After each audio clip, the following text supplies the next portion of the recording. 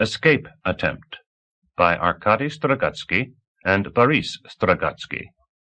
Translated from the Russian by Roger DeGaris. Copyright 1982 by Macmillan Publishing Company, Incorporated. Narrated by Roy Avers. This book was originally created for audio cassette playback. Any announcements concerning cassettes do not apply to this recording. This version contains markers allowing direct access to major portions of the book. Annotation. 3 Soviet science fiction novellas treat the theme of human-alien contact. The title story describes an alien society and how earthmen react to it. In The Kid from Hell, a young soldier brought up with perpetual warfare tries to adjust to a life of peace. In Space Mowgli, earthmen discover a human child reared by mysterious aliens. From the Book Jacket. Science fiction fans eagerly await each new work by the popular Strugatsky brothers, Boris and Arkady. In these 3 novellas, the Strugatskys explore the delicate nature of man's role in observing and interfering with alien civilizations. The stories are filled with the Strugatskys' characteristic social insights and political commentary, skillfully blended with fast-paced action and adventure. About the series. In the Soviet Union, as in the United States, the fascination with the possibilities of science and technology has led to a rich and long tradition of science fiction. Macmillan's Best of Soviet Science Fiction is now presenting the major works in lively, readable translations, allowing the American reader to explore for the first time the wide range of visions of space, time, and man's future in Russia's science fiction tradition. Adventurers on a supposedly deserted planet find a trail of bodies. An alien soldier awakens in a peaceful land far away from the bloodshed back home. A landing party discovers a creature born human but raised by aliens wholly unlike ourselves. Science fiction lovers have come to appreciate the Strugatsky brothers for their thoughtful, insightful treatment of important political and social themes in SF form. In the 3 novellas that comprise Escape Attempt, the Strugatskys explore the delicate nature of man's interaction with and interference in alien civilizations.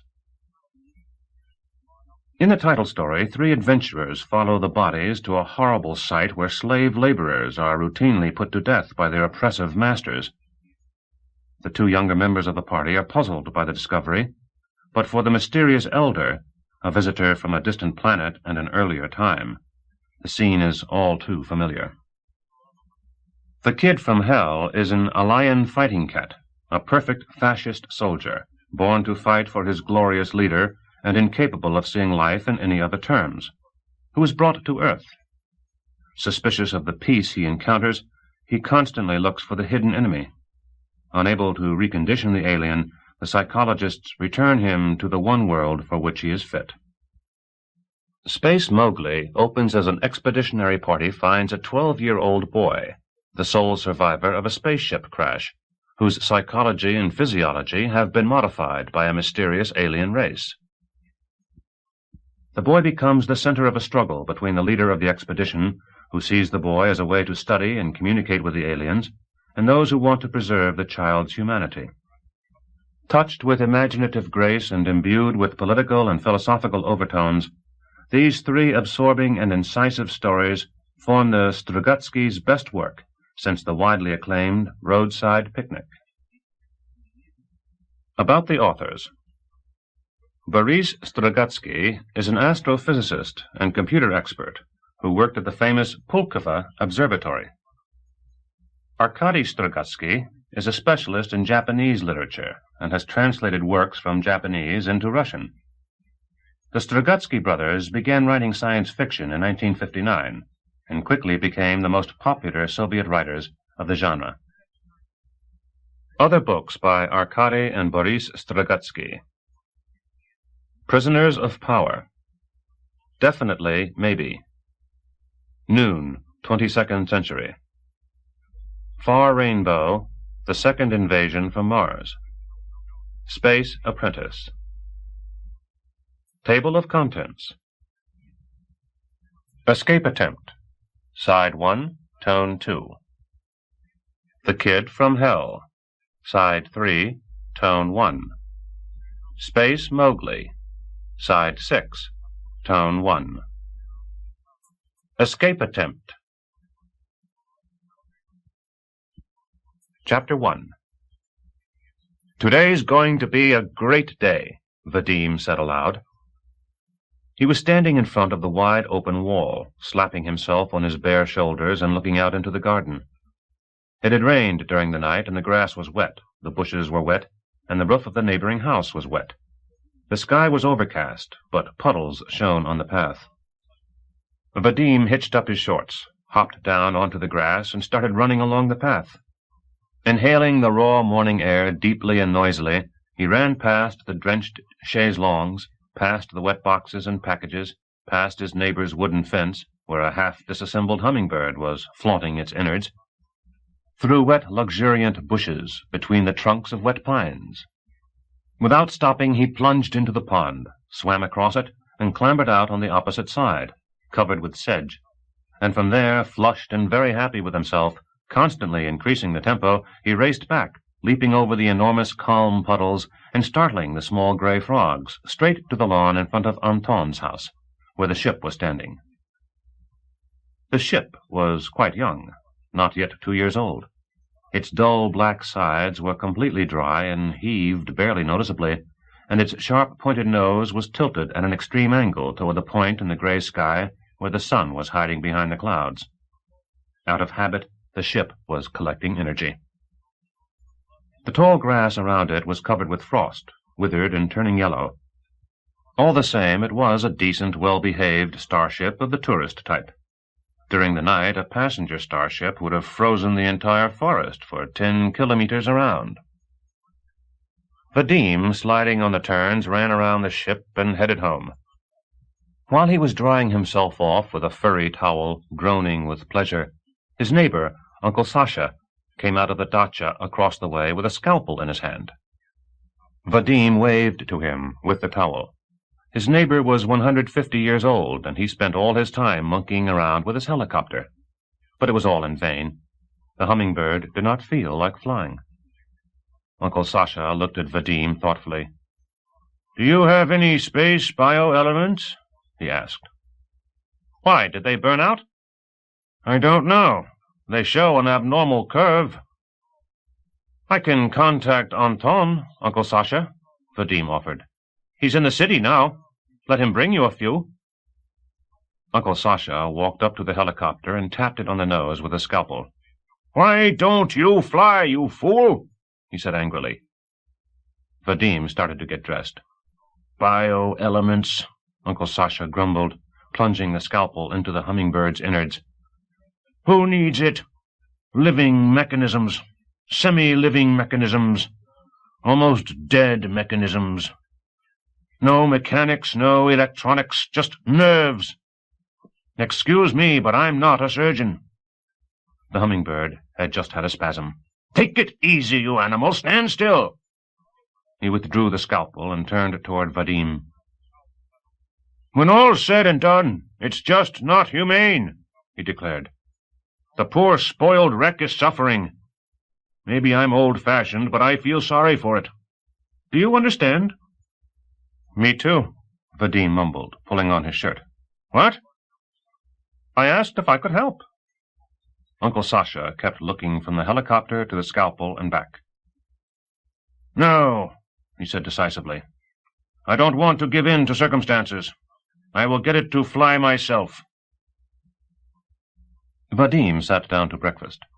He turned on the stereo vision and placed Recent Methods for Tracking Tahorks in front of him. The book was ancient, made of paper, its pages worn by his grandfather. On the cover was a landscape of the planet-preserve Pandora, with 2 monsters in the foreground. Vadim ate, flipping through the book and glancing up with pleasure at the pretty announcer from time to time. She was saying something about the critical battles over emotionalism. The announcer was new, and she had pleased Vadim for a whole week already. "Emotionalism," Vadim said with a sigh and took a bite of a goat cheese sandwich.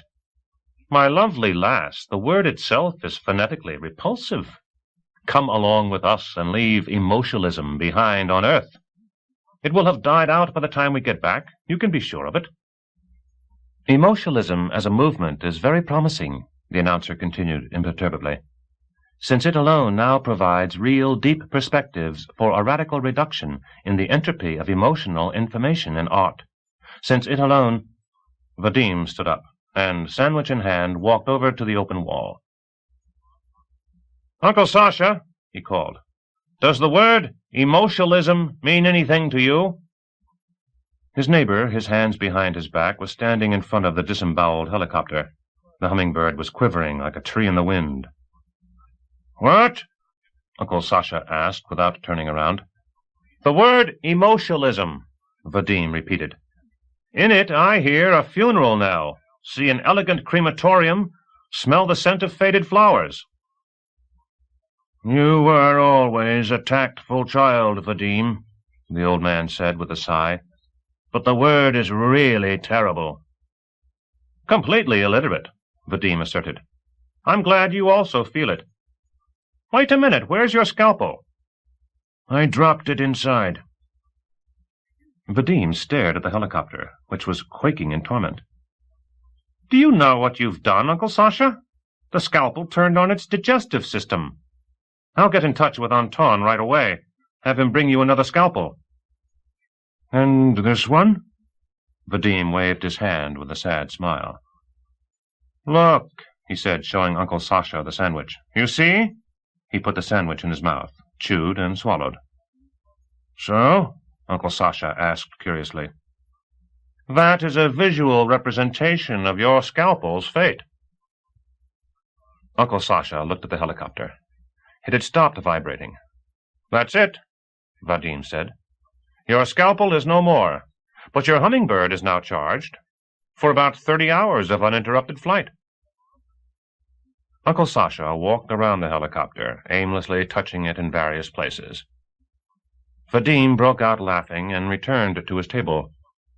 He was finishing a second sandwich and a second glass of yogurt when the lock on the informator snapped open and a quiet, calm voice said, No calls or visitors. Anton, upon leaving for the city, wished you a good morning and proposed that after breakfast you begin the renunciation of all earthly desires. The Institute has received 9 new problems. No details, Vadim requested. Problem 19 has still not been solved. Pell Minchin proved the theorem on the existence of a polynomial operation over a Q field of Simonian structures. Address, Richmond, 17177. That is all. The informator clicked, was silent for a moment, and then added sententiously, Envy is bad. Envy is bad. Blockhead, Vadim said. I'm not envious. I'm delighted. Great work, Pell. He fell into thought, staring out into the garden. No, he said. Now is no time for that. I have to renounce all earthly desires. He shoved his dirty dish into the disposal and yelled out, Bring on the Tahorks! We will adorn Pell Minchin's study at Richmond 17177 with a Tahork skull. And then he sang out, Let Tahorks wail in holy fright, let Tahorks hide in fog and mist. He stalks them all to war and fight, the most structuralistest linguist. So now, Vadim said, where's the radiophone? He dialed a number. Anton, how are things? I'm standing in line, Anton answered. What's up? Everybody going to Pandora? Many people are. There's a rumor that hunting Tahorks is going to be prohibited. Will we make it? Anton paused before answering. We will. Are there girls in line? Vadim asked. How could there not be? And are they going? I'll ask them. They say they are. Please relay to them the greetings of a well-known structural linguist, 6 feet in height, with a noble bearing. Oh, Anton, before I forget, please bring Uncle Sasha a scalpel and a couple of BE6s, and you might as well throw in a BE7. I might as well throw in a new helicopter. What did the old guy do with his scalpel? What do you think? What can you do to a scalpel? I have no idea, Anton answered, after a pause to consider the question. Scalpels last forever, like the Baalbek platform. He dropped it into his hummingbird's stomach. Several voices tittered. The people in line were having fun. All right, then, Anton said. I'll be back soon. Be my forklift and start loading. Vadim shoved the radiophone into his pocket and estimated the distance, across 3 rooms, to the exit. Feet, spirit, weak, he recited. Hands, might, evil. He stood on his hands and ran sprightly to the exit. On the front steps he did a somersault and fell on all 4s in the grass, yelling out a mighty "Aha!" He stood up and, dusting off his hands, proclaimed, In battles, skirmishes, and duels, he wins the prize, he heads the list, symbol of joy and merriment's jewels, the most structuralistest linguist. Then he unhurriedly set off to the pathway where the packages and boxes were stacked. There was quite a lot of freight. They had to take weapons, ammunition, food supplies, clothing, 2 sets, one for hunting and one for visiting the famous Hunter Café on the flat peak of Everina, where a pungent breeze wafts through the little tables, where over a 300-meter cliff impassable black thickets crowd together like thunderheads, where briar-lacerated hunters drain pot-bellied bottles of Tohork's blood with loud laughter, and wrench their shoulders in vain attempts to demonstrate the size of the Tohork skull they would have taken, if only they had known which end of a rifle was which, where in the dark green dawns couples glide along on tired legs to light rhythm, where tremulous flattened moans rise in the starless sky above the range of the bold. Vadim squatted down with his back against the heaviest box, got set, and lifted the box with a jerk to his shoulder. The box contained weapons, 3 automatic rifles with sights for shooting in fog and 600 cartridges and flat plastic clips. Bouncing with each step, Vadim carried the box across the garden to the ship. He approached it on the receiving side and gave it a kick. The membrane covering the oval hatch split open, and Vadim dumped the box into the darkness, which gave off a smell of coldness. Vadim walked back, picking huge berries off some new hybrid bushes as he went.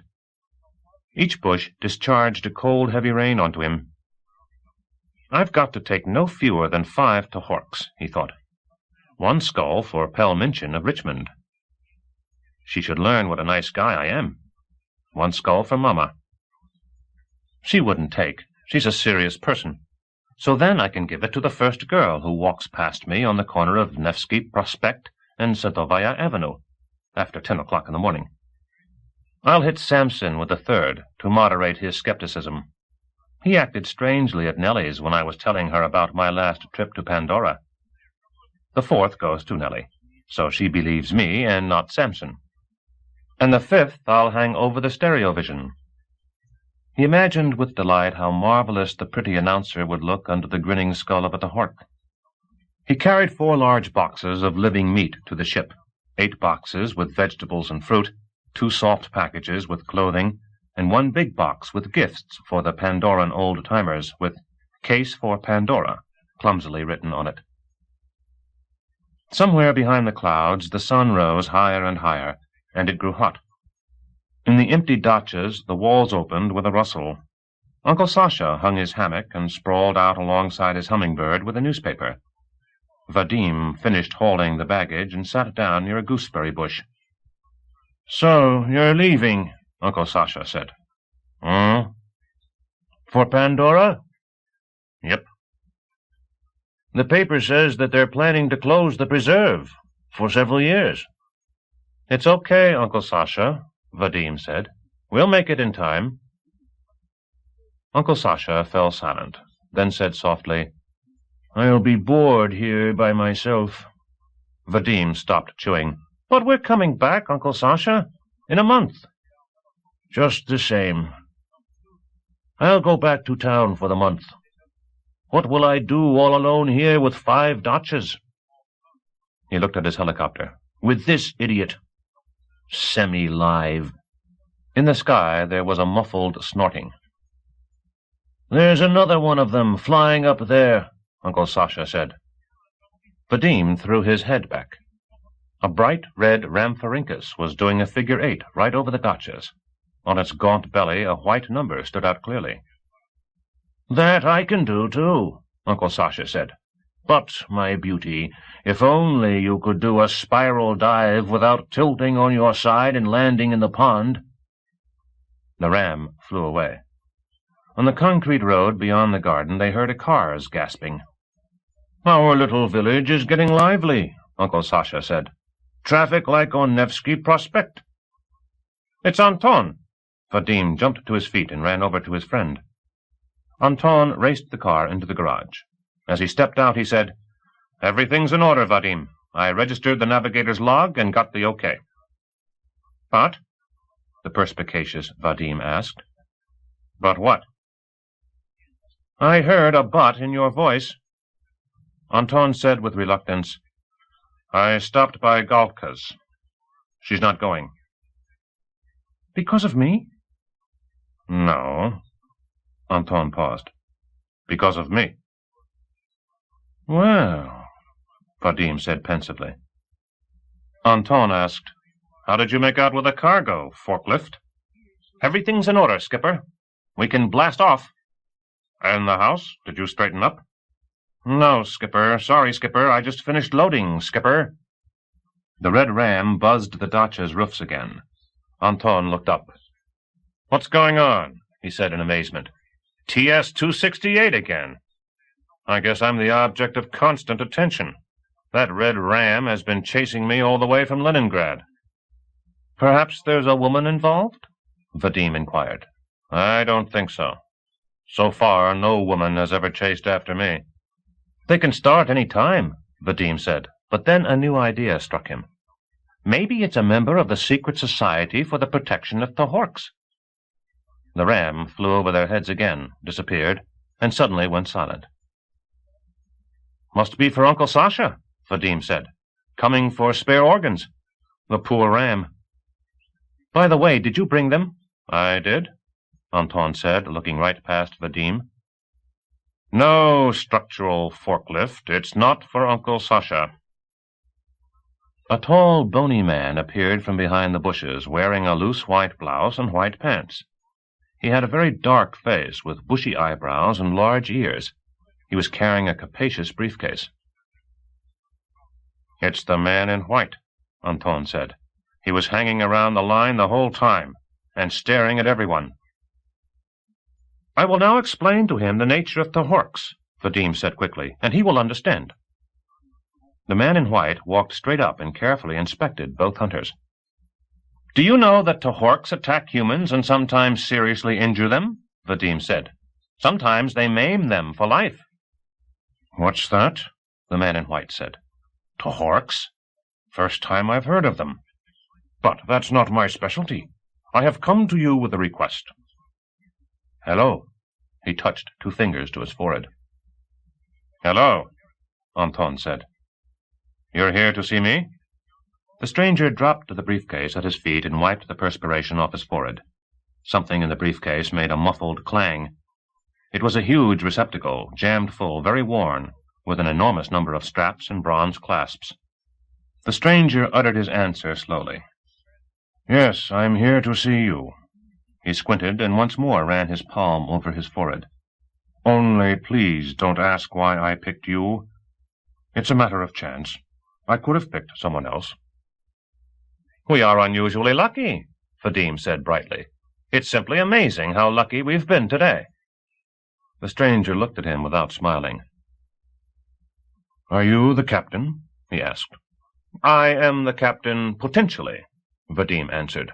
"And kinetically, I'm the forklift and the senior specialist on Tohorks. If you like, an amateur Tohorkologist." Vadim was carried away. He just had to get the stranger to smile, even if it were only a polite smile. "In addition, I am the second amateur pilot," he said, "just in case the captain is suddenly afflicted with salt deposits or housemaid's knee." The stranger listened in silence. Anton said softly, "Most amusing." Silence set in. As I understand it, you are flying to Pandora, the stranger said, looking at Anton. Yes, we're going to Pandora. He glanced at the briefcase. Do you want to send something with us? No, the stranger answered. I don't have anything to send. It's something quite different. I have a proposition to make you. You are going for recreation? Yes, Anton answered. If a dangerous hunt can be considered recreation, Vadim added ominously. It's great relaxation, Anton said. A tourist flight and hunting. Tourist flight? The stranger said slowly, as though surprised. Tourists? Listen, young men, you don't look like tourists. You're young, healthy discoverers. Why should you want terraform planets, electrified wildernesses with soda machines? Why don't you take an unknown planet? Anton and Vadim exchanged glances. And what planet do you have in mind? Anton asked. Does it matter?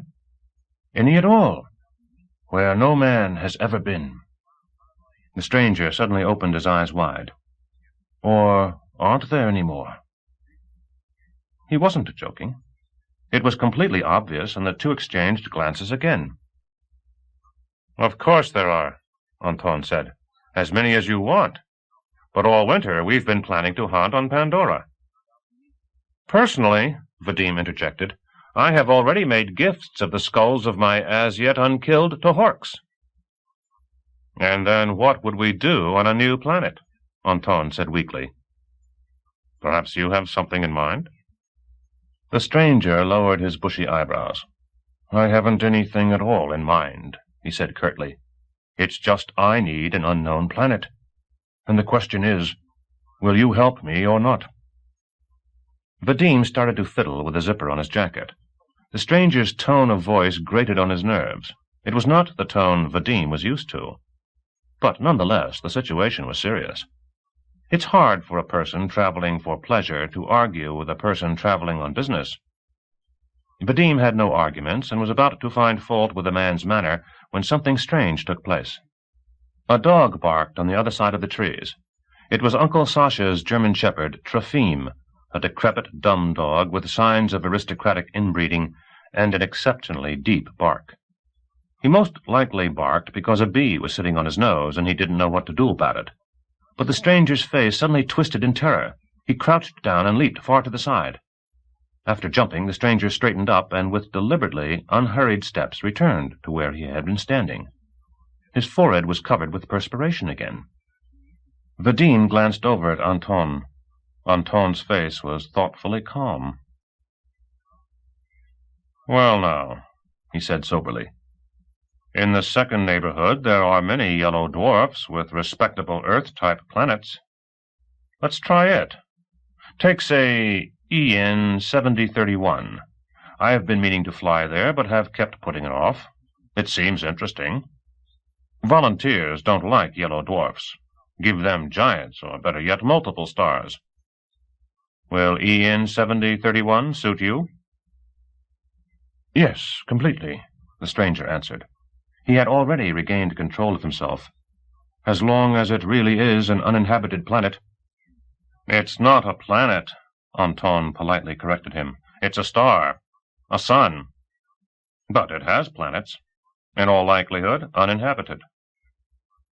And what's your name? My name is Saul, the stranger said, and smiled for the first time. Saul Repnin. I'm a historian, 20th century. But I'll try to be helpful. I can cook, drive land vehicles, sew, repair shoes, shoot. He paused. And in addition, I know how people used to do those things. And I know several languages, Polish, Slovak, German, a little French and English. A shame you can't drive a starship, Vadim sighed. Yes, it is, Saul said, but that's not important. You do. Don't sigh, Vadim, Anton said. It's time you too looked upon the strange landscapes of nameless planets. You can dance in a cafe right here on Earth. I sigh from ecstasy, Vadim shot back. After all, what is a Tohork, really? A clumsy and all too familiar beast. Saul inquired politely, I hope I didn't force your agreement. I hope your agreement is sufficiently voluntary and free. But, Vadim said, what indeed is freedom? The consciousness of necessity. Everything else is quibbling. Passenger Saul Repnin, Anton said, we take off at 12:00. You will have the third cabin, unless you'd rather have the fourth, fifth, sixth, or seventh. Come on, I'll show you. As Saul bent over for his briefcase, a large black object slipped out of his blouse and thudded heavily on the grass. Anton raised his brows. Vadim took a close look, and then raised his eyebrows, too. It was a scorcher, a heavy, long-barreled disintegrator pistol, shooting million-volt charges. Vadim had seen them only in the movies. There were no more than a few hundred specimens of that fearful weapon left on the entire planet, and they were issued only to super-long-distance starships. How clumsy of me, Saul muttered, picked up the scorcher and shoved it under his arm. Then he picked up his briefcase and announced, I'm ready. For a short while, Anton just stared at him, as though he intended to ask him a question. Then he said, Let's go, Saul. And Vadim, you straighten up the houses and take the old man his scalpel. It's in the trunk. Yes, sir, Skipper, Vadim said, and went to the garage. It's tough being an optimist, he mused. For what is an optimist? He remembered that in some ancient vocabulary it was written that an optimist is a man with optimism, and one entry above it was written that optimism is a cheerful, life-affirming sense of being in which man believes in the future and success. It was good to be a linguist. Everything falls into place immediately. All he had to do now was to reconcile a cheerful, life-affirming sense of being on board in the presence of a heavily armed lunatic. He took the scalpel and bio-elements out of the trunk and headed for Uncle Sasha's. The old man was stretched out under the red ram.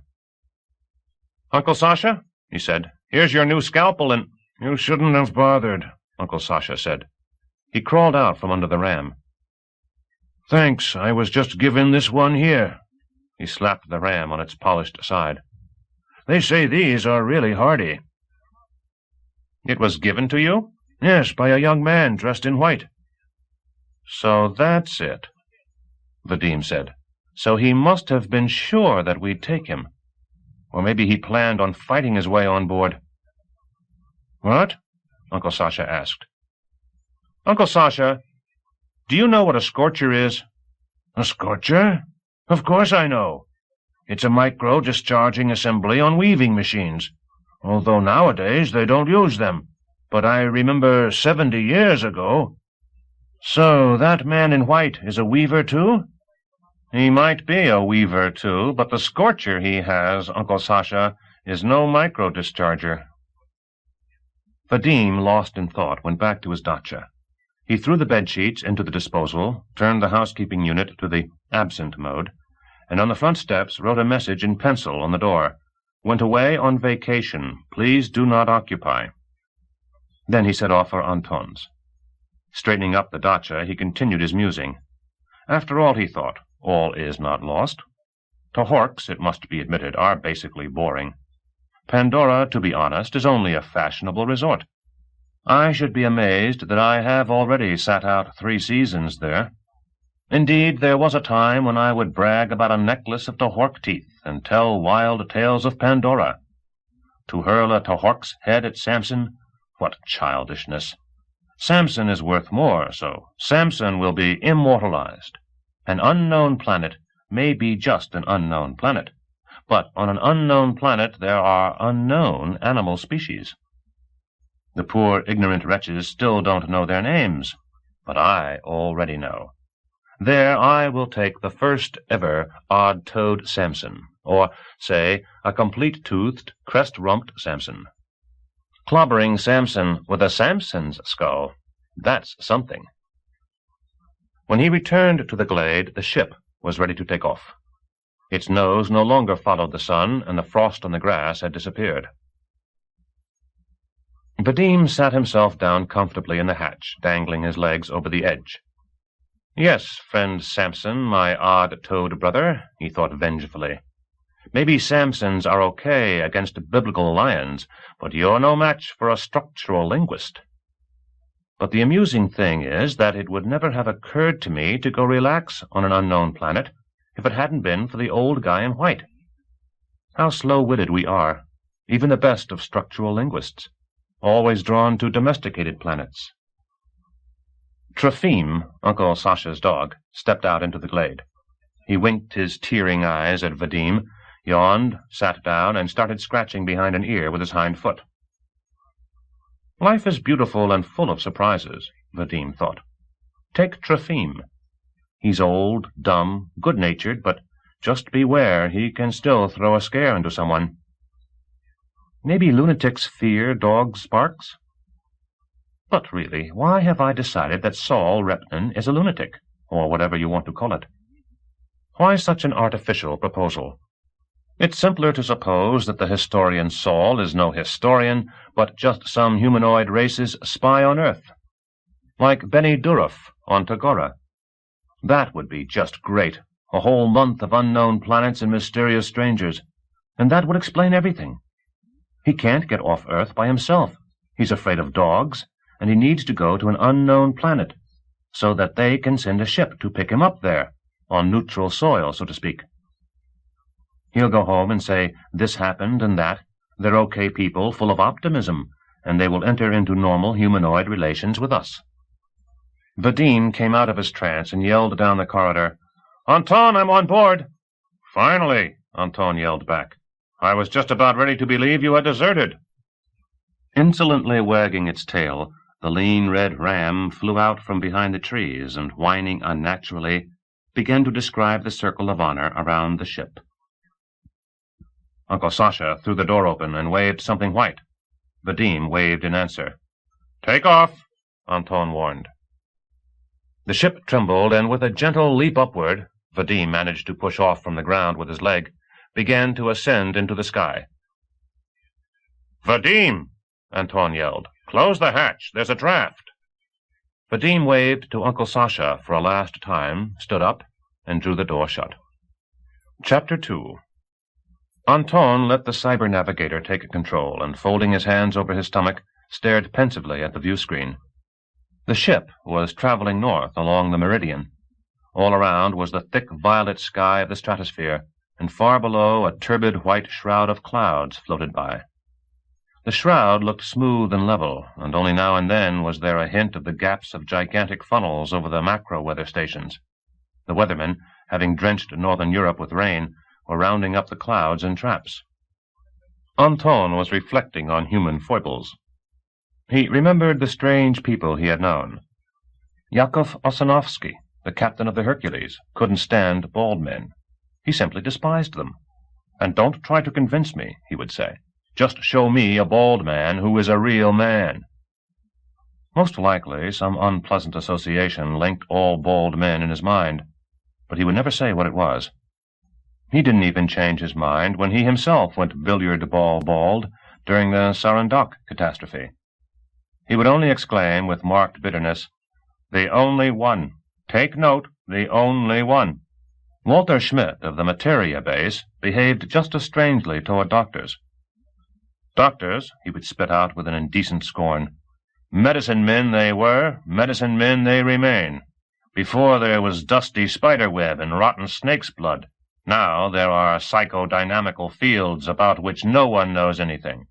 Whose business is it what's inside me?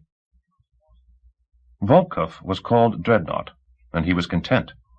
Dreadnought A. Volkov. Kaneko never ate anything hot. Ralph Panetti believed in levitation and practiced stubbornly for years. The historian Saul Repnin is afraid of dogs and doesn't want to live with people. I wouldn't be surprised if it turned out that he doesn't want to live with people just because he's afraid of dogs. Strange. But he's no worse because of it. Foibles. But not really that strange, just rough spots. The external evidence of the unfathomable tectonic activity in the depths of human nature, where reason fights to the death against prejudices, where the future fights to the death against the past. but we demand that everyone around us be smooth as we dream them up in our feeble fantasy. We want to be able to describe them in terms of the elementary functions of childhood images: nice man, greedy man, boring man, a frightening man, a fool. So Saul is not odd because he is afraid of dogs, and Kaneko is not odd because he can't stand anything hot. Just like Vadim would never dream that his foolish rhymes might seem odd rather than amusing to someone. To Galka, for example. Or take me. Here I had decided to go to Pandora. If Captain Malashov, say, found out, he'd look at me in amazement and say, "If you plan to rest, you couldn't find a better place than Earth.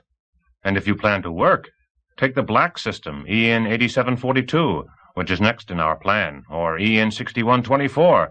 For some reason, the specialists on Tagara are interested in it." And Malashov would be right. And for Malashov to understand and stop looking at me in amazement, I'd have to say that I missed Vadim, and that Vadim wanted to shoot Tahorks. Anton grinned.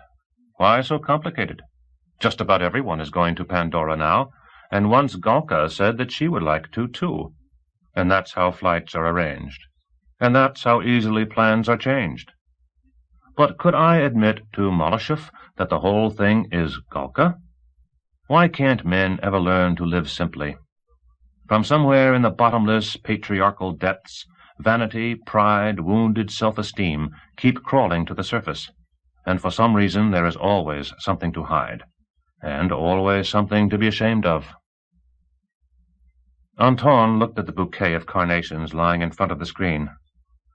Ah, Galka, he thought. He breathed on the control panel, and in the circle of condensed vapor started to write, Ah, Galka. The letters quickly melted away. He didn't even have time to put an exclamation point at the end. He breathed on the panel again, and put the exclamation point by itself. Then he leaned back in his chair, and for the 100th time attempted to solve the problem logically. I love a woman. The woman doesn't love me, but treats me well. What should I do? He visualized Galka, remembered how she spoke, her head turning slightly to the side and her lashes lowered over her eyes. Why is it all arranged so stupidly? A man can be saved from any minor ill, from sickness, indifference, death. But from the real ill, from love, no one and nothing can save him. 1,000 advisers could be found, and each would give different advice, and the victim, the fool, does not want to be helped. That's what's crazy. Pardon me, but where are you going? Saul asked loudly. To the control center, Vadim answered. Wait a moment. You know, we've never had a chance to really get acquainted. The door to the control center was open. Anton kept hearing snatches of conversation from the lounge about Tahorks, thickets, and the theory of historical succession. Then he began to listen carefully. So your name is Vadim? Saul asked. As a rule, Vadim answered seriously. But sometimes I'm called the structuralist-ist, sometimes the flying bull, and on special occasions, Dimichka. Consequently, Vadim. And how old are you? 22 local Earths. Local... Well, of course. What did you say? Local Earths? Yes, in Old Stellar I did not take part. Quite true. That's what I thought. And who, if you will excuse my asking, might your father be? Might be? He might be a doctor or a lawyer. But he is a specialist in land improvement. Ah, I see. That's what I had in mind. Silence set in. A very elegant table, Saul said forcedly. Another silence. A good table, solid, Vadim finally managed. And your mamma? Mamma? She's a station master. Works at a mesonuclear station. Anton could hear Saul drumming his fingers nervously on the table. Please, Vadim, Saul said, you mustn't pay any attention to my ways. Of course I speak oddly, and it's probably a little funny, but you see, there's a reason for it. My way of living, my modus vivendi, so to speak, I'm a narrow specialist, completely in the 20th century. As they used to say, a bookworm. Always in museums, always with old books. The influence of your environment.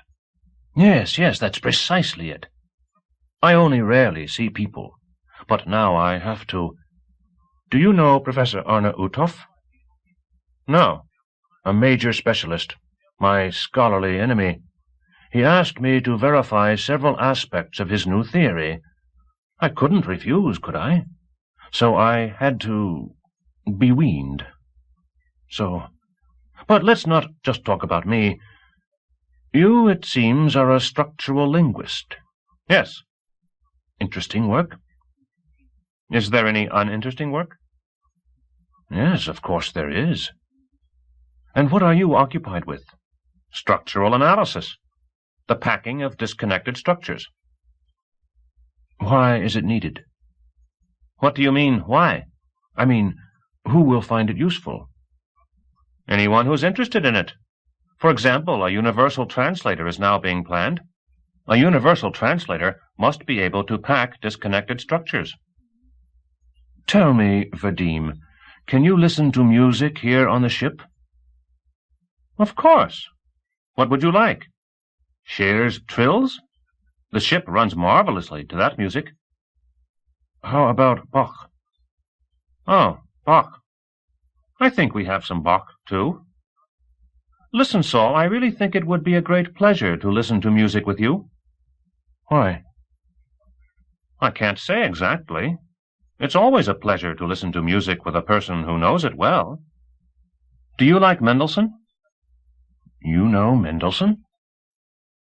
Saul, Mendelssohn is the best of the old composers. I hope you like him. Of course, the ship isn't the right place to listen to him. Do you understand what I mean? I think so. I always listen to Mendelssohn in my own study. They're really warmed up to each other, Anton thought. He glanced at the clock. The ship was entering the takeoff zone over the North Pole. On the screen, the dark dots of the starships awaiting takeoff appeared against the violet depths. Anton yelled through the door, "Excuse me for interrupting. We'll be taking off soon. Vadim, show Saul how to use the non-inertial chamber." Anton transmitted a request for a program for the flight, and 30 minutes later, during which the ship had floated through the stratosphere with 24 other large and small starships, he received an entrance program, and 7 variants of a return trip program, and permission to enter subspace. Then he asked the passengers to take shelter in the chambers, entered one himself, and gave the ship the command to take off. As always, Anton felt extremely nauseous. A red-hot wave passed through his entire body. His face and back broke out in a cold sweat. With a glazed stare, Anton followed the red arrow jerking across the scale, marking the rapidly changing curvature of space. 200 remans, 400, 800, 1600 remans per second. The space around the ship was bending tighter and tighter. Anton knew what it looked like from the outside. The distinct black cone of the ship became blurry, slowly dissolved, and suddenly disappeared entirely, and in its place an enormous cloud of solid air blazed out. The temperature for 100 kilometers around fell sharply, 5 to 10 degrees. 3,000 remans. The fiery arrow stopped. Epsilon determination was finished, and the ship had entered subspace condition. To an observer on Earth, it was now smeared out over the entire distance of 150 parsecs between the Earth and EN 7031. Now, the reverse flight would take place. In exiting from subspace, there was always the danger of appearing too near to an attractive body, or even inside it, although the danger was purely theoretical. The probability was much less than the chance of dropping something out of a stratoplane over Leningrad and having it land in the Hermitage's chimney. In any case, it hadn't happened during the entire course of human history. Anton's ship successfully leaped out into normal space at a distance of 2 astronomical units from the yellow dwarf EN 7031. Anton recovered his breath, wiped the sweat from his forehead, and left the chamber. Everything was in order in the control room. He walked along the control panel, slid a glance over the view screen, then turned off the automatic flight control. The bouquet of carnations lay in the same place in front of the screen. Anton stopped. "Pitiful," he muttered. He touched the bouquet with a finger, and the flowers disintegrated into a greenish dust. "Poor things," Anton thought. "They couldn't take it. But what can?" He remembered the passengers and stepped down into the lounge. The lounge was a large round room with 8 doors leading to the cabins and a hatch to the lower level, where the storerooms, synthesizer, kitchen, shower, and so on were located. Anton looked around at the table, the chairs, adjusted the lid on the disposal unit, and went into Vadim's cabin. He moved the inner hermetic door aside, and Vadim collapsed onto him. He was pale and drenched with perspiration. "It's bad?" Anton asked sympathetically. Vadim sang out in a chesty voice, "The wind of distant journeys howls, an eerie whistle through the air has hissed. Into subspace he has brought his bowels, the most structuralistest linguist." All the same, he immediately unfolded his couch and sat down. "That's why I never became a star pilot," he said slightly hoarsely, and stretched out on his side. "You say that every time," Anton said. Vadim didn't respond. "Let me go liberate Saul," Anton said. "Did you hear our conversation?" Vadim asked, his eyes closed. "Yes." "An interesting person, isn't he?" "I don't know," Anton said. "If you ask me, he's a man in trouble." Vadim unexpectedly broke out in an ominous whisper. "Blind one, oh, you blind fool! No, don't go away. I, too, feel rotten. Don't you know who he really is?" "What do you mean?" Vadim finally sat up. "He doesn't know anything about linguistics," he said. "I hope you noticed." "Then what do you know about history?" "Go ahead and tell me that he's a bookworm. We both know a worm like that. He's called Benny Durov. Talk about him with the Tagorians." Anton forced a smile. "All right," he said. "Restrain yourself. I can take you in strong doses, but to a stranger you can sometimes be overwhelming. A little less wild optimism and a little more tact." "Yes, sir, Skipper," Vadim said seriously. "Right, Skipper." Anton walked away. As he walked around the table, he smiled again. With Vadim, you were never bored. In cabin 3, he first unfolded the sofa, and only then rolled back the inner hermetic door, bracing himself to catch a collapsing body.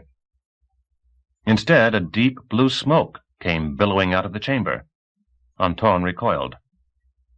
"Over so soon?" Saul's voice boomed from behind the smoke. Anton peered in. Saul was sitting on his briefcase, which was standing upright, and smoking a long black pipe. His expression was absent-minded and placid. "You're not nauseous?" Anton asked, stepping back and sitting down on the sofa. "Not at all. Can I leave now?" "Please," Anton said. Saul stood up, picked up his briefcase, and left the chamber, stooped over. "We're almost there," Anton said. "We just have to select a planet and decide where to land." Saul sat down beside him. "Are we far from Earth?" he asked. 150 parsecs. Almost the limit for the ship." Vadim yelled out of his cabin, "Saul, ask for a terraform planet. You wouldn't like it in a spacesuit, and an oxygen mask is just as bad." "I really don't care what planet," Saul said quietly. "But of course one where you can breathe would be better." He suddenly grinned. "It's very important to be able to breathe." Anton stared at him. "But the most important thing is that there's no one there." "Well now, Saul," Anton said, "we'll find you your planet. That's easy. On board we have a portable 6-man dome, a glider, food supplies for the initial phase, and a good radio station. We'll help you set up and then leave right away, okay? Saul sat down, his head slumped. Yes, he said hoarsely. That would be best, most likely. So then, we agree. Anton pushed the door open. I'll go to the control center, and you, if you want, you can come along.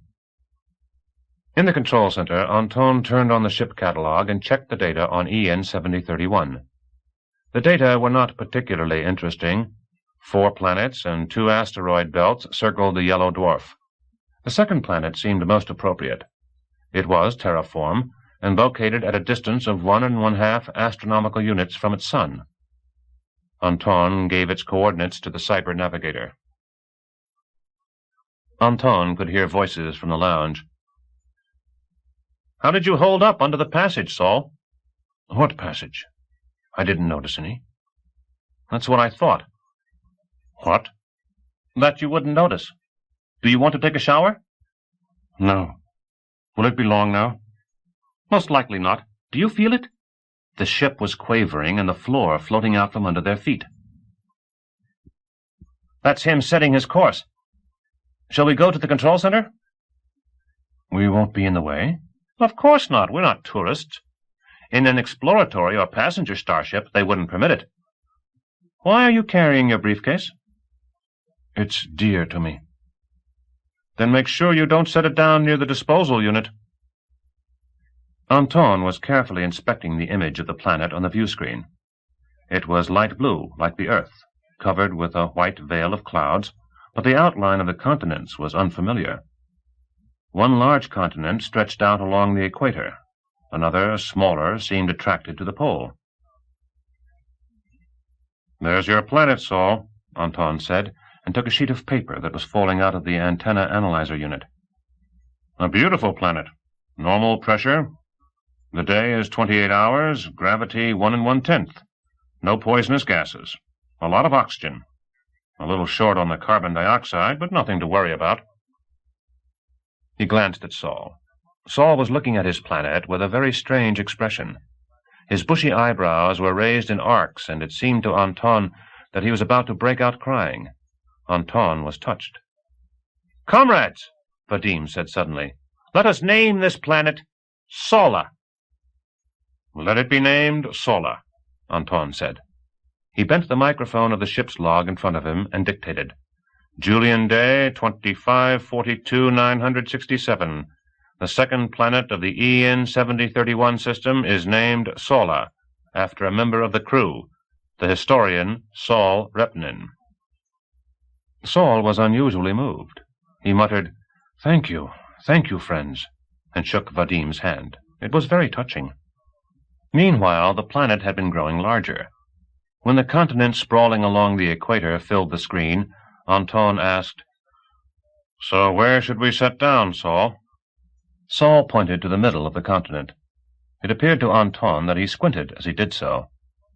Comrades, Vadim drawled, why not make it closer to the shores? It was clear that he felt like swimming in the ocean of Sola, in waves that had never yet bathed a single earthman, that perhaps had never yet bathed a single intelligent being. Well, near the shore, if you want, Saul said without assurance. He looked at Anton. For my purposes, he cleared his throat, the choice of a location is not essential. Marvelous, Vadim said. He sat down agilely in the chair alongside Anton. Enough, he announced.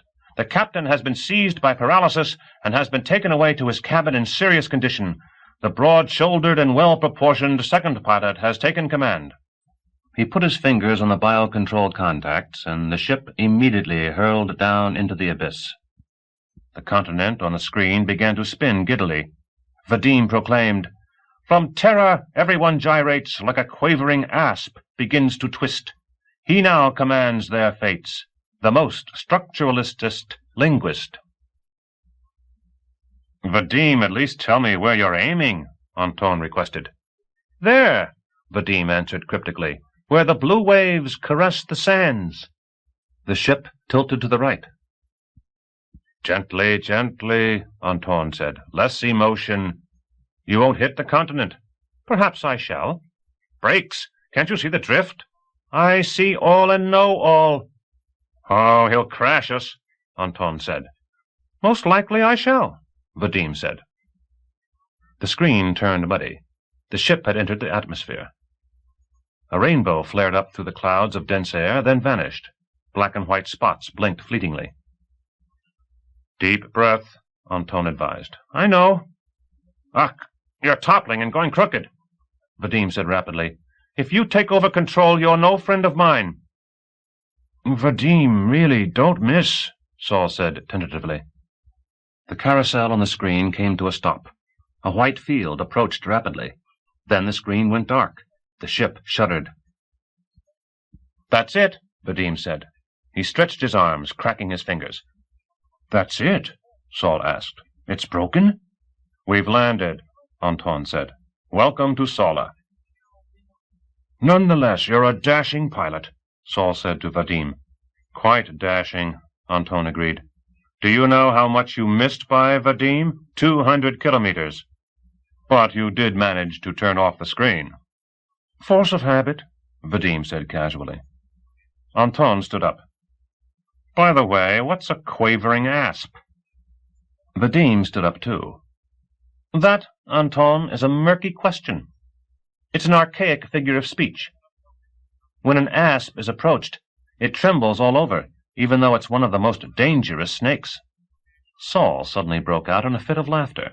He laughed resonantly, wiping the tears off his cheeks with his sleeve. Anton and Vadim didn't understand why, but in a minute they were laughing too. A curious phenomenon, isn't it? Vadim said, half choking from laughter.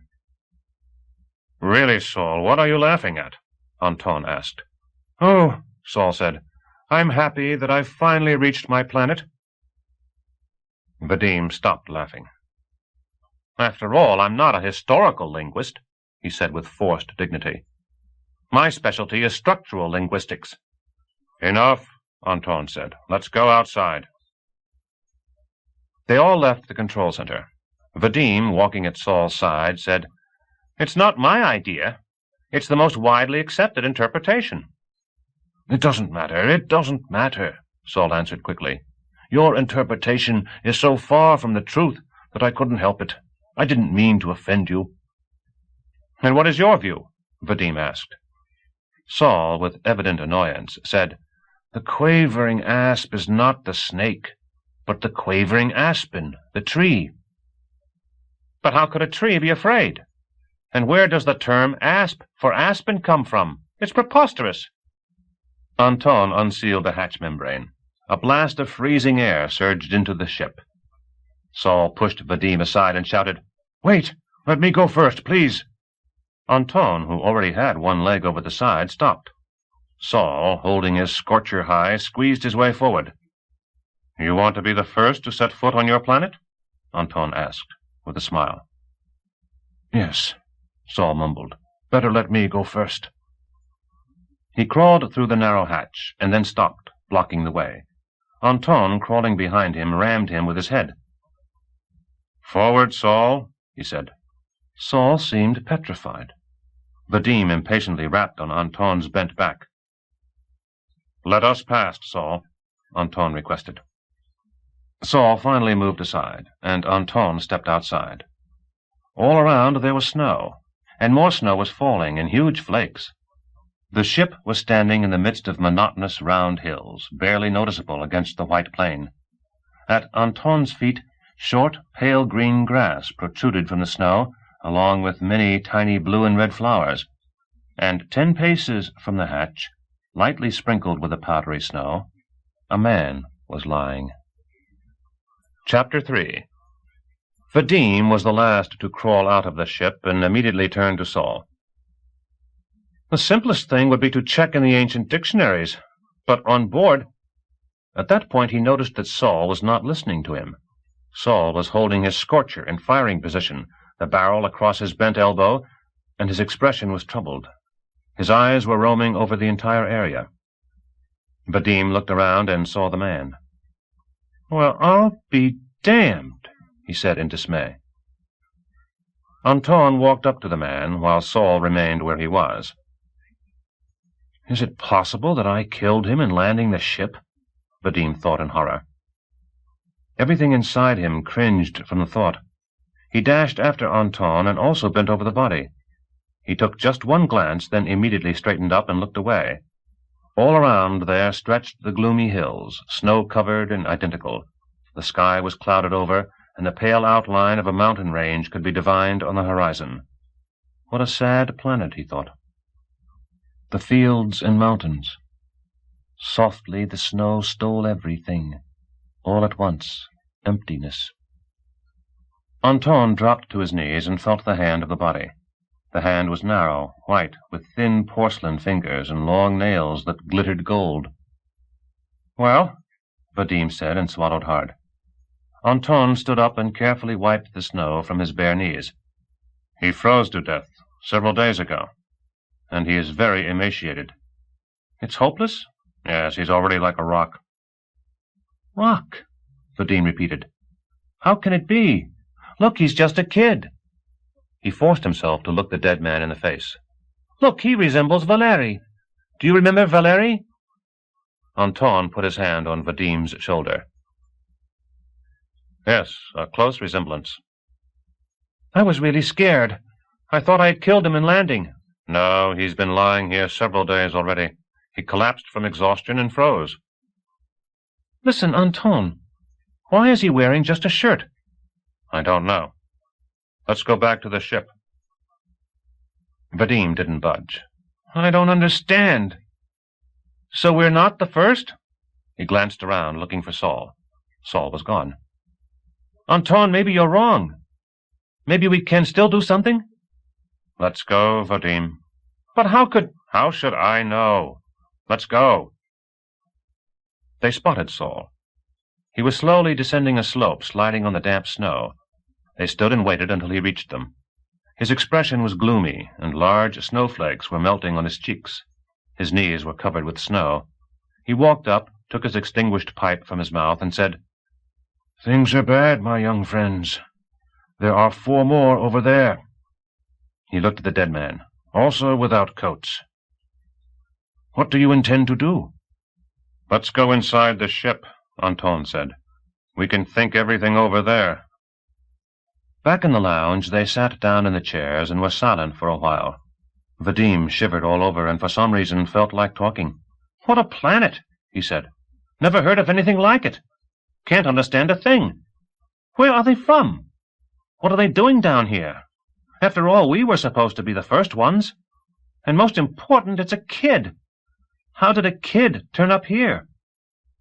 He fell silent and closed his eyes, trying to chase away the vision of the snow-sprinkled face.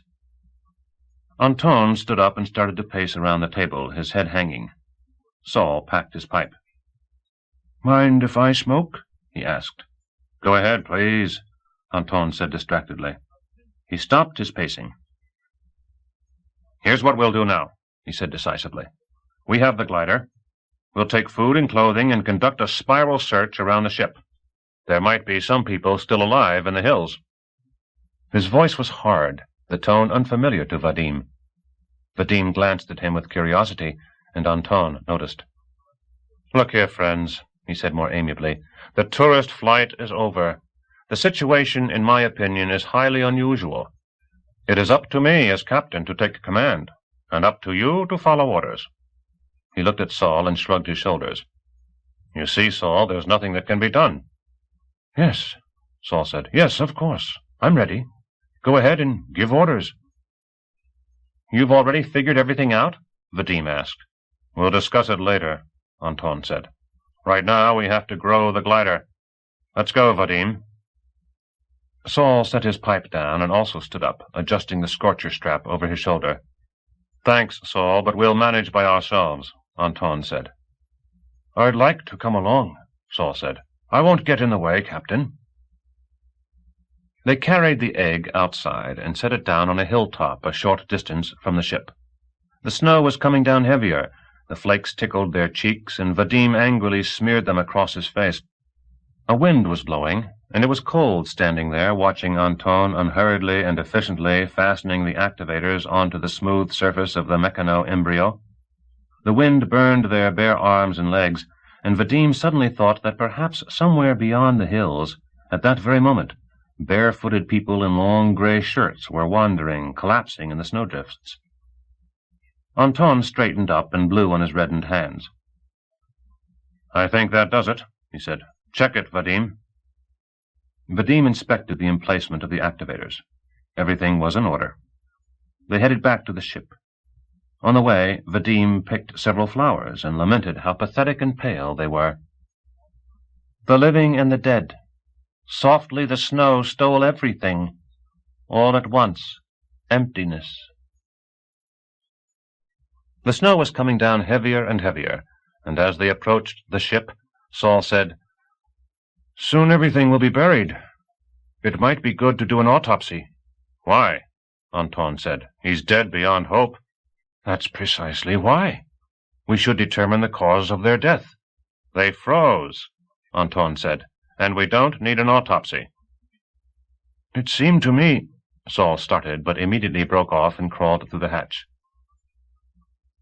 When they were all seated in the lounge, Anton said, "Remember, I'm not a real doctor, and I just don't want to." "I understand," Saul said. "Vadim," Anton said, "pack the food. All available supplies. Saul, you said you knew how to sew. We have to throw together some suits, and I'll get the medicines together." The jumpsuits were all one size, made of a stretch material, but the difference in height between Saul and Anton was great. The jumpsuit had to be compressed for Anton and expanded for Saul, and it immediately became clear that Saul did not know how to sew. Apparently, historians sitting in their cozy studies hadn't the slightest idea of such simple things. Probably they were more interested in how things used to be done. Vadim had to take the nozzle away from Saul and show him how it was done. To his amazement, the historian turned out to be a quick learner, and in several minutes each was busy with his own job. Vadim finished packing the sack, fastened it shut, and sat down at the table. "Were the other four also young?" he asked. "Yes," Saul answered. "Just kids. Almost adolescents. Much younger than you." 5 years ago, Vadim said, some of the guys and I wanted to take a ship and fly out to Tagora. We didn't get permission. Maybe they had more luck?" "I can't understand it," Anton said. "Only an experienced pilot can receive a ship. And how could any of them have experience? Just kids. I just can't understand it. Golden nails, weird shirts, and bare bodies. But the main question is how they got here." "Very simple," Vadim said. "Someone was planning a flight, left the starship in the yard, they sneaked in at night, and took off, playing Ramata the Explorer, and climbed out here and got lost. The cold hit them fast, that's it." "What you say," Anton said coldly, "is totally impossible. Even if it had been that way, I would have known. They died several days ago. On Earth, a global search would have been declared." "But if they came with someone older?" Anton was silent. "Then let's find the older ones," he said finally. "One thing bothers me," Vadim said. "Those unimaginable shirts." "They're not shirts," Saul said unexpectedly. Anton and Vadim turned toward him. "They're bags, with holes for the heads and arms. Coarse burlap bags. They don't make them any more." He grinned sadly. "You know, Vadim, the kids would have found it easier to get a scorcher or a bathysphere than just one bag like that. I'm really troubled by the fact that they were wearing bags instead of clothes." Saul unfolded a jumpsuit, held it up with outstretched arms, and looked around. "Therefore, I don't agree with you," he continued. "I think that they're local inhabitants. And I don't know whether you'll understand me. During the times of burlap sacks, strange things happened. It seems to me that the young people were stripped naked and abandoned here in the wilderness." Try it on, Anton. Anton took the jumpsuit. So, in your opinion, a civilization exists on Sola? He asked mistrustfully.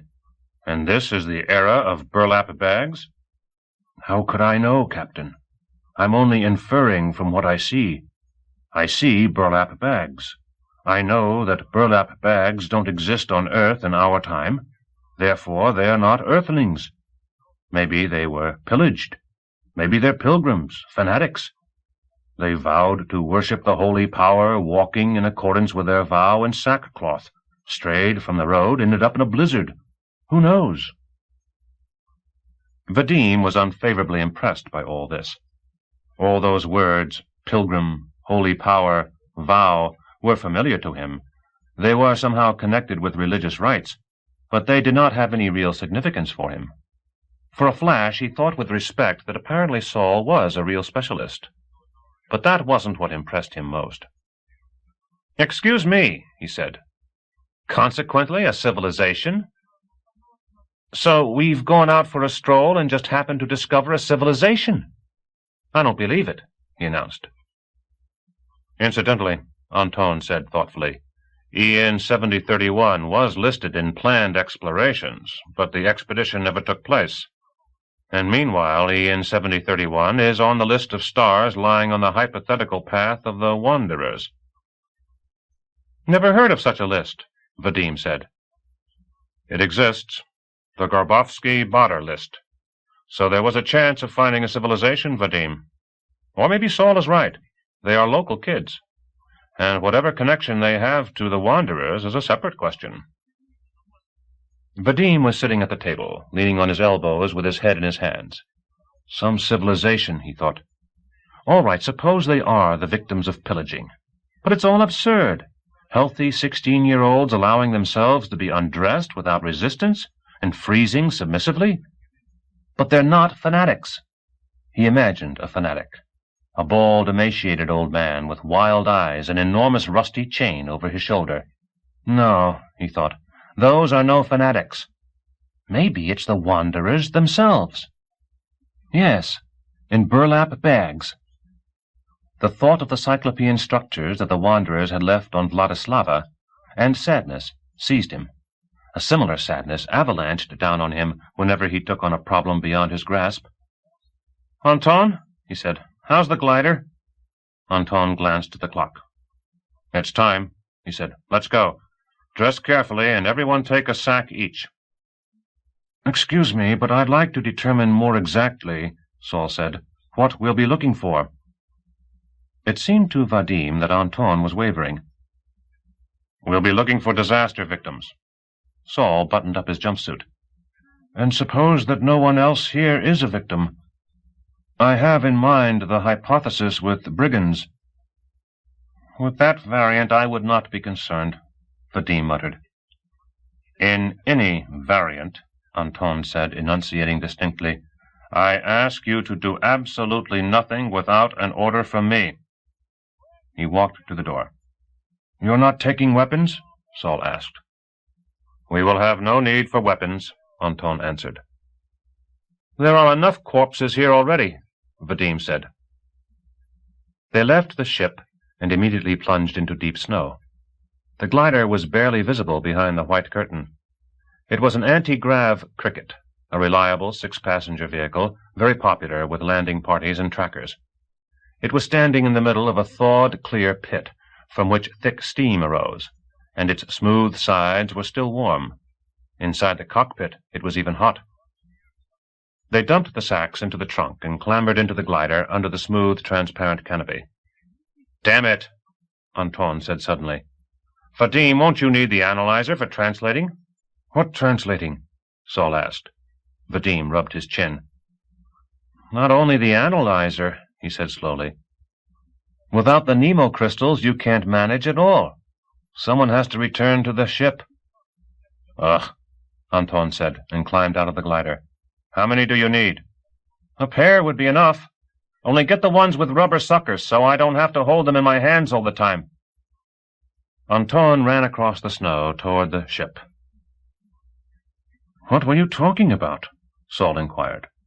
We'll have to communicate with people, presuming we find them, Vadim answered. He turned on the engine, gently lifted the glider, and set it down again. And you speak so casually about it, Saul commented. Vadim looked at him with surprise. And how should I speak? Well, naturally. A strange man, Vadim thought. Has he really spent his whole life in his study listening to Mendelssohn? Saul, he said, since Sugimoto's work, communication with humanoids is a purely technical question. Don't you remember how Sugimoto entered into an agreement with the Tagorians? It was a great triumph, and much was written about it. Of course, Saul proclaimed enthusiastically. How could I forget something like that? But for some reason I thought that only Sugimoto was capable of it. No, Vadim said scornfully. It is something any structural linguist can do. Anton returned, handed Vadim a box and the crystals, and climbed into his seat. Onward, he said.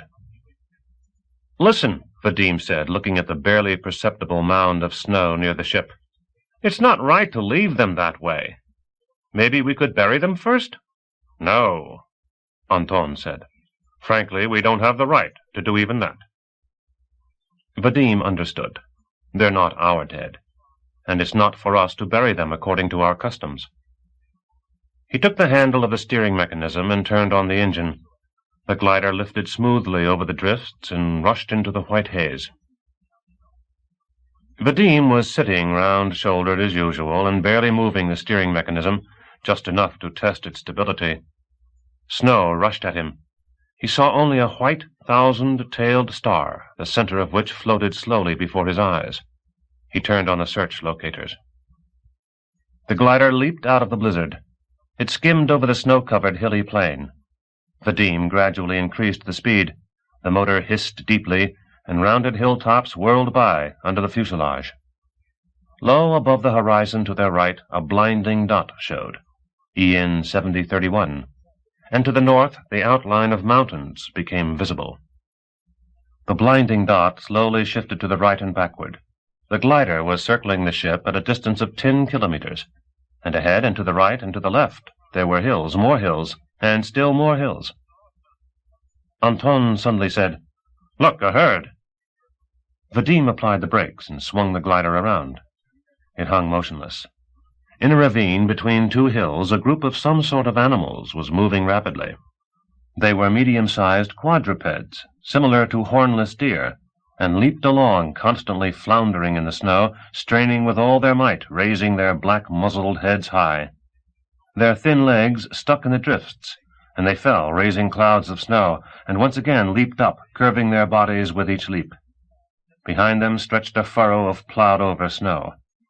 And along the furrow, bending their stretched necks low to the ground, enormous ostrich-like birds raced along on long featherless legs. But the beaks did not resemble ostriches. Theirs were powerful, hooked, fearsome, downward curving blades. Vadim swooped down and flew along the ravine. The herd ran right under the glider, not even noticing it, but the birds, all three of them, stopped short, squatted down, and raising their heads at the glider, opened their beaks threateningly. What hunting, Vadim thought in a flash. What hunting it would make! He lifted the glider again and put it into the jump mode. Right nearby, almost scratching the spectral light of the canopy, monstrous beaks snapped and then immediately disappeared. Now the glider raced along in 2-kilometer leaps, soaring up toward the low sky, and each time the plane would seem to fling itself wide open, and it was evident that for tens of kilometers around, a snowy wilderness stretched without end. Some civilization, Vadim thought. They couldn't even organize a search. They permitted the kids to leave, naked, weaponless. Here, apparently, you couldn't make a move without weapons. And the kids must have been adventuresome. The glider completed the 10-kilometer circle and began the second at 20 kilometers. And immediately Anton said, That must be where they're from. 30 degrees to the right. At the edge of the plain, under the gray-blue mass of the mountain range, dim dark spots, regular in form, could be seen. Looks like a large inhabited area, Saul said. Don't you have binoculars?" The spectralight of the canopy dispersed the haze, and Vadim, bending over the eyepiece, could distinguish the outlines of buildings, jagged walls, and domes. "A city," he said. "What should we do?" "A city?" Saul asked. "Curious. How far away?" "About 15 kilometers. "So, about 30 kilometers from the city to the ship. With a little endurance, that can be covered, even barefoot." Vadim grimaced. "I wouldn't want to try it," he muttered. The glider, trembling slightly when struck by gusts of wind, was hanging about 20 meters above the ground. How ridiculously everything is arranged, Vadim thought. Where are the search parties? Where are the gliders and helicopters with volunteers? And the birds were completely out of place here. They should have been beaten off 100 years ago, not protected in a preserve so close to the city. And what's taking Anton so long? Why don't we just go to the city and set the inhabitants on the true path? Really, the formalities of the first contact with an alien civilization can be disregarded in a case like this.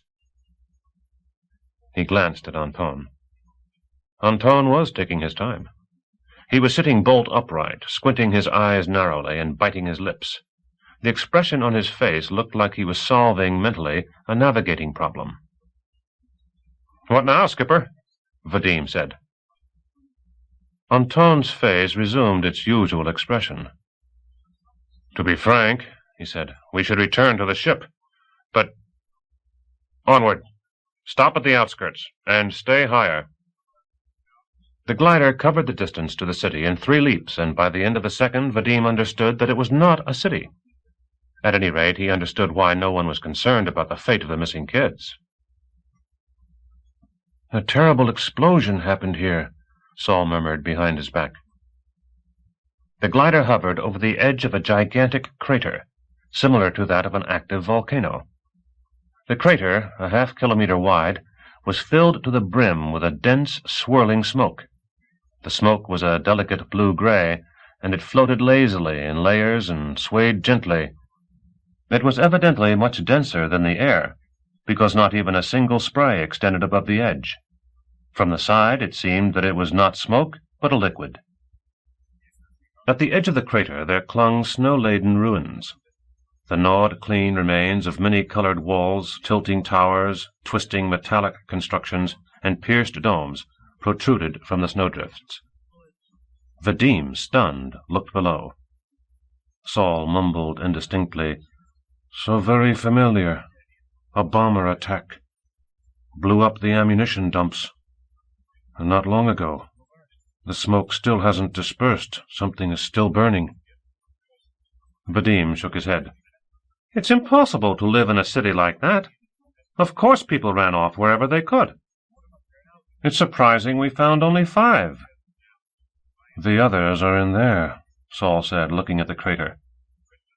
"It's not a civilization, it's a monstrosity," Vadim muttered.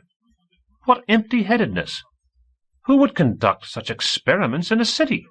You'd have to be the stupidest—" Anton interrupted softly. "And over there some vehicles are moving."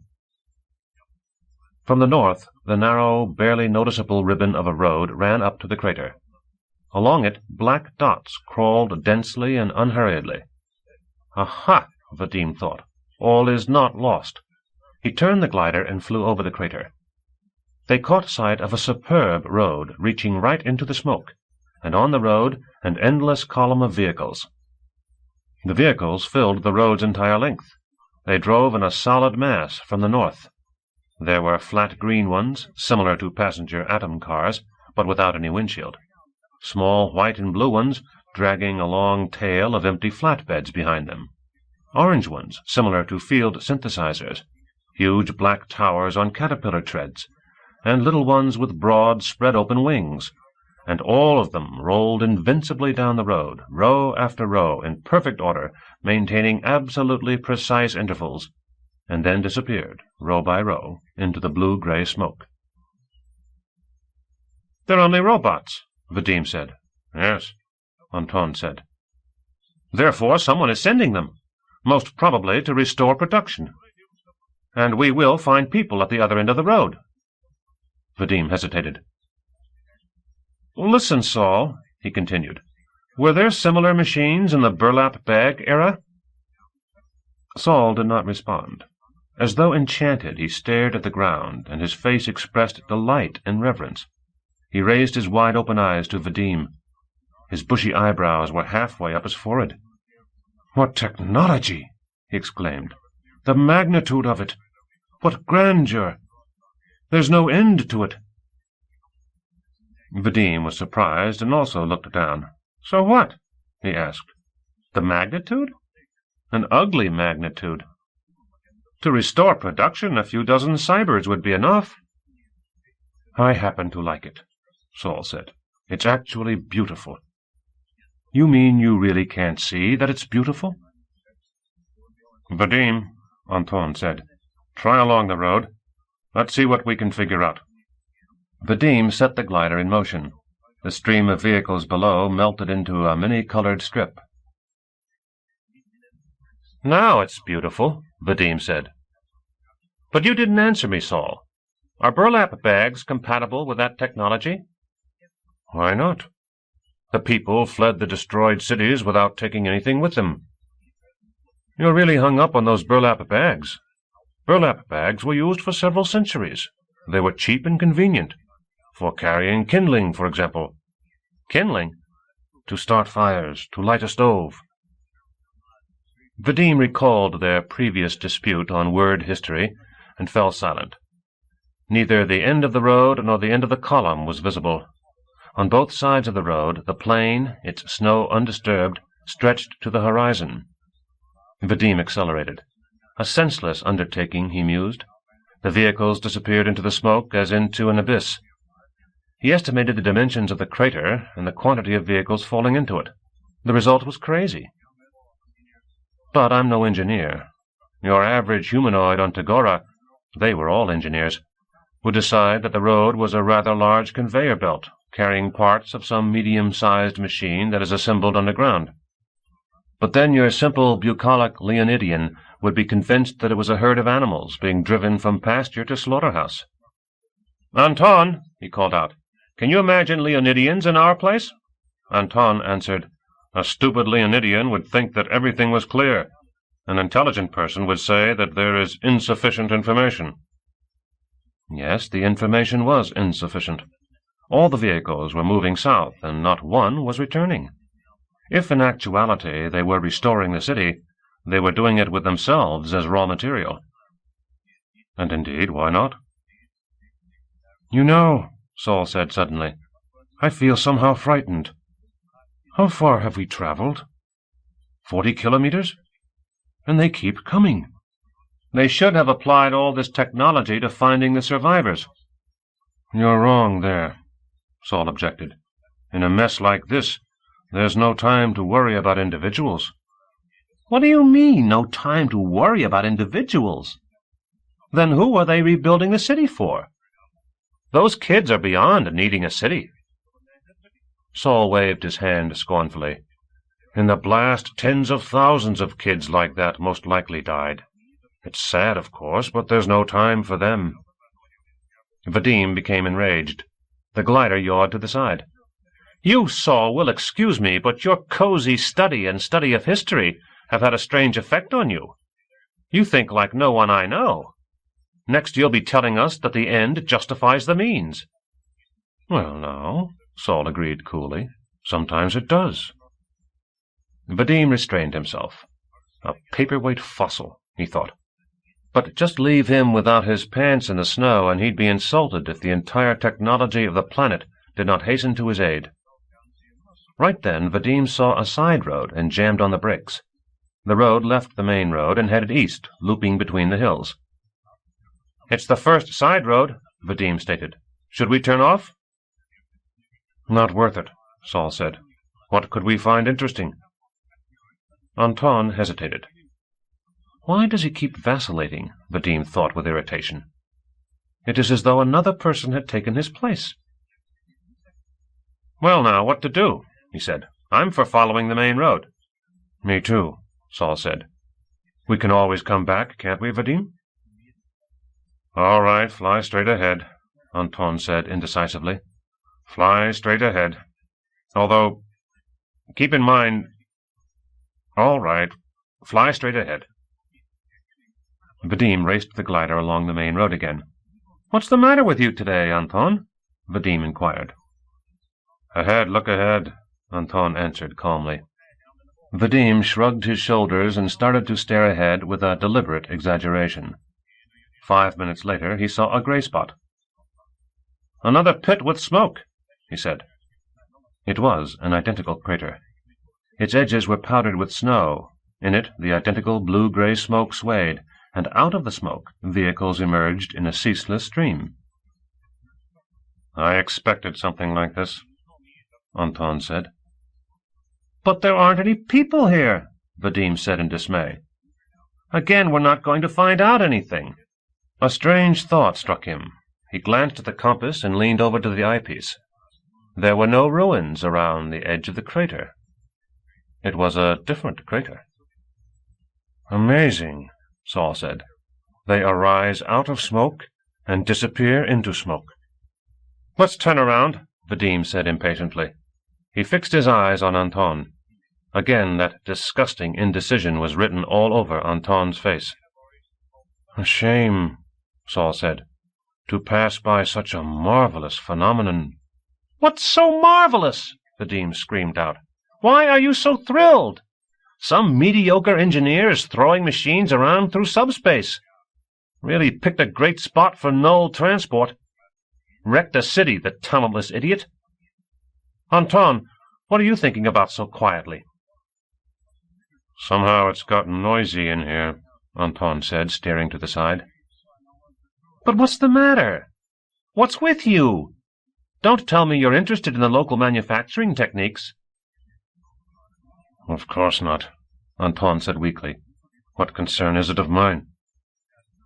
Vadim turned around in his chair, clasped his hands over his knees, and began to look over Anton and Saul. Anton looked like he was falling asleep. His hands were joined together over his stomach, and Saul was looking at Vadim with an expression of amazed delight and tenderness. His mouth was half open. "What's going on?" Vadim said. "Are you both drunk?" Saul came to life. "Yes, of course," he exclaimed. "Why didn't I think of it right away? It all makes sense. We have two holes 80 kilometers apart. The vehicles come out of one hole, travel along a superb highway, and without any apparent effect disappear into the second hole. From the second, they return by an underground passage to the first." Vadim sighed deeply. "They don't return to the first. It's null transport, do you understand?" Saul was nodding wildly at each and every word. "Elementary null transport. Someone is using this spot to transport technology over long distances by the shortest path. Maybe over thousands of kilometers. Maybe over thousands of parsecs. You really don't understand?" "Of course I do. I understand everything," Saul exclaimed, although he looked quite dumbfounded. "What's to understand? Just ordinary null transport." "So all right," Vadim said. "And it's no concern of ours. We have to look for the people." "Yes," Anton said. "Well, look. Turn down the side road." Vadim swung the glider around and raced it back along the road. "Anton, what's the matter? Don't you feel well?" he asked after a short silence. "I don't feel that great," Anton said. "Later on, don't forget to corroborate that, if they ask you."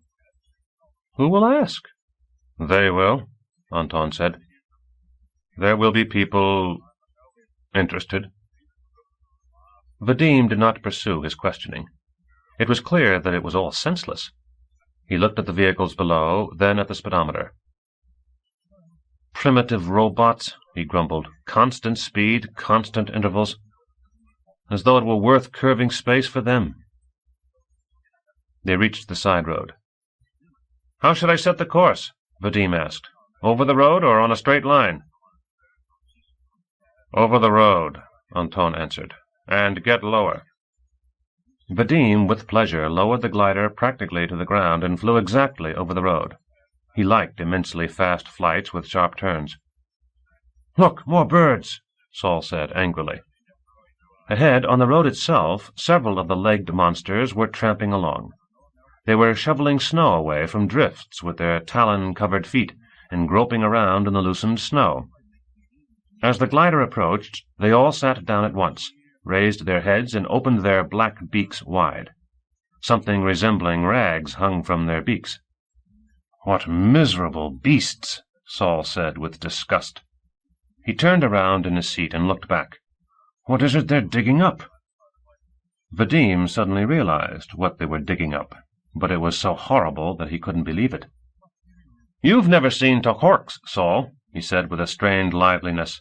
"Compared to Tohorks, these are just fluffy chicks. We should shoot one down. How about it, Anton?" "You can," Anton said.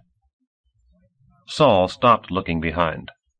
"I don't like the way they keep digging," he said gloomily. No one answered him. They flew on in silence for another 10 minutes. The snow on the side road was a kind of nasty manure color. On it were visible tracks, not exactly treads, not exactly wheels, and to the right and left on the untouched snow there stretched chains of human footprints.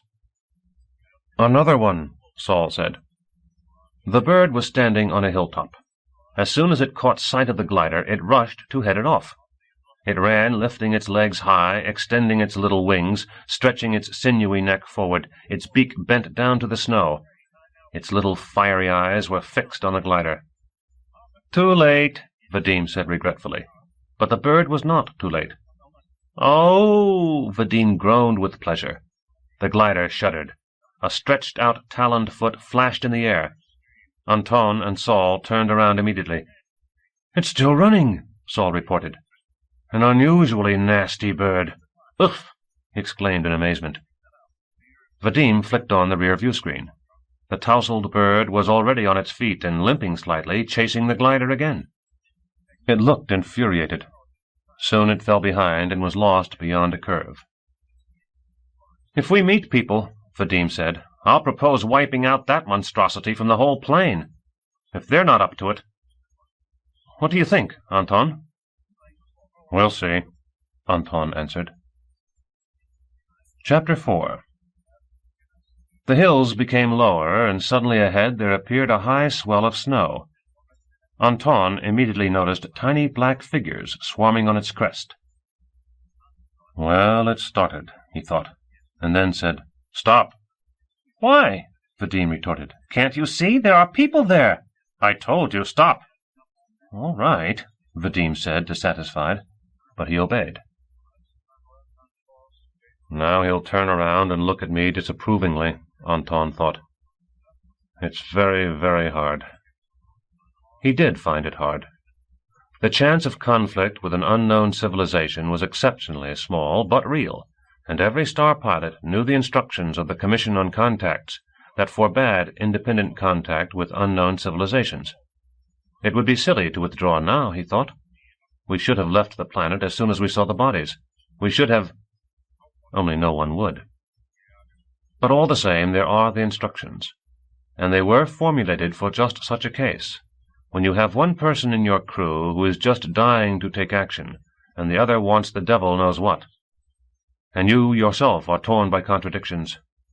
It's almost certain that somewhere nearby thousands of people are suffering from a calamity, like those people aimlessly wandering on the crest over there. And Vadim is looking with disapproval. And Saul is looking with a completely inappropriate curiosity. The historian with the scorcher. By the way, don't forget about the scorcher. And the instructions, very sensible and very simple.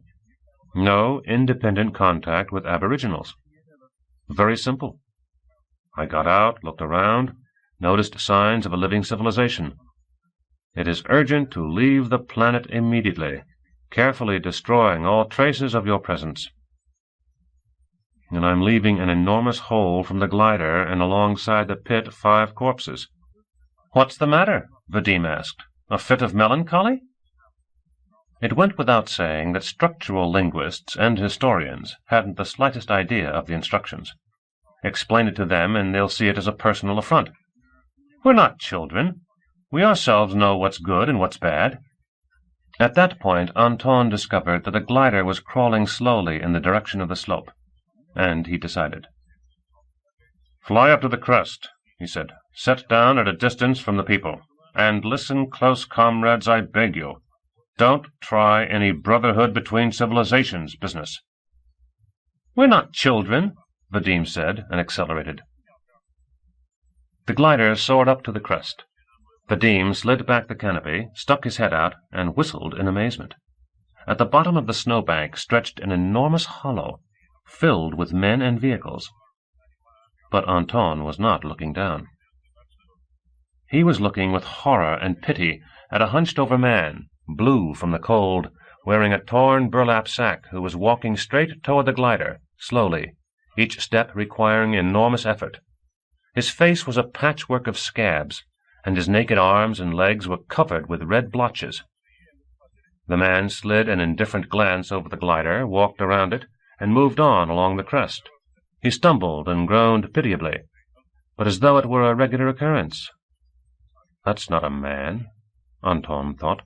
"It only looks like a man." "My God!" Saul exclaimed in a hoarse voice. "Look at what's going on down there." Then Anton looked down. On the floor of the hollow, on dirty, trampled snow, amid dozens of vehicles of various types, swarms of people, barefooted in long gray shirts, were sitting and even lying down, strolling and running around. All around, on the edge of unbroken snow, other people were standing in uneven, broken columns. There were many of them, hundreds, maybe even thousands. They stood dejectedly, staring at their feet. Here and there bodies were lying in the middle of the columns, but no one paid any attention to them. There were several dozen vehicles in the hollow. Several of them were bogged down, others were hidden under snow, but Anton saw immediately that they were the same kind as the ones on the endless road.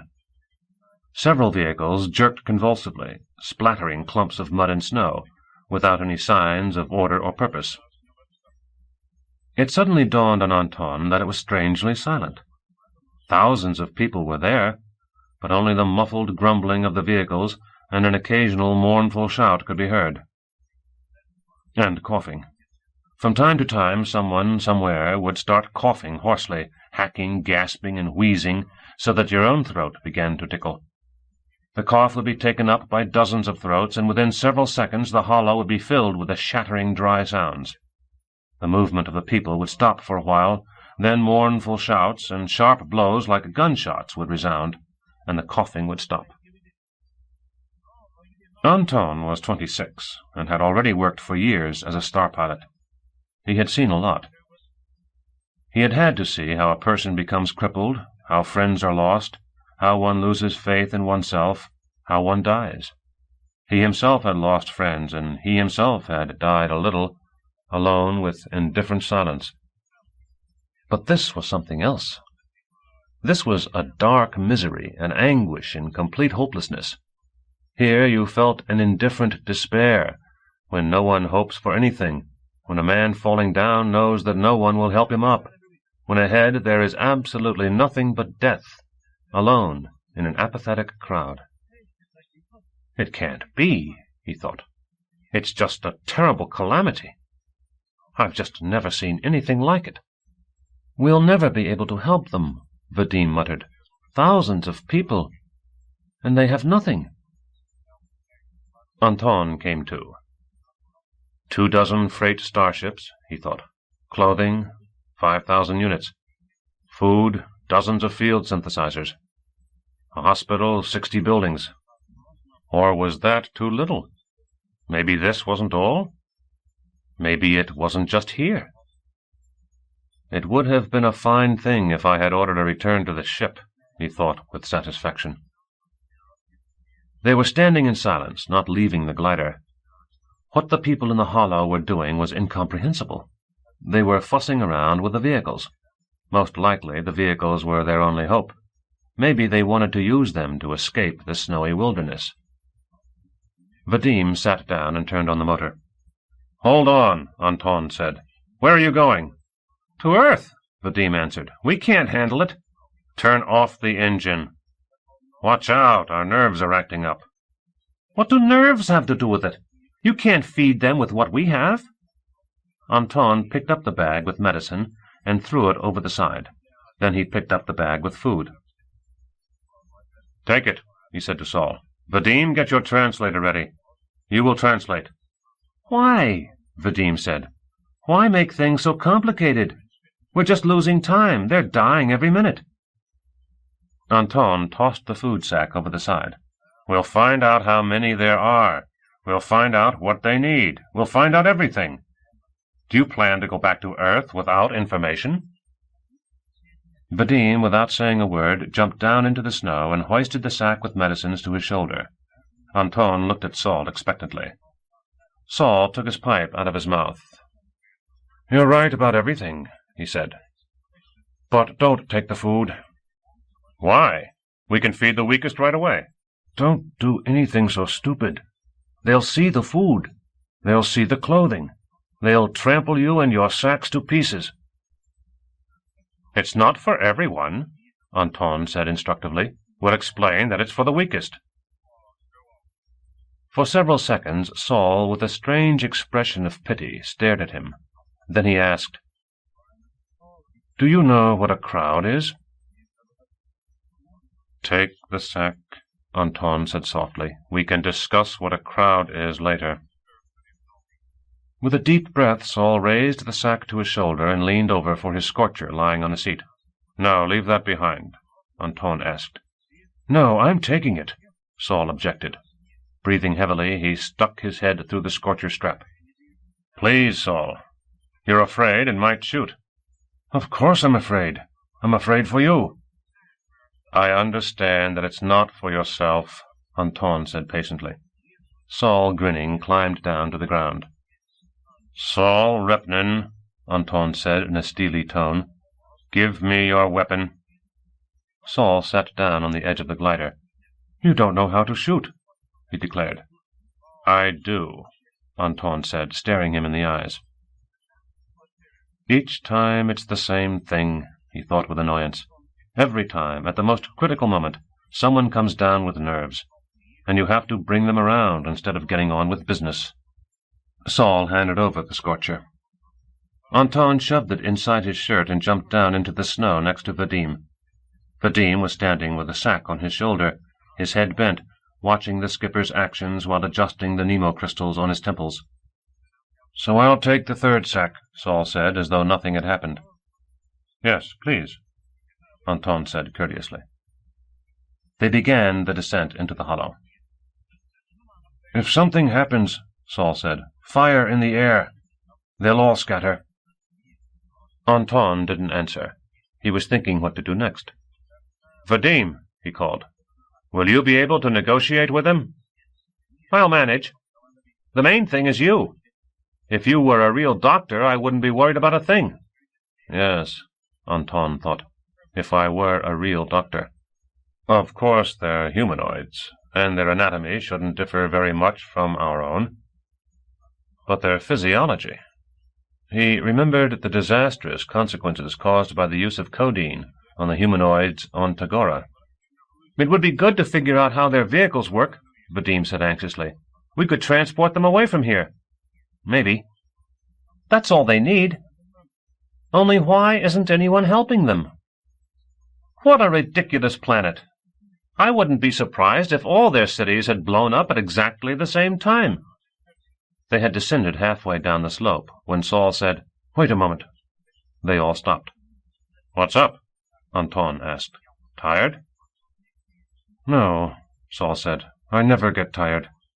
He was peering fixedly at something below. "Do you see that ugly truck on the edge? That one, the closest? On the fender is a man in gray." "I see him," Anton said uncertainly. "Well, young eyes are sharp." Anton strained his vision. "The man is sitting wearing fur clothing," Vadim announced. "That's what I see. Wrapped in fur up to his ears."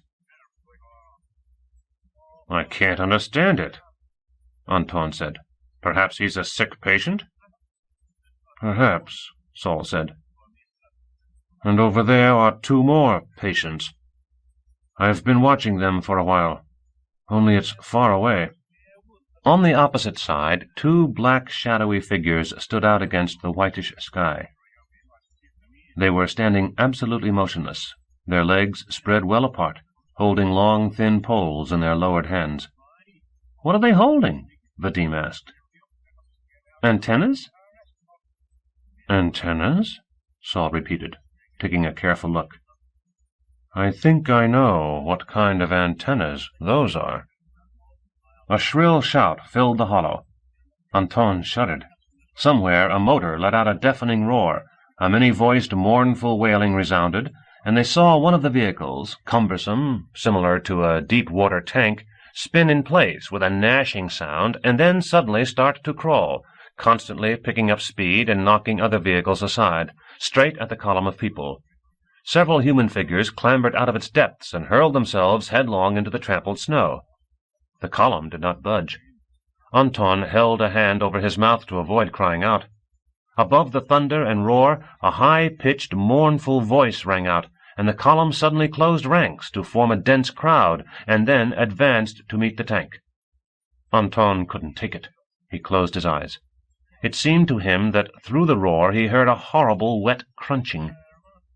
"My God," Saul murmured in his ear. "Oh, my God." Anton forced himself to open his eyes. Where the tank had been, an enormous, swirling heap of men was piled high, tilting to the side more and more. Behind it, a broad, bright red stripe stretched over the snow, looking like ink on a blotter. Around the pile of bodies there was emptiness. Only 4 men in fur coats walked unhurriedly along, keeping pace with a man-plastered tank. Anton looked mechanically at the men with the poles. They were standing in the same place, in their previous poses, absolutely motionless. One of them shifted the pole from one arm to the other in a slow movement, and then was motionless again. Apparently he didn't even look downward. The roar of the engine ceased. The tank had been turned on its side, and the people were slowly crawling off it and walking to the side. Then Vadim, without saying a word, hurled his sack down the slope and took off after it with gigantic strides. Anton also started running. Through the noise in his ears he heard Saul hard at his heels, gasping for breath and shouting, "The scum! The bastards!" When Anton reached the tank, the people in the sacks had already reformed in a column, and the people in the fur coats were walking among them and shouting in mournful, groaning voices. Vadim, dragging his blood and mud-smeared sack behind him, crawled on all fours among the bodies crushed by the tank, and was in despair. He raised his pale face to Anton and said, "Only the dead. Here, they're all dead already." Anton looked around. Gasping for breath, damp from perspiration and melting snow, barely protected by their torn gray sacks, the people were staring at him with dull, immobile eyes. And the people in the fur coats, gathered in a group a short distance away, were also staring at him. For a second it seemed to him that he was looking at an ancient naturalistic painting. They were all motionless and staring at him, hundreds of pairs of motionless eyes. He regained control over himself. The ones Vadim was looking for were standing in the column, a tall, bony old man with a scraped, moist red face, a young kid holding an unnaturally dislocated arm against his chest, a completely naked, gray-faced man clutching his stomach with outstretched fingers with golden nails, a man with closed eyes dangling one leg, from which black blood spurted out. All the living were standing in the column. "Easy does it," Anton said aloud. He bent over, opened the sack with the medicines, and got a jar of colloid. Unscrewing the lid as he walked, he approached the man with a crushed leg. Vadim followed on his heels with an armful of tampoplasters. A terrible wound. The muscles are crushed. The blood is almost not flowing. Why doesn't he sit down? Why doesn't anyone help him? The colloid. Now the plaster. Why is it so quiet? That one is even worse. His stomach is torn open. He's dead already. How does he manage to stand? The dislocated arm, that's nothing. Hold tight, Vadim. Tighter. Why doesn't he scream? Why doesn't anyone scream? Someone over there has already fallen. Lift him up, you over there, you healthy ones. Someone touched him on the shoulder, and he turned about brusquely. A man in a fur coat was standing in front of him. He had a rosy, dirty face and slanted eyes, and a drop of turbid liquid was hanging from his nose. His fur-mittened palms were joined in front of his chest. "Hello, hello," Anton said. "Later. Vadim, talk to him." The man in the fur coat shook his head and started to speak rapidly, and Vadim immediately responded with a similar intonation. The man fell silent, looked with astonishment at Vadim, then at Anton again, and stepped back. Anton, with a gesture of vexation, shifted the heavy scorcher inside his shirt and turned back to the wounded man.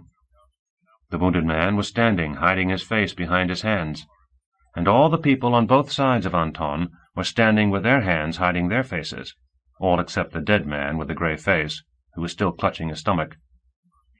It's okay, Anton said tenderly. "Put your hands down, don't be afraid. Everything will be all right." But at that very moment the high-pitched, mournful voice shouted something, and all the men in burlap turned to their right. The men in fur trotted along the column. The mournful voice shouted again, and the column set off. "Stop!" Anton yelled. "Are you crazy?" No one even turned around. The column marched past, and all of them, as they passed Anton, covered their faces with their hands.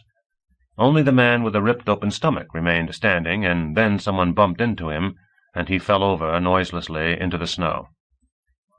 The column had gone. Anton wiped his damp palm across his eyes in dismay and looked around. He saw the tremendous tank on its side, the tall, dark Saul alongside, the wild-eyed Vadim staring at the departing column, and several dozen bodies on the trampled snow. And it became absolutely quiet. Only occasional shouts could be heard in the distance. "Why?" Vadim asked. "What were they afraid of?" "They were afraid of us," Anton said. "And most likely it was our medicine they were afraid of." "I'll overtake them and try to explain." "Definitely not. It has to be done very tactfully. What's your opinion, Saul?" Saul, turned with his back to the wind, was puffing on his pipe. "My opinion," he said, "I think this is a terrible place." "Yes," Vadim chimed in. "A kind of terrible, unhealthy misfortune." "Why do you call it misfortune?" Saul interrupted. "Who do you think those bastards in fur coats are?" "Why do you call them bastards?" Vadim countered. "So who are they, in your opinion?" Vadim did not answer. "Robust, well-fed men in fur coats," Saul said in a strange tone. "They order people to throw themselves under a tank. They don't work, just watch others work. They stand on the wall with pikes ready. Who are they, these men?" Vadim did not answer. "Think about it," Saul said. "It's something worth thinking about." Anton, staring at the sky, said, "It's getting dark. Let's inspect the vehicle as long as we're here. We'll have to sooner or later." "Okay, let's go," Saul said. Anton neatly fastened the sack with the medicines, and they went over to the tank. Vadim didn't budge. He was staring gloomily at the slope, over which a black dotted line was slowly crawling, the tail of the departing column. The oval armor of the tank was split open. The body was partitioned by a membranous wall. Anton turned on a flashlight, and they started to examine the corrugated walls of the cockpit, the coupling of the engine, some kind of curved mirrors on elbow-shaped poles, which resembled bamboo, and the floor of the cockpit, bowl-shaped, covered with hundreds of tiny openings, like a gigantic perforated spoon. Saul drawled out. "A curious piece of machinery. Where's the steering?" "Possibly it's a cyber," Anton said distractedly. "But no, hardly. Too much empty space." He climbed into the engine compartment. It was a rather primitive, quasi-living mechanism with high-frequency feeding. "A powerful machine," Saul said with respect. "Only how is it steered?" They returned to the cockpit. "Same kind of holes," Saul muttered. "Where's the steering stick?" Anton tried to squeeze his index finger into one of the holes. It wouldn't fit. Then he tried his pinky. He felt a short, painful stabbing, and simultaneously something in the engine turned over with a snarl. "Well, it's all clear now," Anton said, inspecting his pinky. "What's clear?" Saul asked. "We can't control this vehicle, and they can't either." "Who can?" "I can't be completely sure, but apparently it's some of the Wanderer's equipment. You see, it's not for humanoids." "What are you saying?" Saul murmured.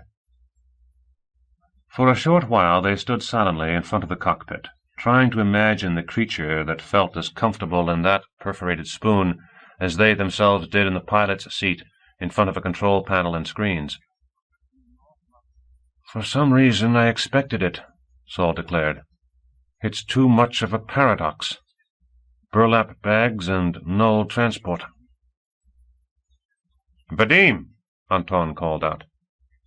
"What?" A gloomy voice floated down. Vadim was standing on top of the tank.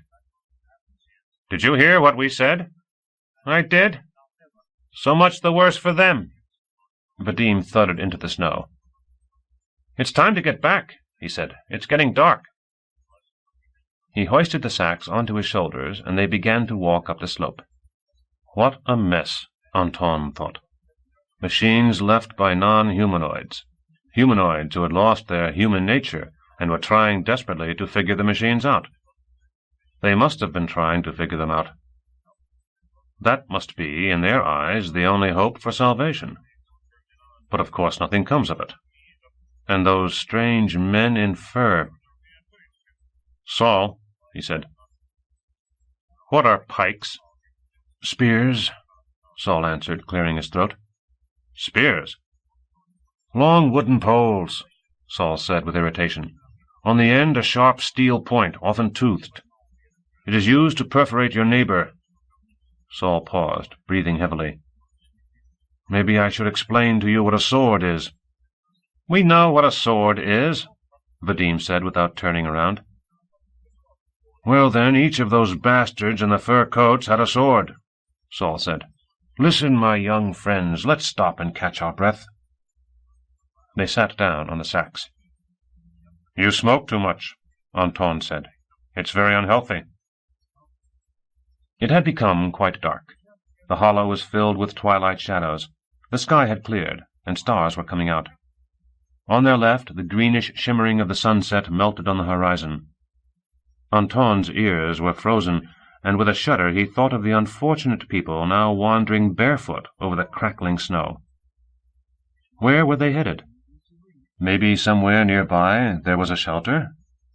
And it was only yesterday that Vadim and I were sitting on the front steps, basking in the warmth and a marvelous scent carried from the garden.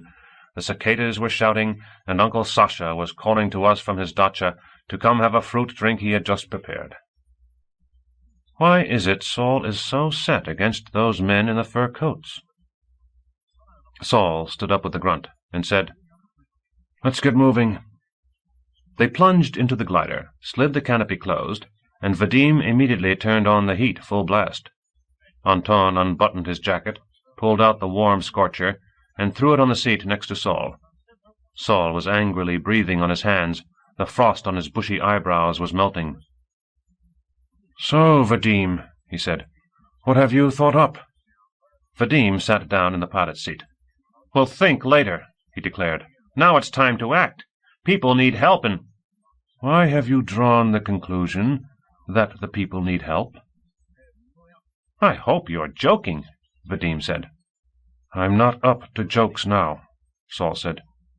"I'm amazed that you don't seem to want to understand what's happening here. Why do you keep repeating over and over, 'They need help, they need help'? And what's your idea, that they don't?" Saul leaped to his feet, hitting his head against the canopy. He was silent for several seconds.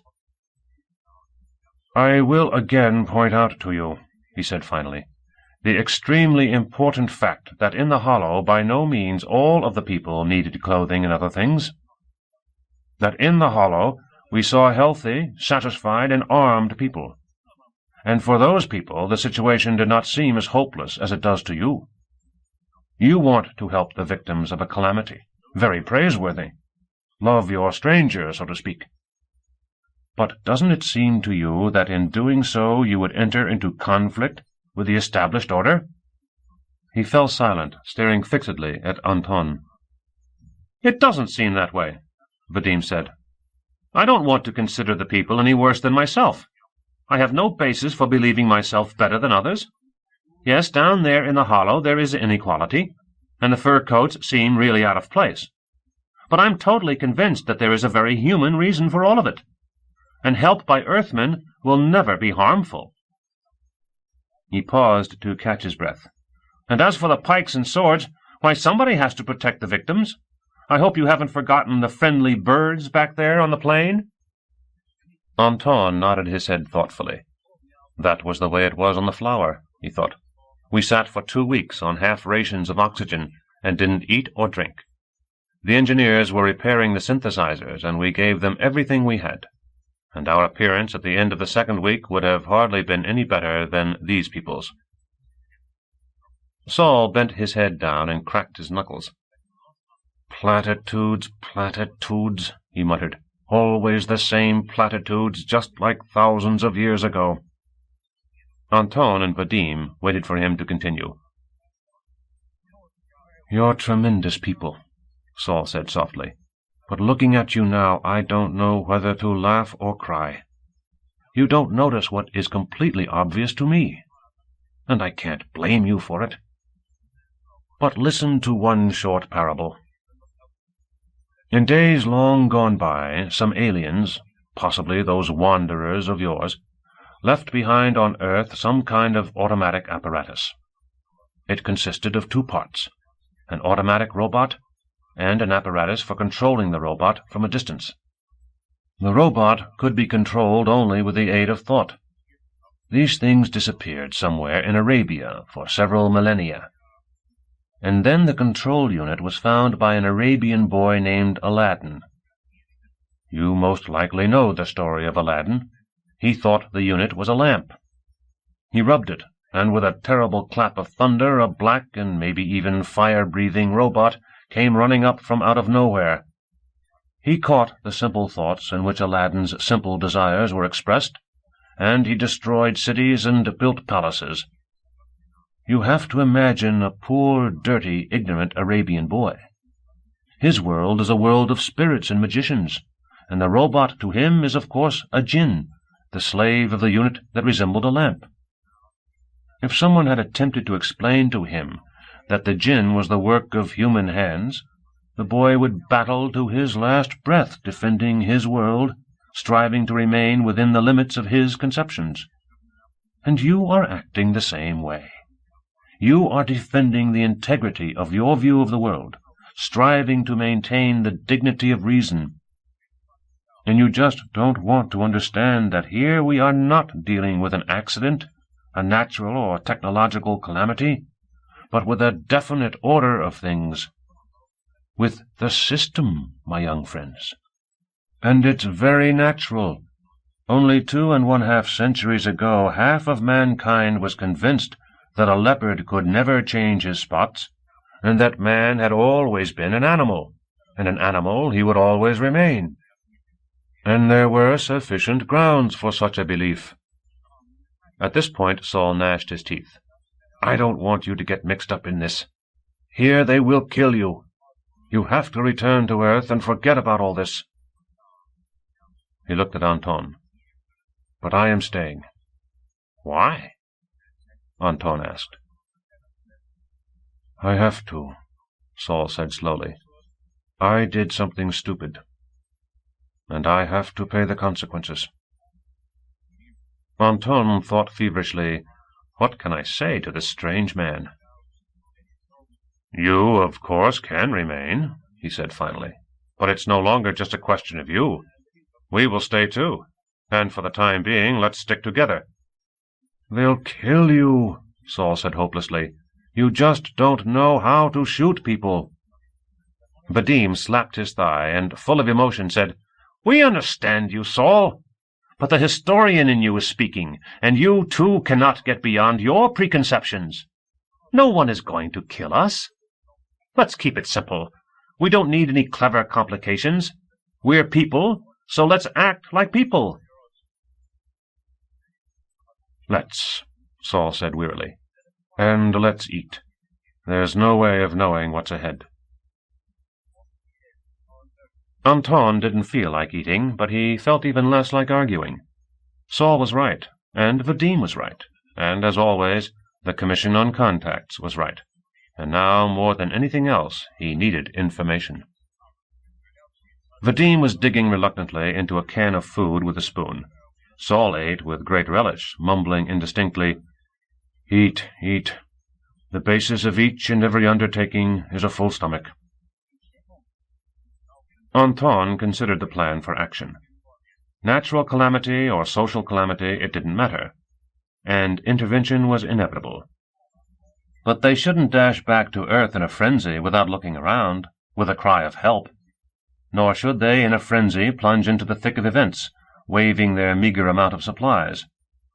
He was sorry for Saul, but Saul had to be ignored for the time being.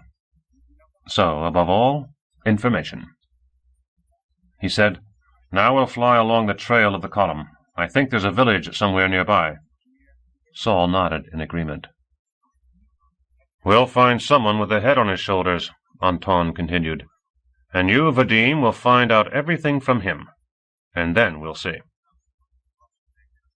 "Let's take an informant," Saul suggested, licking his spoon. "Right?" For several seconds, Anton tried to figure out what Saul was talking about. Then he remembered a sentence from an old book. "Go, Lieutenant, and don't come back without an informant." He shook his head from side to side. "No way, Saul. No prisoners. Everything has to be quiet, peaceful. But just in case, you had better keep to the rear. Remain in the glider. You've never been in dangerous situations, and I'm afraid that you might lose control over yourself." Saul stared at him for several seconds with his sunken eyes. "Yes, of course," he said slowly. "A bookworm, so to speak." Night had already fallen when the glider took off, hopped over the hollow, and raced along the trampled path that led to the east. A small, brilliant moon rose above the plain, and to the west a purplish, narrow sickle hung over the mountain range. The path veered going around a high hill, and they saw several rows of snow-covered buildings. "Here," Anton said. "Vadim, descend." Chapter 5. Vadim landed the glider on the first street they saw. He slid back the canopy, and a foul stench burst into the cockpit. The stink of excrement in the freezing air, the anguished smell of great suffering. Along the sides of the streets there were ramshackle, dilapidated hovels with no windows. Caps of clean snow on their flat roofs sparkled silver in the moonlight. But the drifts near the entrances were a repulsive black. The street was empty, and the village seemed deserted, but the silence was full of wheezes, grunts, and the muddled crackling of coughs. Vadim drove the glider slowly along the street. The stinking cold air burned his face. Not a soul was to be seen, neither on the street nor in the dark lanes to the side. "They're exhausted," Vadim said. "They're sleeping. We'll have to wake them." He stopped the glider again. "You wait here, and I'll run over and take a look." "Well, then, let's go," Anton said. "No reason for both of us to go," Vadim objected, hopping onto the street. "I'll just take a look and come right back. If nothing turns up here, we'll go on ahead." Anton said, "Saul, sit here. We'll be right back." "Don't make a racket," Saul warned. Vadim had stopped indecisively in front of the narrow, filth-strewn path leading to the hovel. It was terrifying and disgusting to walk there. He glanced around. Anton was already standing beside him. "What's the matter?" he asked. "Forward!" Vadim stepped decisively onto the path, slipped, and almost fell down. He felt nauseous, and strode along with his head held high so he wouldn't see the path. The door opened out toward him with a creak, and out of the darkness fell a completely naked, stick-thin man. He bounced off the ice-covered snowdrift and banged against the wall of the hovel. Vadim bent over him. It was a corpse, stiff. How many of them I've seen today, Vadim thought. Inside the hovel, people were coughing, and suddenly a high, rasping voice broke out in a song. It resembled a howl. The voice spun out only wordless roulades, and perhaps it was not a song, but just a cry. Vadim glanced around again. He saw the black lump of the glider in the road, with Saul's motionless silhouette jutting up. Under the brilliant moon, the snow on the deserted street gleamed eerily, and the voice beyond the door continued its long, drawn-out lament. Anton poked Vadim gently in the side. "Frightening, isn't it?" he asked in a whisper. His face was white, as though frozen. Vadim didn't answer. He opened the door wide and turned on his flashlight. The foul, oppressive air struck him in the face, and he gasped. The circle of light fell on the damp earth floor, covered with pale, trampled grass. Vadim caught sight of dozens of twisted bodies clinging to one another, interlaced thin, naked legs with huge feet, wizened faces distorted by harsh shadows, gaping black mouths. The people were sleeping on the bare earth, and one on top of the other. It looked like they were stacked several persons deep, and they trembled in their sleep. And the howl continued without a break, not diminishing. Vadim could not make out the singer right away, and then caught him in a circle of light. The man, his arms around his bony knees, was sitting on someone's back. He stared glassy-eyed into the flashlight and sang, protruding his cracked lips. "Comrade," Vadim said, "listen to me. Stop singing. Say something." The man did not budge. It was as though he didn't see the light or hear the voice. "Comrade," Vadim repeated, "listen." The singer suddenly ended his song with a hoarse yelp, sprawled out face first, and froze.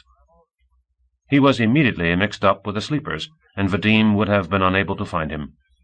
He swallowed convulsively, took a step forward, and touched someone on the bare leg. The leg was icy, dead. Vadim touched another, and it was also icy, dead. Then he turned around and staggered, colliding with something broad and warm. "Quiet," Anton's voice said. Vadim shook his head, trying to regain control over himself. He had completely forgotten Anton. "I can't," he muttered. "It's hopeless." Anton grabbed him by the arm and led him to the door. The icy air now seemed to Vadim pure and sweet. "I can't," he repeated. "There are no living people here. They're all stiff, dead." He turned away from Anton and carefully walked up the path to the road. Saul's silhouette was still sticking up over the glider. Vadim noticed that his flashlight was still on and turned it off, shoved it in his pocket, and climbed into the glider. Saul stared at him silently. Anton walked up, leaned against the side, and also began to stare at Vadim. Vadim buried his head in the arc of the steering wheel and sobbed between his clenched teeth. "They're not human. Human beings can't be that way." He suddenly raised his head. "They're cybers. The humans are the ones in fur coats. But they're cybers, who look just like humans." Saul sighed deeply. "Hardly, Vadim," he said. "They're humans who look just like cybers." Anton climbed into the cockpit and sat down in his seat. "Let's get control over ourselves," he said. "Let's not lose time. We need an informant." He slapped Vadim on the back. "Take action, Lieutenant, and don't return without an informant." Saul uttered a sound halfway between a sob and a laugh. "If you want, I'll go into the hovel and take anyone you want," he offered. "Only I don't think that's what we need." "Then they work by day and die by night," Vadim persisted. "What a monstrous practical joke." "Right," Saul said. "A monstrous practical joke. and we have to catch one of the jokers. In the fur coats. Vadim looked along the street. Optimism, he said, is the cheerful, life-affirming view of the world, in which... In the moonlight he saw in the distance, crossing the street, a file of grey shadows in shirts. Look, he said. People kept strolling across the street, about 20 of them, and behind them 2 in furs with long poles. The beast runs at the hunter, Saul said ominously. The trick is to take him. What do you think about those? Anton said indecisively. Do you intend to search each and every shack? Jokers don't live in shacks, I can assure you. Let's get moving, or we'll lose them. Vadim took a deep breath and put his hands on the glider controls. The glider moved slowly down the street. He tried to picture how they would grab by the arms a frightened man who couldn't comprehend a thing, drag him to the glider, and shove him into the cockpit, while he would be shouting and struggling pitifully. If they tried it with me, he thought, I'd take care of them all. He listened carefully. Saul was saying, Don't worry, I know how it's done. He won't get away from me. You haven't understood me correctly, Anton said patiently. There's no question of using any violence at all. Listen, let me handle it. You'll just ruin everything. They'll run you through with a spear, and there will be such a bloody commotion. Listen to the bookworm, Vadim thought in amazement. It's like this, Saul. I don't like you. Sit in the glider and don't dare to try anything. Oh, Lord, Saul sighed and fell silent. Vadim turned at an intersection, and in the distance they saw a 2-story house with a pleasing appearance, alongside which there was a crowd of people, illuminated by the red light of torches. People in burlap squeezed together in a clump, while people in coats bustled around them. Vadim drove extremely slowly, keeping the glider on the side of the street in shadow. He hadn't the slightest notion where to begin or what to do. Neither did Anton, to judge by everything. In any case, he was silent. Here is where the jokers live, Saul said. You see what a nice, warm, comfortable house it is?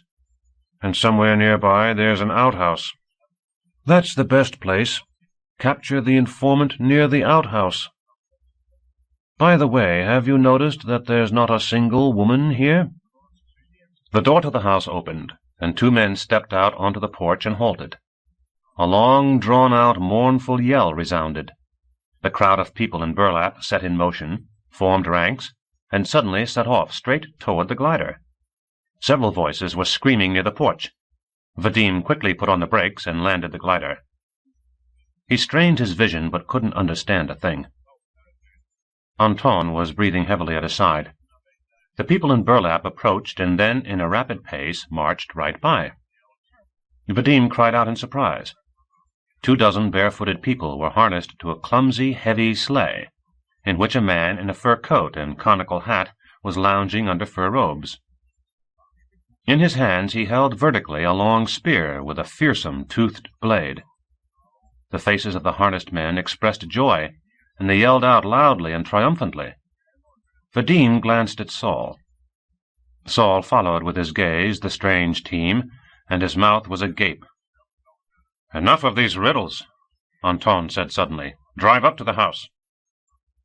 Vadim pulled the steering wheel toward himself, and the house rushed toward the glider. The men in fur coats standing on the porch looked at the approaching glider for several seconds, and then with startling speed spread out in a semicircle with their spears leveled outward. A round, shaggy giant was hopping on the porch, shouting something mournful. He waved a wide, gleaming blade over his head. Vadim landed the glider right in front of the spears and climbed out of the cockpit. The people in coats stepped back, closing their ranks. The tips of the spears were pointed straight at Vadim's chest. "Peace," Vadim said, and raised his arms. The men stepped back a little further. They gave off a steamy, goaty odor. Under their hoods their frightened eyes and bared teeth shone. The fat man on the porch let loose with a lengthy speech. He was incredibly fat and huge. He had a gigantic, trembling face. His face was covered with sweat.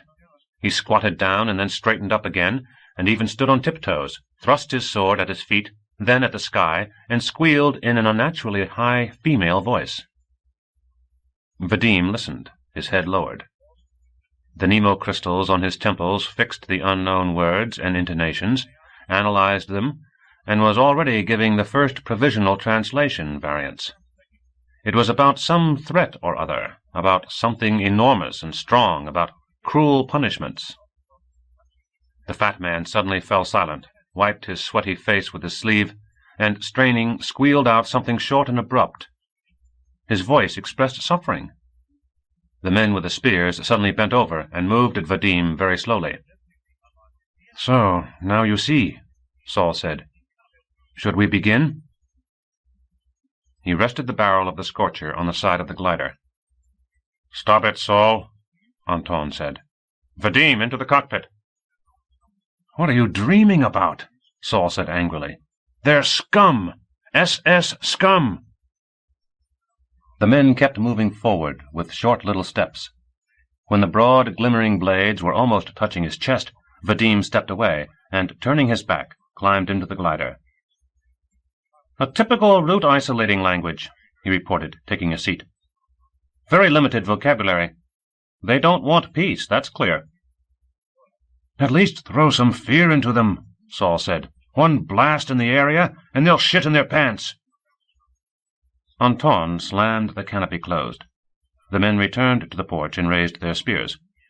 They were all staring at the glider. A scornful sneer flashed on the fat man's immeasurable face. "Ugh," Saul said. "Do you need an informant or not? Let's capture the fat one. He's a real Rapportführer." "You have to understand," Anton said with desperation. "They don't want to talk with us, and that's their right. So what can we do?" "Do you need the informant or not?" Saul repeated.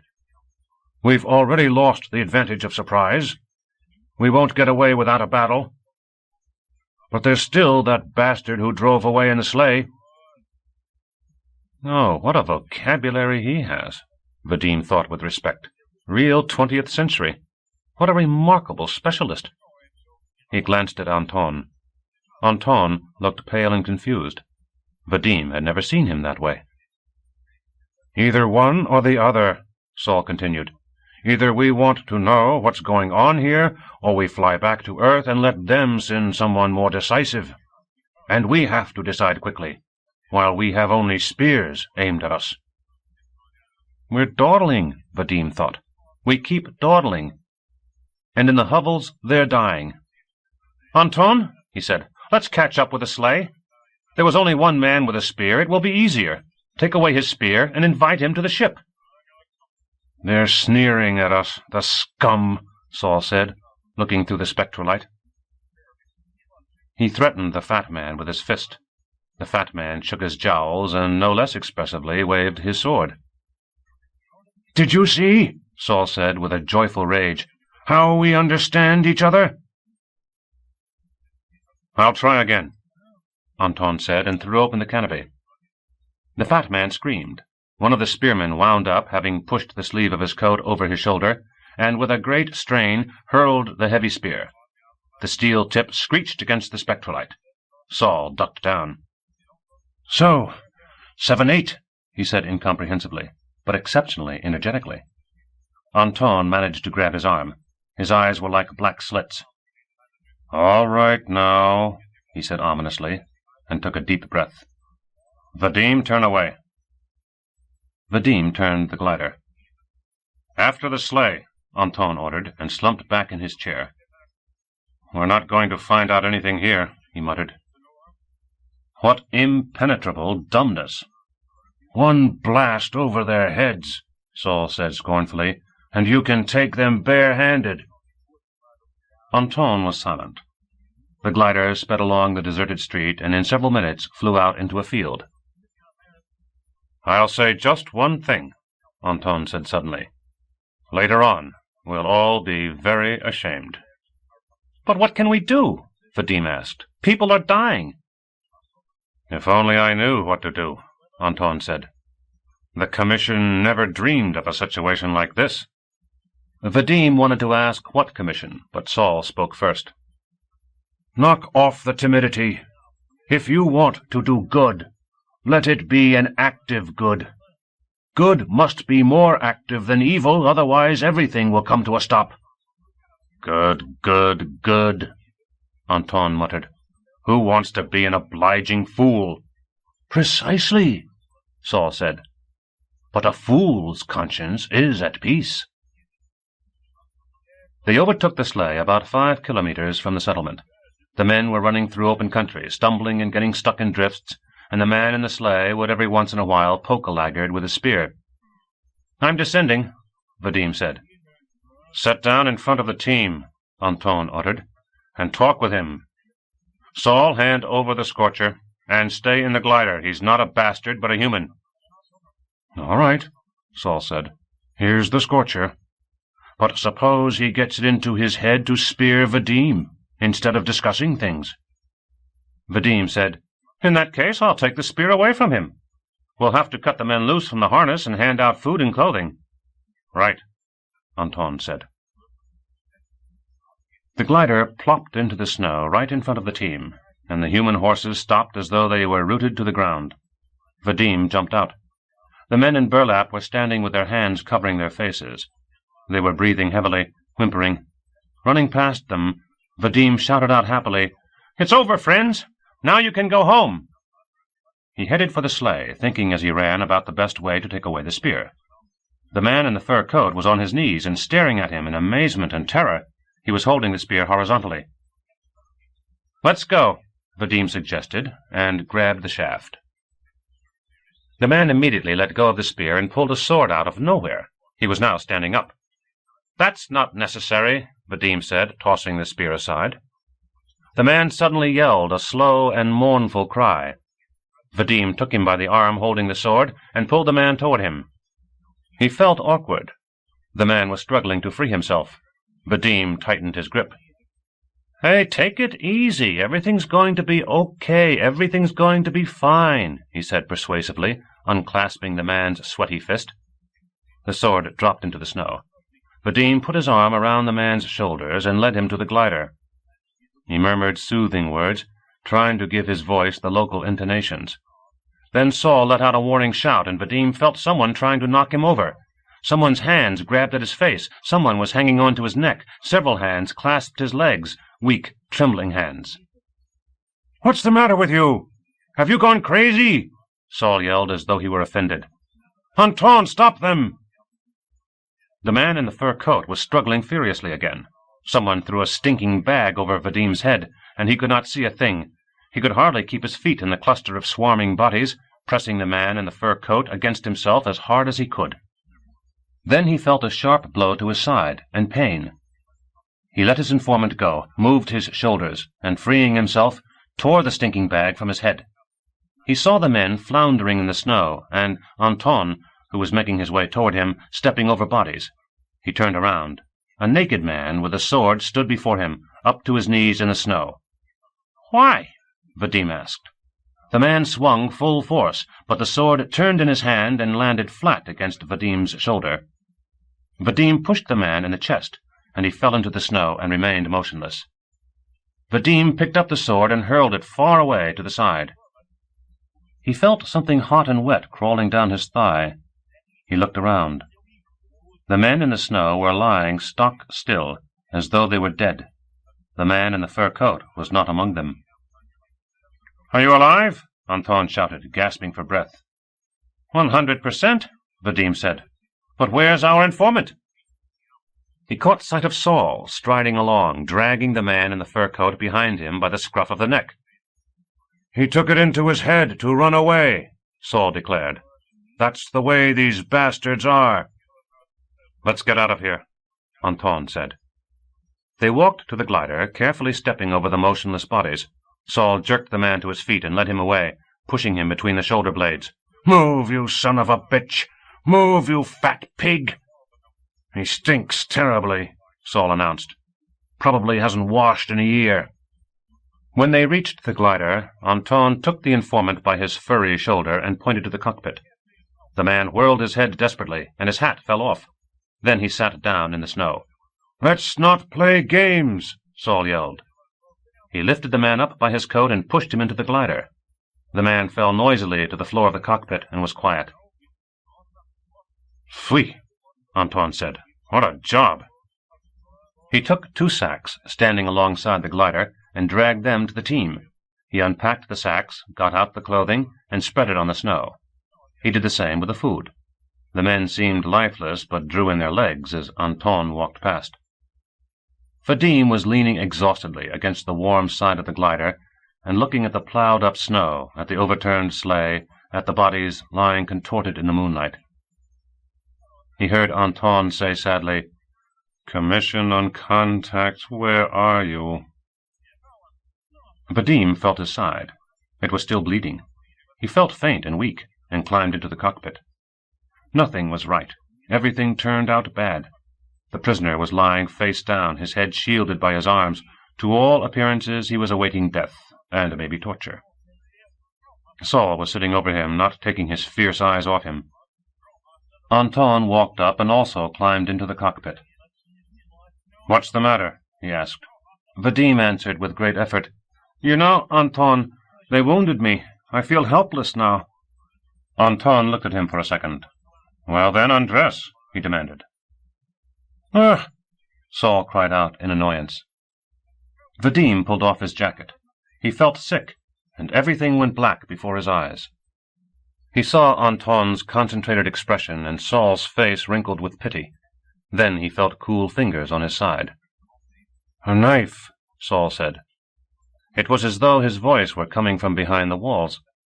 "The whole thing was dumb. I could have taken him with one hand tied behind my back." "It wasn't him," Vadim muttered. "It was with a sword. A naked man." "Naked?" Saul said. "That even I can't understand." Anton answered something, but right then Vadim saw circles and stars floating before his eyes, and he lost consciousness. Chapter 6. "Look, Anton!" Saul broke out. "Anton, he's fainted, do you see?" "He's sleeping," Anton said. He was examining the wound attentively. The wound was jagged and rather deep. The blow had landed under the ribs, and the sword had divided the muscles into layers. Anton gave a sigh of relief. Saul was watching over his shoulder, gasping excitedly. "Bad?" he asked in a whisper. "No, it's nothing," Anton said. "In an hour everything will be better." He pushed Saul to the side. "Only sit down, please." Saul leaned back in a chair and fixed a malicious stare on the motionless informant. Anton unhurriedly unsnapped the sack, took out a jar of colloid, and poured it thickly over the wound. The orange jelly turned pink, and a thin film of tiny pink arrows formed, like froth on milk. "Now, that's blood for you," Anton thought. "Vadim's really a strong guy." He looked at his face. It was slightly paler than usual, but as calm and peaceful as when he was sleeping, and he was breathing, as always, through his nose, deeply and noiselessly. Anton put his fingers on the edge of the wound and closed his eyes. The simplest psychosurgical procedures were part of a star pilot's training.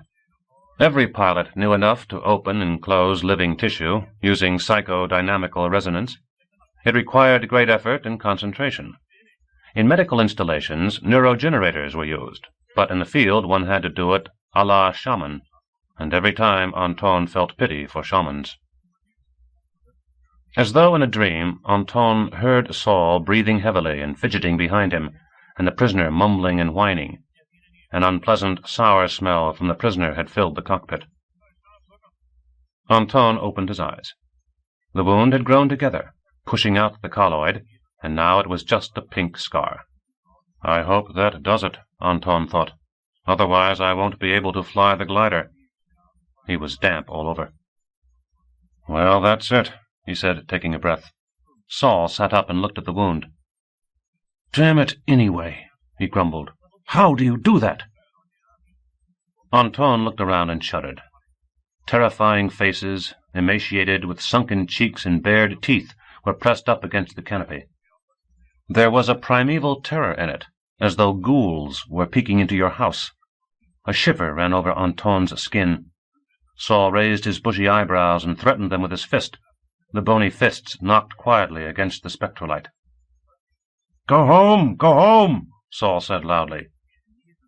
Anton began to dress Vadim. "We'll take off now," he said. "You should kill them off." Anton shook his head from side to side and climbed into the driver's seat.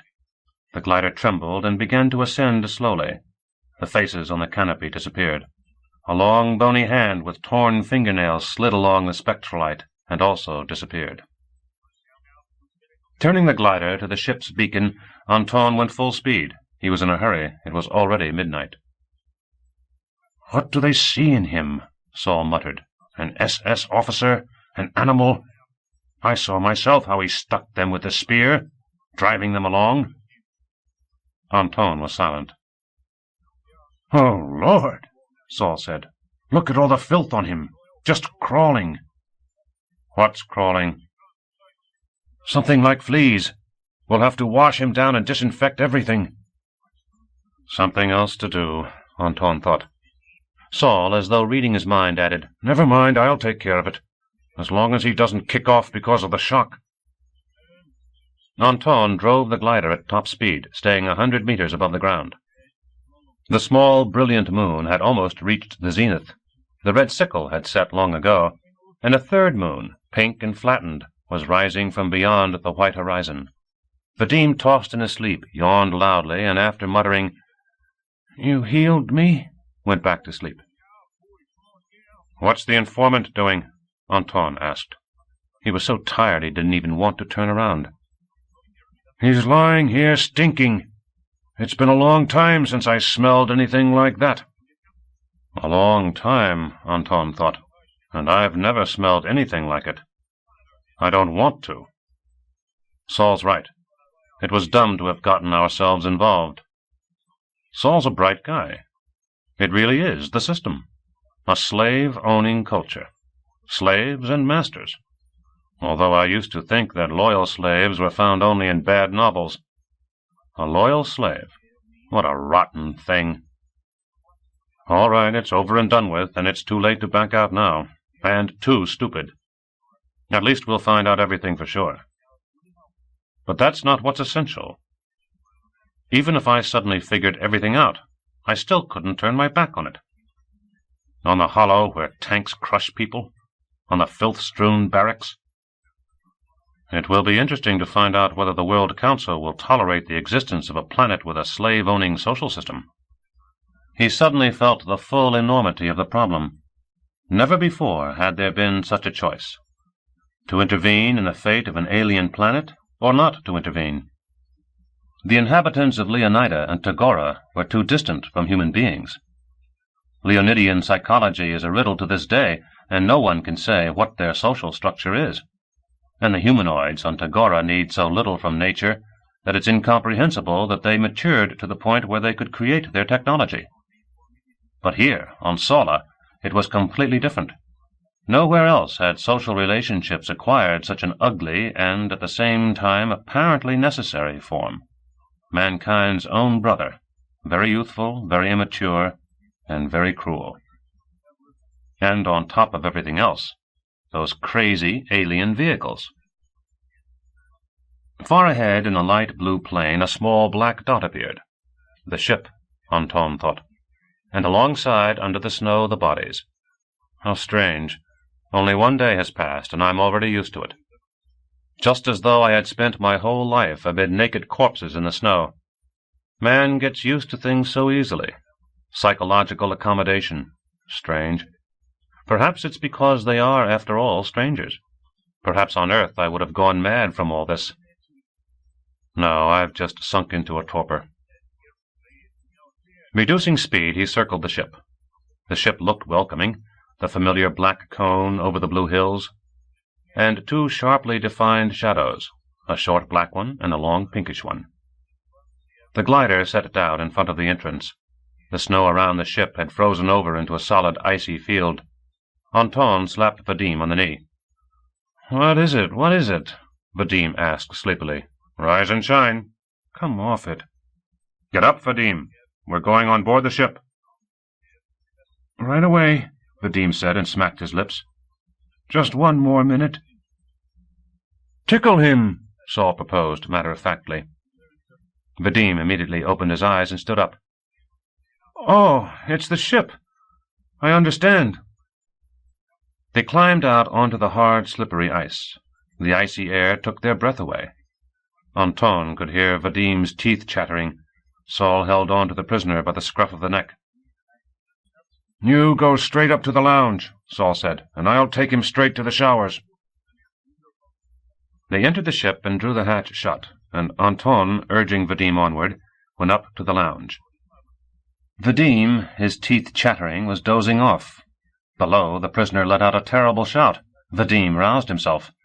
"What are they doing down there?" he asked nervously. "He was taken down to be washed," Anton explained. "He was covered with parasites." They heard Saul's voice. "Get in there, or I'll force you in. You're not going to die." The door to the shower slammed. Anton and Vadim went into the lounge and collapsed into chairs. "The good ship," Vadim said. "How nice, how clean." Anton lay back with closed eyes. "Does it hurt?" he asked. "It tingles." "That means everything is okay. Listen, what do you need for your work?" "The computer," Vadim answered. "Half the memory. Both analyzers. A lot of coffee and some delicious food for our informant. Within 2 hours he'll be sitting here at the table and discussing the meaning of life with you." From below came the sound of howling and a slap of bare feet against the floor. "Where are you going?" Saul roared. "Stand still! Come here!" "Saul's really doing a job on him," Vadim said, full of respect. "Probably got some soap in his eye. But Saul's intonation isn't right. All that roaring is perceived by our prisoner as pleading babble. Here's the intonation for a command." Vadim, stretching his neck, mournfully and unbearably squealed. "You stepped on a kitten's head," Anton said. "That's it." "Okay. You use the control center. I'll bring everything." Vadim looked at him attentively. "You're squeezed dry like a lemon," he said. "I need to eat something. Your wound isn't very serious, but it took a lot out of me. You know how exhausting it is?" "Get some sleep. I'll manage alone. And Saul will bring what I need." "Get a move on," Anton said. "I'll take care of things. Go on." He waved his hand. "Get ready." Vadim stood up. "I still advise you to sleep a while." He went to the control center and suddenly stopped. "Did they take the clothing?" At first Anton didn't understand, then answered, "I honestly can't say. I don't remember. But they were very unhappy with us." "What a mess," Vadim said. "I can't understand it. Why did he stab me with a sword?" He shook his head in wonderment and went into the control center. Anton immediately dozed off. He dreamed that he had gone to the kitchen, made a pot of coffee, brought the coffee pot and bread and jam to the control center, and Vadim was busy and snapped at him, and then he went to his cabin, sat at the desk to select the return flight program, but he wanted to sleep and kept finding old programs from his earlier flights. Then Saul awakened him. "Here," Saul said. In front of Anton was standing a well-proportioned, bright-faced man in shorts and a tetracanethylene jacket, black-eyed and petrified. "Good?" Saul asked sarcastically. Anton broke out laughing. "A handsome race," he said. "Hello, young brother." Young brother stared at him, his eyes round with fear. A really tremendous guy, Anton thought. "And here's what he had under his coat," Saul said, putting a solid packet on the table. The prisoner made a motion toward the package. "Watch it," Saul threatened. "Again? I'll show you." The prisoner backed off.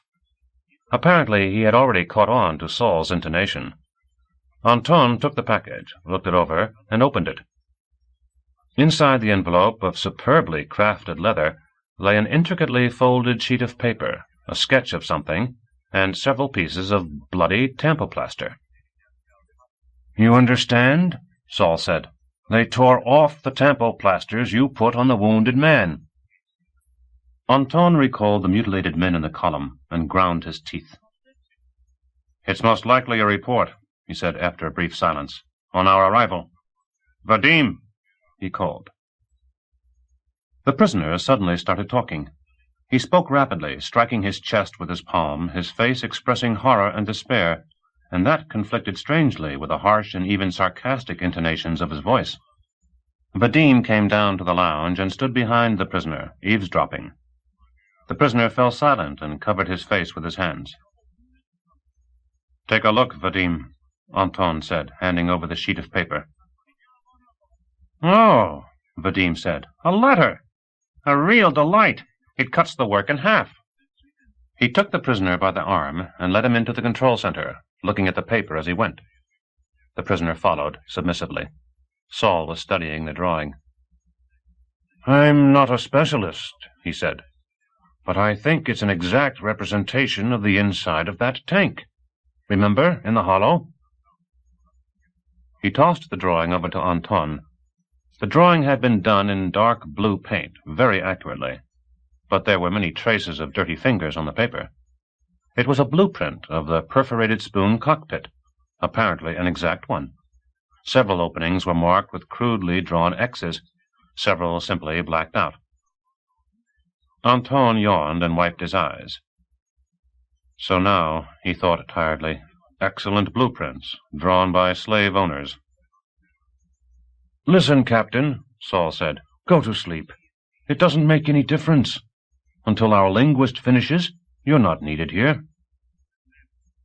Anton closed his eyes and stopped fighting it. He slept uneasily, waking often and opening his eyes. He saw Saul walking past on tiptoe. In one hand he had an empty jam jar, in the other the coffee pot. The next time Saul walked into the control center with a tray, and the lounge smelled of tomatoes. Then Saul appeared at the table. He was absent-mindedly sucking on an empty pipe and attentively studying Anton. Above, in the control center, voices were talking monotonously.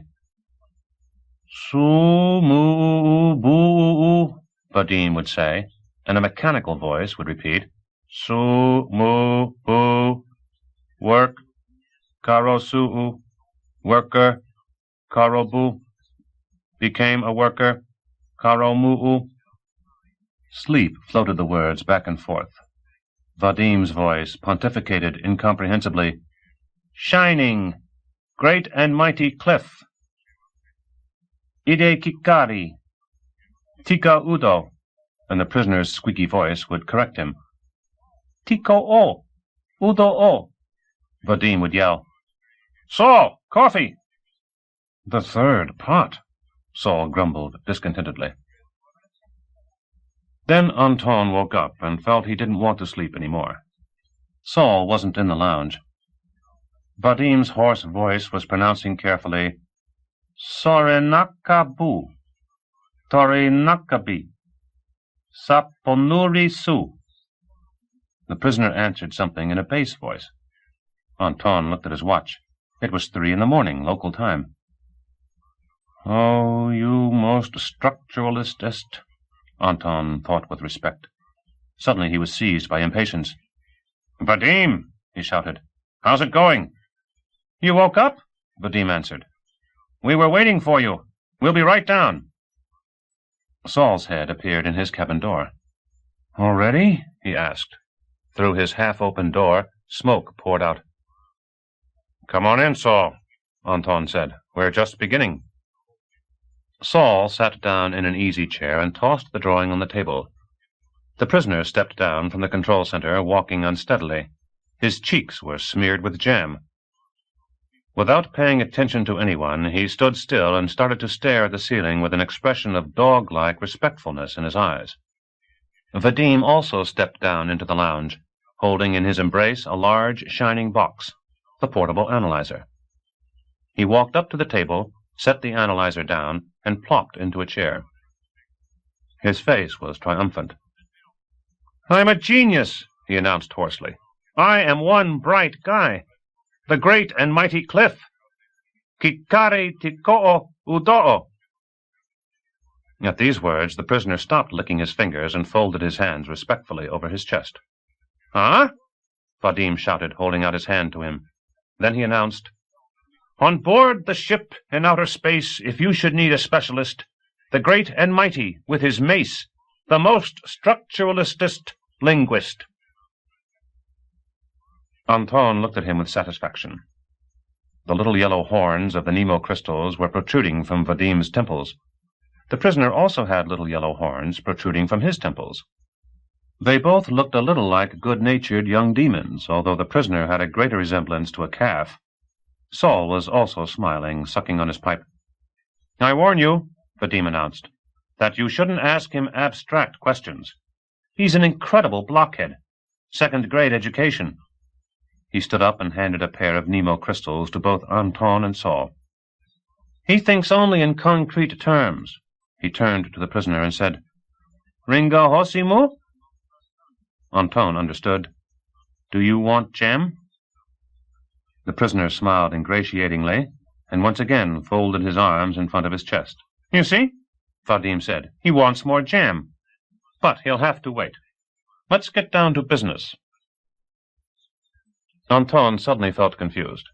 He discovered that he hadn't the slightest idea about how to conduct an interrogation. Vadim and Saul were looking at him expectantly. The prisoner was dejectedly shifting his weight from one foot to the other. "What's your name?" Anton asked very gently.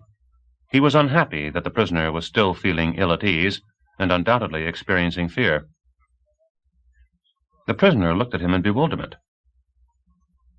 "Ira," he answered, and stopped fidgeting. Anton understood. Of the Hill clan. "Pleased to meet you," he said. "My name is Anton." The bewilderment on Hira's face grew. "Tell me, please, Hira, what kind of work you do?" "I don't work. I am a warrior." "Look now," Anton said, "you must be offended by the violence that we were compelled to use against you. But you shouldn't be. We really had no choice." The prisoner put one hand against his chest, protruded his lower lip, and began to stare right through Anton. Saul coughed resonantly and started drumming his fingers on the table. "You mustn't be afraid," Anton continued. "We won't do anything bad to you." A decided expression of arrogance came over the prisoner's face. He looked around, took 2 steps to the side, and sat down cross-legged on the floor with his side toward Anton. "He's feeling at home," Anton thought. "That's good." Vadim, sprawled back in his chair, was watching the proceedings with contentment. Saul had stopped drumming his fingers and was now rapping his pipe against the table. "We only want to ask you a few questions," Anton continued with great enthusiasm, "because it is essential that we learn what is going on here." "Jam," Hira said unpleasantly, "and fast." Vadim chuckled with pleasure. "Quel petit cochon," he said. Anton blushed and looked over at Saul. Saul was slowly standing up. His expression was motionless and bored. "Are you bringing the jam?" Hira inquired, directing his question at the ceiling. "And let everyone be silent while I ask questions. And bring jam and a blanket, because the floor is hard." Silence reigned. Vadim stopped smiling and stared at the analyzer with doubt written all over his face. "Que penses-tu?" Anton said. "Faut-il lui apporter de la confiture?" Saul, without responding, walked slowly over to the prisoner. The prisoner was sitting stony-faced. Saul turned to Anton. "Vous n'êtes pas dans le bon chemin," he said. "Ça ne marche pas avec les Gestapo." He lowered his hand to Hira's neck. Hira looked worried. "C'est un pithecanthrope. C'est quoi?" Saul said mildly. "Il se méprend sur votre traitement. Il pense que votre politesse est un signe de faiblesse." "Saul! Saul!" Anton said excitedly. Ne parlez qu'en français, Saul quickly warned them. Where's the gem? The prisoner asked hesitantly. With a powerful jerk, Saul lifted the prisoner to his feet. Hira's stony expression changed to confusion. Saul walked slowly around him, looking him over from head to foot. What a spectacle, Anton thought with involuntary fright and disquiet. Saul's appearance was most unattractive, but Hira folded his arms across his chest again and smiled ingratiatingly. Saul returned to his chair unhurriedly and sat down. Hira was now looking only at him. A deathly silence settled in. Saul started filling his pipe, glancing at Hira out of the corner of his eye from time to time. Maintenant, c'est moi qui interrogerai, he said. Et vous, ne mêlez-vous-en pas. Si vous voulez me parler, parlez en français. D'accord, Vadim said, and flicked a switch on the analyzer. Anton nodded in agreement. Qu'avez-vous fait avec cette boîte? Saul asked suspiciously. J'ai pris des mesures, Vadim answered. Nous ne voulons pas qu'il apprenne le français, n'est-ce pas? Très bien, Saul said. He lit his pipe.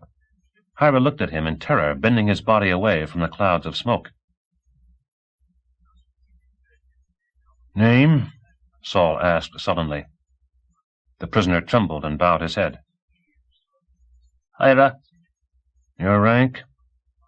Spear carrier. Guardsman. Your superior? Gadira? Of the Whirlwind clan, Anton understood. Your supervisor's rank? Bearer of the excellent spear, leader of the guard. How many guardsmen are there in the camp? 20. How many men in the shacks? There are no men in the shacks. Anton and Vadim exchanged glances.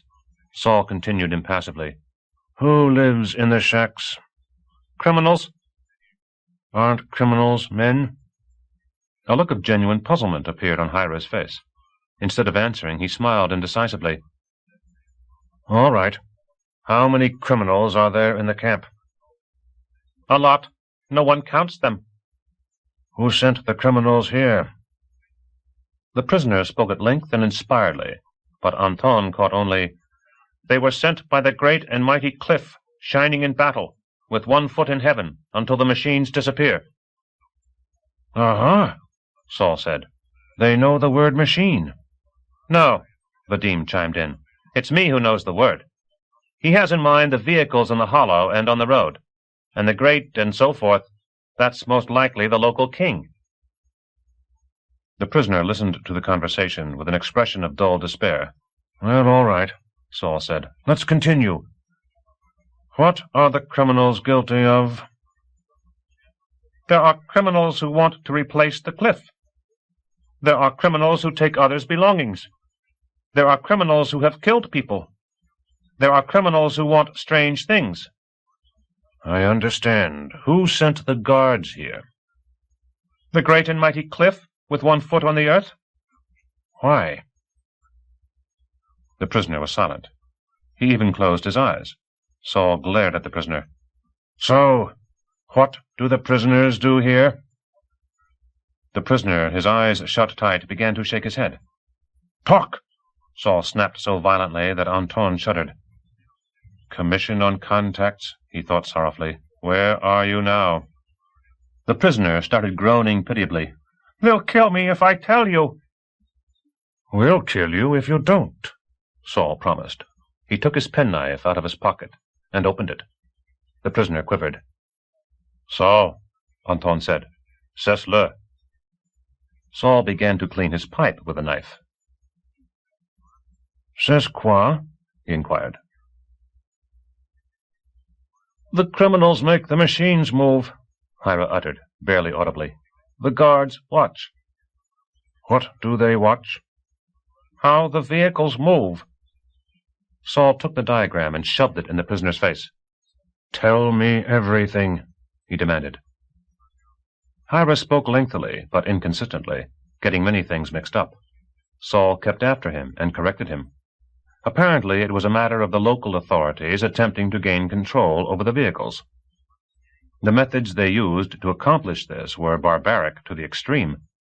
The criminals were forced to poke their fingers into the holes, to turn the knobs, and to put their hands into the engines, and the guards watched what happened. Most often, nothing at all happened. Sometimes the vehicles would explode. Less frequently, they would start moving, crushing and maiming everyone around. And extremely rarely, they succeeded in getting the vehicle to move in a controllable way. During the work, the guards would sit at a good distance from the vehicle being tested, and the criminals would run back and forth between them and the machine to inform them into which hole or which button a finger was going to be stuck. The information was carefully noted on a diagram. "Who makes the diagrams?" "I don't know." "I believe you. Who brings the diagrams?" "The leaders on birds." "He means our feathered friends," Vadim clarified. "Apparently they domesticate them." "Who needs the machines?" "The great and mighty cliff, shining in battle, with one foot in heaven, until the machines disappear." "And what does he do with the machines?" "Who?" "The cliff." The prisoner looked confused. "It's a title, Saul," Vadim said. "Use the full form." "Okay. What does the great and mighty cliff with one foot in heaven or on earth? Damn it, I don't remember." "Living until the machines disappear," Vadim prompted. "What nonsense," Saul said angrily. "What do the machines have to do with it?" "It's all part of the title," Vadim explained. "A symbol of eternity." "Listen, Vadim. Ask him what he does with the vehicles." "Who?" "The goddamned cliff." "Say it simply," Vadim said. "The great and mighty cliff." Saul inhaled deeply and put his pipe on the table. "So, what does the great and mighty cliff do with the machines?" "No one knows what the great and mighty cliff does," Hira answered with pride. Anton couldn't stand it any more and broke out laughing. Vadim roared, bracing himself against the arms of his chair. The prisoner stared at them in terror. "Where do the diagrams come from?" "From beyond the mountains." "What is beyond the mountains?" "The world." "How many men are there in the world?" "Very many. It is impossible to count them." "Who drives the machines?" "The criminals." "From where?" "From the hard road. There are many machines there." The prisoner thought for a moment and added, "It is impossible to count them." "Who makes the machines?" Hira smiled in amazement. "No one makes the machines. They are." "Where did they come from?" Hira pronounced a lengthy speech. He wiped his face, rubbed his sides, and glanced at the ceiling. He rolled his eyes and even broke into song. The story was as follows. Long, long ago, when no one had yet been born, big boxes fell from the red moon.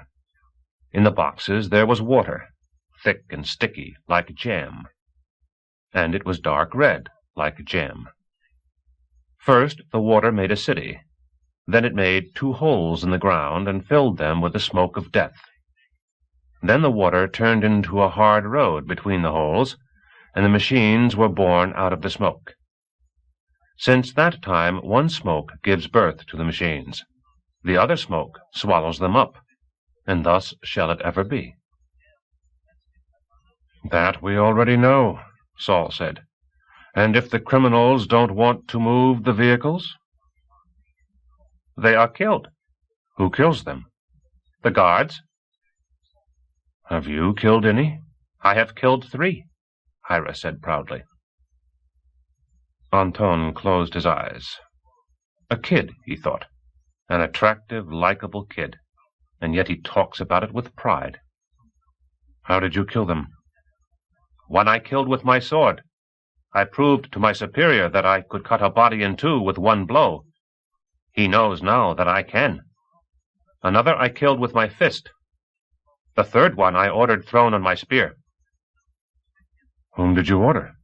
The other criminals. Saul paused for a minute. It's boring, the prisoner said. It is a proud calling, but boring. No women, no intelligent conversation. Boring, he repeated and sighed. Why don't the criminals run away? They do, but just let them. Out on the plain there is nothing but the snow and the birds. There are guards in the mountains. The smart ones don't run away. They all want to live. Why do some of them have golden fingernails? The prisoner answered in a whisper. Those were men of great wealth, but they wanted strange things. Some even wanted to replace the cliff. They are disgusting, awful, he said loudly. The great and mighty cliff, shining in battle, sends them here with their whole family. Except for the women, he added with regret. You know, Saul said, I feel an enormous desire to hang him first, then all the other sword and spear carriers on this plain. But unfortunately, it wouldn't do any good. He filled his pipe again. I have no more questions. Ask away if you want. You can't hang me, Ira said quickly, his face white. The great and mighty cliff with 1 foot in heaven will punish you cruelly. Screw your great and mighty one, Saul said. His hands were trembling. Are you going to ask questions or not? Anton shook his head no. He had never in his whole life experienced such revulsion. Vadim walked over to Hira and tore the Nemo crystals from his temples. What will we do? He asked. Such is man, Saul muttered pensively. On his path to you he must pass through all this and much besides. He will remain a beast for ages after he rises on his hind legs and takes tools in his hands. These people can be forgiven. They have no idea of freedom, equality, and brotherhood. But they have it ahead. They will still attempt to save civilization with gas chambers. They will become Philistines and put their world on the brink of disaster. But all the same, I'm satisfied. In this world, the Middle Ages reign. That's completely obvious. All these noble-sounding titles, all this grandiloquent word-mongering, gilded fingernails, and abysmal ignorance. But at least there are already people who want strange things. That is beautiful. Men who want strange things. And those men, of course, are feared. Those men also have a long road ahead of them. They will be burned at the stake, crucified, imprisoned behind iron bars, then behind barbed wire. Yes, he fell silent. And what a weird practical joke, he exclaimed, to gain control over vehicles without having the slightest idea of what a vehicle is. Can you imagine it? What a bold mind it was. Now, of course, they'd send him to a camp. Now it's all routine, something like a rite in honor of the mighty ancestor. Now, most likely, no one knows. No one wants to know the purpose of it all, except as an excuse to create death camps. But at one time it was a real idea. He fell silent and started to rasp on his pipe. Anton said, Why then are you so gloomy, Saul? They won't have to pass through the gas chambers and all that. After all, we are already here. We? Saul grinned. And what can we do? There are 3 of us here, and we all want to do good actively. But what are we capable of? Of course, we can go up to the great cliff as emissaries of reason and ask him to renounce slave-owning and to give the people freedom. We'd be hauled off and thrown into the hollow. We can squeeze into long white robes and go among the people. You, Anton, will be Christ. Vadim will be St. Paul. And I, of course, Thomas. And we will preach socialism and even perhaps perform a few miracles. Something like null transport.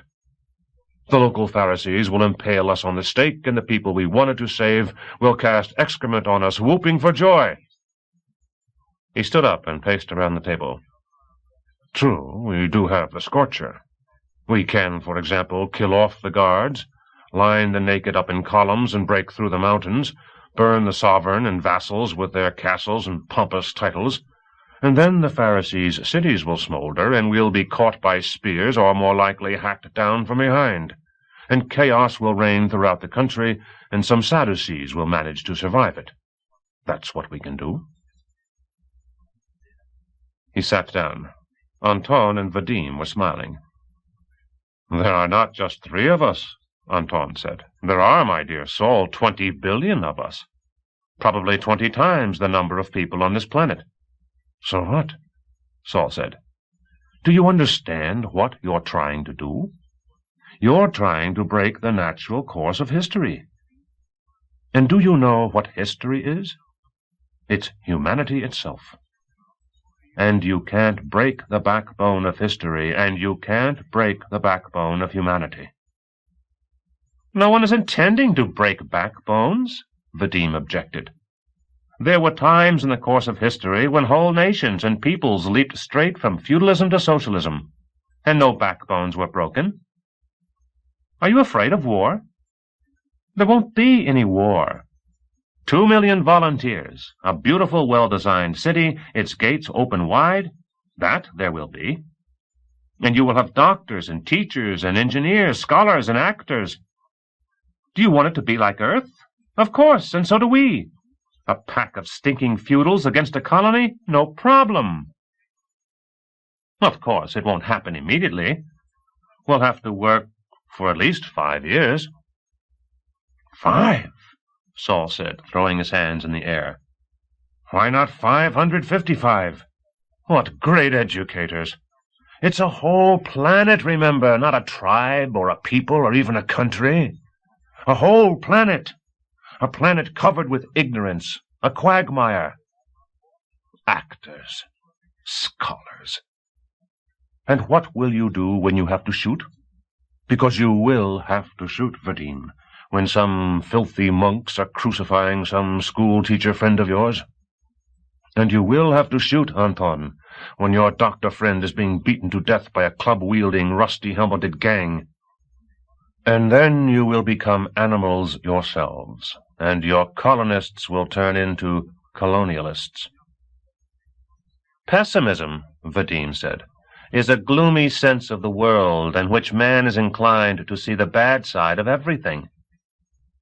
Saul stared at him wildly for several seconds. You shouldn't joke, he said finally. It's no laughing matter. Communism is first and foremost an idea, and not a simple one. It was earned through blood. You can't teach it in 5 years by visual aids. You shower a hereditary slave, a natural egotist, with abundance, and do you know what happens? Either your colony becomes a wet nurse for fattened idlers who have no incentive to work, or some energetic bastard, with the help of your very own gliders, scorchers, and other paraphernalia, drives you off the planet and takes over all that abundance for himself, and history continues down its natural path. Saul snatched back the lid of the disposal and furiously began to empty his pipe. No, my fine friends, communism has to be earned through suffering. For communism, you have to fight with people like this. He pointed his pipe toward Hira. With your ordinary, simple-minded person. Fight him when he has a spear. Fight him when he has a musket. Fight him when he has a schmeiser. And that's not all. When he throws away his schmeiser, falls face down in the mud and crawls toward you, that's when the real fight begins. Not for a piece of bread, but for communism. You lift him out of the mud, wash him off. Saul stopped talking and threw himself into a chair. Vadim scratched his head thoughtfully. Anton said, You would know best, Saul. You're the historian. Of course it won't be easy. Vadim, as usual, was spouting off. Vadim and I together, or the 3 of us, will never solve the problem, even in theory. But we know one thing. Humanity has never set itself a task and failed to complete it. Saul mumbled something incomprehensible. How it will be done in practice, Anton shrugged. And if it is necessary to shoot, we will remember how it's done, and we will shoot. Only I think we will manage without the shooting.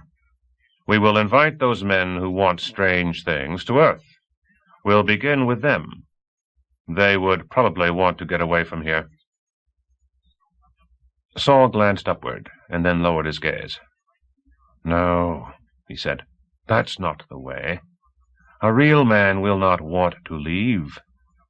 And a not real man. He raised his eyes again and looked straight at Anton. And a not real man won't find anything to do on Earth. Who needs him, the deserter? For some unknown reason, they all fell silent. And, for some reason, Anton felt unbearably sorry for Saul and afraid for him. Saul, beyond doubt, had suffered a great calamity, and a very complex calamity, as unusual as Saul himself, as his words and actions. Vadim cried out with a forced enthusiasm, "Say, we almost forgot! Why did those poor unfortunate men stab me with a sword? We should have that clarified." He ran up to Hira, whose legs were giving way because of fatigue and foreboding, and fastened the Nemo crystals to his temples again. "Listen here, Pithecanthropus," he said. "Why did the criminals pulling your sleigh attack us? Do they love you that much?" Hira answered, "At the command of the great and mighty cliff, shining in battle, with 1 foot in heaven, living until the machines disappear, the prisoners are imprisoned here until the machines disappear." "That is forever," Vadim explained. "But if a criminal gets a machine to move, he is granted a pardon and returns beyond the mountains. The criminals pulling my sleigh were going home. They were almost men. At the checkpoint I was to let them go and ride the rest of the way on a bird. But they were unable to protect me, even though they wanted to, because they wanted to live. Now they will be impaled." He yawned nervously and added, "If the sun has already arisen, they have been impaled." Anton jumped to his feet, knocking over his chair. "Oh, God!" Saul said, and dropped his pipe. Chapter 7. The spear-carrier of the Hill clan was seated between Saul and Anton. Once again he was wrapped in his fur coat, which now smelled of insecticide. He was sitting peacefully, wrinkling his short nose nervously and sniffing. It was 5 o'clock in the morning, and a pale, icy dawn was breaking, and it was very cold. Vadim drove the glider at top speed and kept thinking the same thing over and over. Will we make it or not? If only those poor men had decided not to return to the settlement immediately. But he understood that they had nowhere else to go. It was their only hope, to try to assuage the leader of the guard with a story about their heroic defense of his envoy.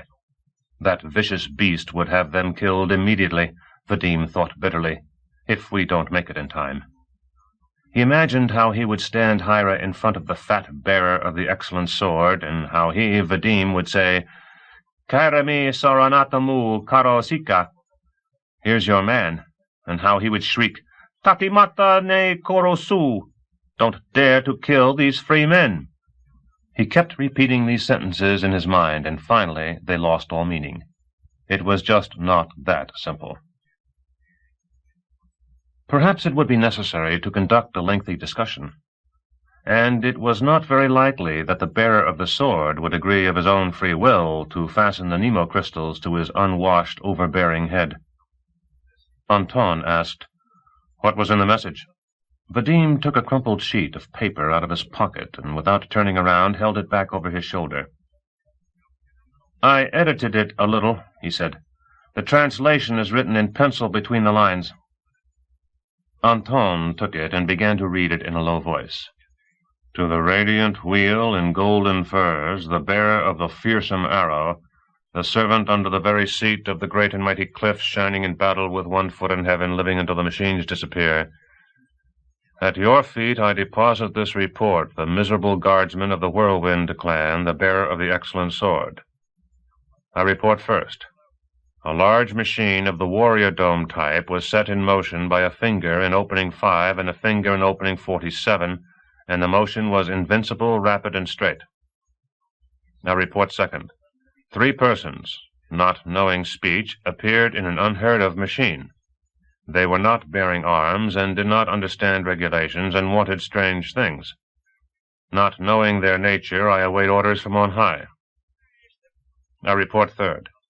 The coal is running out, and we, because of our ignorance and stupidity, are unable to burn the corpses as fuel. To this I attach, first, a diagram of the large machine of the Warrior Dome type, and, second, samples of the material fastened by the unknown people to the wounds of criminals. Well, nothing new here, Anton said. Feudalism of the worst kind, Saul said. Don't be all that polite with them, or you'll end up on their spears. Well, I'm not in the mood for politeness, Vadim thought, and not because of the spears. The prisoner suddenly started fidgeting and implored in a coarse, gruff voice, Renee, sent 2, Vadim screeched. The prisoner froze. Asking for more jam, Vadim said. He'll manage without it, Saul said. Eat and drink, fight and die, that's a soldier's life. It's okay, Vadim said. We'll get him to want strange things. Vadim, Anton requested, give me a couple of crystals. I want to talk with him. In my right pocket, Vadim said, without turning around. Listen, Hira, Anton said. If we return you to the settlement, will your superior release the freed criminals who defended you? Yes, Hira said quickly. And will you return me to the settlement? Of course we will, Anton said. We're not going to kill you. Vadim glanced over his shoulder. Hira had assumed a dignified expression. My superior is strict, he declared. My superiors, perhaps, will not release them and will send them back to the Hollow. But you may count on his mercy. Perhaps he will even release you if you give him valuable gifts. Do you have valuable gifts? We do, Anton said absent-mindedly. We have everything. What's he saying? Saul interjected. Vadim, where are my crystals? Ah, here they are. Maybe we should try to buy them off, Anton said pensively. Not create an ugly incident. I certainly don't want that. Hira started talking again, and his voice was firm and shrill. And you will give me that jacket there. He poked Saul's jacket. And that box. And all the jam. It doesn't matter. They're going to take it all away before they send you to the Hollow. You decided wisely not to create an incident. Our spears are sharp and jagged, and when we pull them back, they pull the enemy's guts out. And I'll take these boots, and these too, for everything between land and sky belongs to the great and mighty cliff. And I'll take these too. Hira worriedly stopped talking. Vadim, bursting with laughter, turned around. Anton was absorbed in looking out the window. It was evident he wasn't listening. Hira was sitting on the floor, his legs folded, staring at Anton's shoes. Saul was watching Hira, holding a crystal to his temple. Catching Vadim's eyes, he gave a forced smile. Hira said sententiously, When they strip you, do not forget to say that this, he pointed, and this are mine. I'm first. Shut up, Saul said softly. Shut up yourself, Hira said with dignity, or we will bludgeon you to death. So, Anton said, knock it off. Why are you acting like a child? Yes, he is not smart, Hira said, but his jacket is good. So he really is convinced that we are in his power, Vadim thought. He is already picturing how they will strip us and hurl us into the Hollow, and we will sleep on the dirt floor covered with filth, and we will always be silent, and he will drive us barefoot over the snow, poking us with his spear, striking us in the face, so we don't lag. And all around, men who think only of themselves, who dream only of getting their finger in the right opening, and then being harnessed, joyful and triumphant, to a sleigh and driven over the snow to freedom, barefoot, over the snow-covered mountains under the seat of the great and mighty. Vadim's head started swimming from the pain. He was biting his lip very hard. I'd arrange a picnic for them, he thought with hatred. It was a strange feeling, hatred. From it you grew cold inside, and all your muscles tensed. He had never before experienced hatred of people. He heard Saul breathing roughly behind him. Hira was humming a song. Below, the dirty hollow sprung into view. On the bottom, the machines were clumped together in disorder, absurd and barbarous instruments of humiliation and death. Damn you, you aliens, Vadim thought. But why blame you? You're not even humanoid. Water from the sky. Jam. He dropped the glider low and, braking, followed the street straight to the guardhouse. Hira, recognizing his old surroundings, let loose with a joyful yell, which even the powerful analyzer couldn't take. A crowd had gathered in front of the house. In the greenish light of the dawn, the snow was glittering. On the snow, huddled together, the 24 miserable, naked prisoners stood with their heads drooping. Around them, leaning on their spears, with their legs spread wide, stood the guards in fur coats. The bearer of the excellent sword towered above them on the porch. He held the excellent sword in front of him, and, turning a protruding ear toward the sword, felt the blade with his thumb. Then he noticed the descending glider, and froze motionless, his black maw gaping. Vadim set the glider down right in front of the porch. He threw open the canopy and shouted, "Kaira me soranatamu karosika, tatimata ne korosu." He jumped up from behind the controls, lifted up the carrier of the Spear of the Hill Clan in his arms, and set him down on the steps. The leader lowered his sword and snapped his mouth shut. Hira bowed and, with rapid little steps, shuffled over to him. "Why haven't you been killed yet?" the leader asked in amazement. Hira, folding his arms, started cooing in a rapid and deep voice. "What should happen has happened. I told them of the majesty and might of the great and mighty cliff, shining in battle with one foot in heaven, living until the machines disappear, and they in fear pissed in their pants. They fed me with delicious food and spoke to me like obedient servants, and they have come here to bow down before you." The spearsmen deferentially closed ranks near the porch. Only the 20 naked men remained in place, submissively awaiting their fate. The officer thrust his sword into his scabbard pompously and slowly. He did not look at the glider any more. He began to interrogate Hira unhurriedly and impassively. "Where do they live?" "They have a big house on the plain. It's very warm." "Where did they get this machine?" "I don't know. Most likely from the road." "You must tell them that all the heavens and all the earth belongs to the great and mighty cliff." "I told them. But their boots and one jacket and the shining box belong to me. Please do not forget, bright and strong one." "You are a fool," the officer said scornfully. "Everything belongs to the great and mighty cliff, and you will receive what is allotted to you. Where is the message?" "They took it away from me," Hira said disappointedly. "You are once more a fool. That will cost you your hide." Hira wilted. The officer stared somewhere between Vadim and Anton and proclaimed, "Let them show me their boots." Saul snarled something and edged over to the glider. "Easy does it," Anton said. The officer melancholically blew some snot onto the porch. "And what food did you eat?" he asked. "Jam. Not exactly like our jam, but it is sweet and brings joy to your tongue." The officer showed some sign of animation. "Do they have much of this jam?" "Very much," Hira answered enthusiastically. "But please don't order that I be beaten." "I have decided," the officer said. "Let them return home and bring to my feet all the jam, and all the rest of their food. Do they have coal?" Hira looked inquiringly at Anton. Anton said sharply, "Demand freedom for these criminals." "What is he saying?" the officer asked. "He is asking you not to kill these prisoners." "And how is it that you understand his speech?" Hira pointed with both hands to the little horns on his temples. "If you place these against your head, you hear foreign speech and understand it, as though it were your own." "Hand them over," the officer demanded. "These two belong to the great and mighty cliff."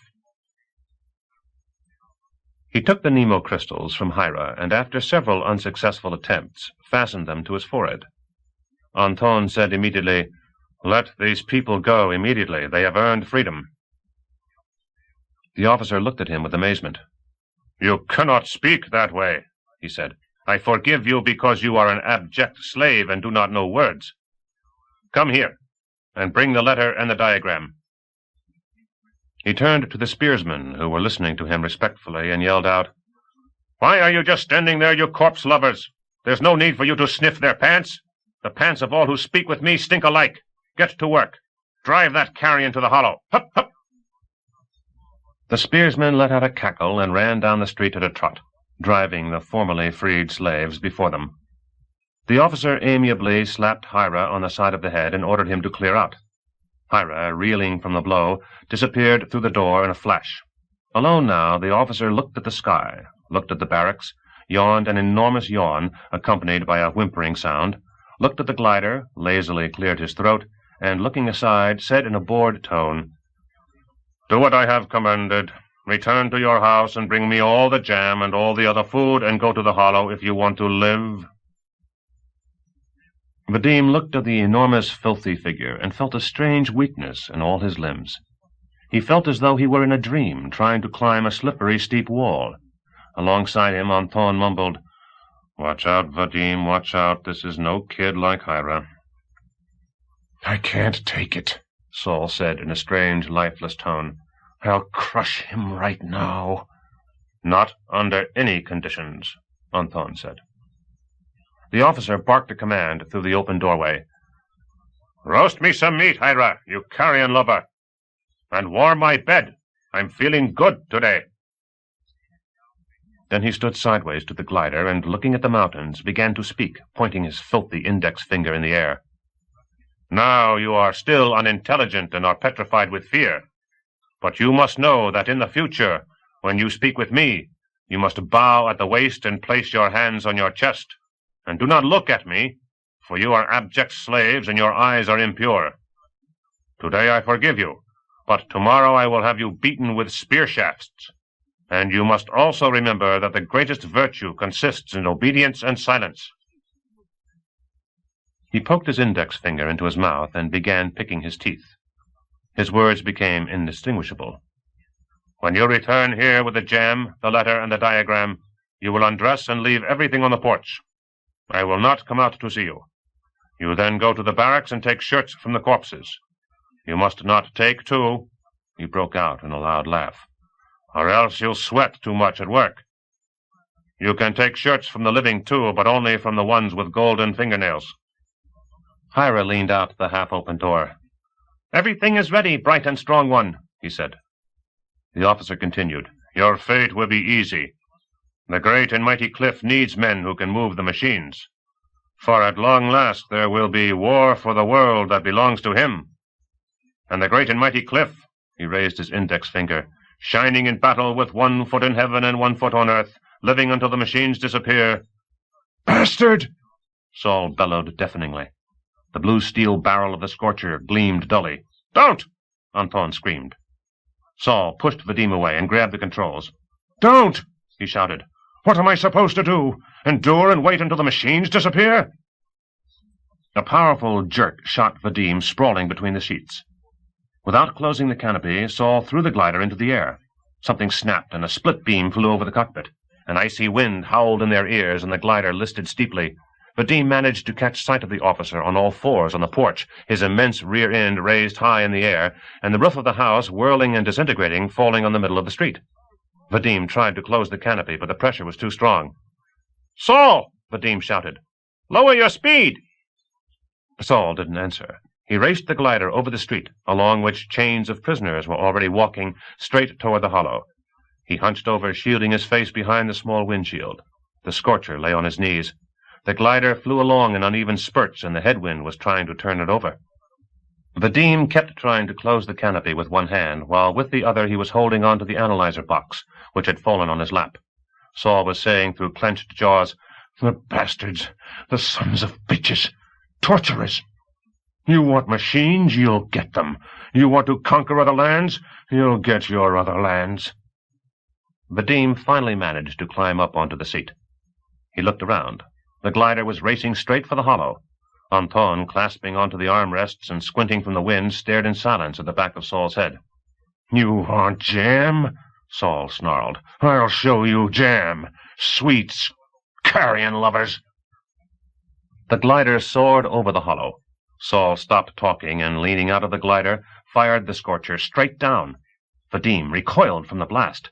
A blinding purplish flame hurled itself up from the hollow, and a clap of thunder tore his ears, and then everything was behind them. Vadim, straining so much that everything inside him seemed to crunch, finally slammed the canopy shut. It was quiet. "I'll teach them a different idea of eternity," Saul said, and then fell silent. "But perhaps we shouldn't," Vadim said meekly. He still hadn't understood what Saul was driving at. Well, what can you do with them, he thought. Dull, ignorant people. But how could you get really angry at people like that? The glider roared over the hilltops, kicking up clouds of snowy dust. Saul was a terrible pilot. He put too much energy into the engine, and the engine was half idling. But behind the glider stretched a solid wall of hoarfrost. Several birds threw themselves across it and immediately disappeared into the snowy whirlwind. And behind, over the sparkling turbulence, a smoky column rose into the sky. "One thing is a pity, one thing," Saul started up again. "It's a pity that you can't destroy with one blow all the stupidity and cruelty without destroying man at the same time. Or even just one stupid thing in this immeasurably stupid land." "You're flying to the main road?" Anton asked calmly. "Yes. And don't try to stop me." "I wasn't even considering it," Anton said. "Just be careful." Vadim finally understood and fixed his gaze on the scorcher. "It looks like it's beginning," he thought. "Something I'll never, ever be able to describe, something I'll never, ever be able to understand." On the highway, everything was still the same. Like the day before, and like 100 years before, the machines were moving noiselessly in even rows. They left the smoke and returned to the smoke. And it could go on forever. But Saul landed the glider 20 meters from the highway, slid back the canopy, and rested the scorcher on the side of the glider. "I cannot stand anything eternal," he said, unexpectedly calm, and fired. The first blast hit an enormous turtle-shaped machine. Its armor plating flew apart like an eggshell and burst into flames, and the frame spun in place on one tread, knocking aside and overturning the little green carts that were following it. "You can't change the laws of history," Saul said. A huge black tower on wheels exploded into flames, and another just like it turned on its side and blocked part of the highway. "But you can correct certain historical errors," Saul said, taking aim. A 1,000,000-volt flash of lilac lightning flashed underneath an orange machine similar to a field synthesizer. Disintegrating into pieces, it soared high into the air. "These errors must be corrected," Saul said, firing without stop. "Feudalism is a filthy enough affair even without this." Then he fell silent. On the right, a heap of red-hot fragments grew, and on their left, the highway was empty. For the first time, most likely, in thousands of years. Only a few machines that had accidentally broken through the fiery curtain were advancing. Then the flaming mountain fell apart with hissing and crackling. A tall column of sparks and ashes ascended, and through the cloud of smoke, new rows of machines burst ahead. Saul growled and leaned his head against the scorcher. Once again the blasts thundered. The machines exploded into flames, and once again a heap of red-hot fragments grew. Thick black clouds of dust, cut by showers of sparks, hung in the air. Ashes fell in furry flakes, and the snow turned black and steamed. The ground around the highway was soon bare. Vadim sat with his feet on the analyzer, shuddering and blinking at each burst. Then he got used to it and stopped blinking. Again and again the flaming mountain would rise in the middle of the highway. Again and again it would crumble, throwing off burning fragments, noisily exhaling waves of intolerable heat. But the machines kept coming in an invariable stream, indifferent to all the destruction, and there was no end to them. "Isn't that enough, Saul?" Anton asked. It was useless, Vadim thought. Saul stopped shooting. The scorcher was out of charges, and dropped his head into his hands. The hot muzzle of the scorcher was pointing at the sky. Vadim looked at Saul's soot-covered arms and head and felt an enormous tiredness. I don't understand it, he thought. All in vain. Poor Saul. History, Saul said hoarsely without raising his head. You cannot stop it. He sat up straight and looked at Vadim and Anton. My heart couldn't endure it, he said. Forgive me. My heart couldn't stand it any more. I just couldn't. I had to do something. They sat and watched the highway for a long time. The machines rolled along, row after row, pushing the fragments to the side of the road, sweeping away the ashes, and soon everything was the way it had been, except that a scarlet stripe running across the highway was slowly cooling off, the sullied snow showed black all around, and the smoky veil overhead took a long time to disperse, through which, trembling, the red, distorted disk, the yellow dwarf EN 7031, peeked. Saul closed his eyes and said incomprehensibly, It's like the ovens. If you destroy only the ovens, they just build new ones. Somewhere nearby, mournful shouts, disgustingly familiar, resounded. Without thinking, Vadim turned his head. On the side road, right near the highway, a crowd of emaciated men in sacks and guards in fur coats and with spears were racing around. What are they doing here? Vadim thought. The guards drove an unlucky man out of the crowd with the shafts of their spears. Trembling and glancing around, he walked across the black snow and stepped onto the highway. An immense shining tower rolled softly toward him. The man glanced at the guards in desperation. They shouted out something, their hands cupped around their mouths. The prisoner closed his eyes and stretched out his arms. The machines knocked him over and kept rolling. Saul stood up. The scorcher thudded against the floor of the cockpit. I want to beat the crap out of them, Saul said, flexing his fingers. Anton grabbed him by his jacket. Really, Saul, he said, that's useless, too. I know. Saul sat down. You think I don't know? But why can't I do anything? Why can't I do anything, here or there? The guards pushed another prisoner onto the road. The first remained stretched out on the pavement, flat as an empty sack. The second stretched out his arms and stood in the path of a red platform with a cubic box on it. The platform slowed down and stopped 2 paces in front of him. The guards shouted. The prisoner raised his arms and started to back off the highway. The red machine, as though fastened to him, crawled after him. It turned onto the side road, rocking wildly when it hit potholes. The prisoner kept backing up, leading it from the highway to the hollow. And on the highway the machines kept coming. I really made a mess of things, Saul said woefully. Curse me out. But all the same, you have to start with something like that. You'll come back here, I know. So remember, you always have to begin by sowing doubts. Well, why aren't you cursing me out? Vadim just sighed convulsively, and Anton said affectionately, What for, Saul? You didn't do anything bad. You just did something strange. Chapter 8. Vadim, Anton said, go see how Saul's doing. Vadim stood up and walked out of the control center. He went down into the lounge and looked in on Saul. He was struck by a gust of stale smoke. Saul was lying on the sofa in exactly the same position they had placed him in after the passage, his legs with his enormous feet stretched out, his head thrown back and his bristling Adam's apple protruding sharply. Vadim squatted down alongside and touched Saul's forehead. It was burning. Saul was murmuring incoherently. Rusks. We need rusks. What are you going to do to me with those scissors? The scissors are in tailors, not for manicures. I'm asking you about the rusks, and you tell me about scissors. He suddenly shuddered and gasped, Zum Befehl, Herr. No, sir, we're killing lice. Vadim patted him on his limp hand. It was painful to look at Saul. It was always painful to see a strong, confident man in such a helpless state. Saul opened his eyes slowly. Ah, he said, Vadim. Vadim, my friend. Don't worry. It's always unpleasant to watch an interrogation. Don't think bad things about me. I'll come back. It was just weakness.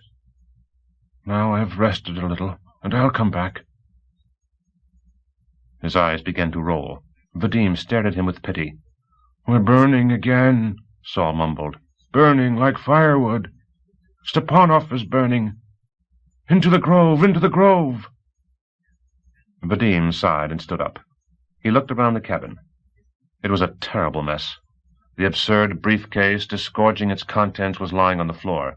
The contents were strewn about, strange gray cardboard cases filled with paper, decorated with a stylized representation of some kind of bird with folded wings. One of the cases had come undone, and the papers were scattered over the whole cabin. There were also papers on the desk. Vadim wanted to straighten up, but noticed that Saul had fallen asleep. He tiptoed out of the cabin, shutting the door quietly behind him. Anton was sitting at the controls, his fingers on the contacts, and was watching the view screen, lost in thought. The crowns of pine trees, distant gleaming buildings, and the red lights of the energy receiver slowly crawled across the screen.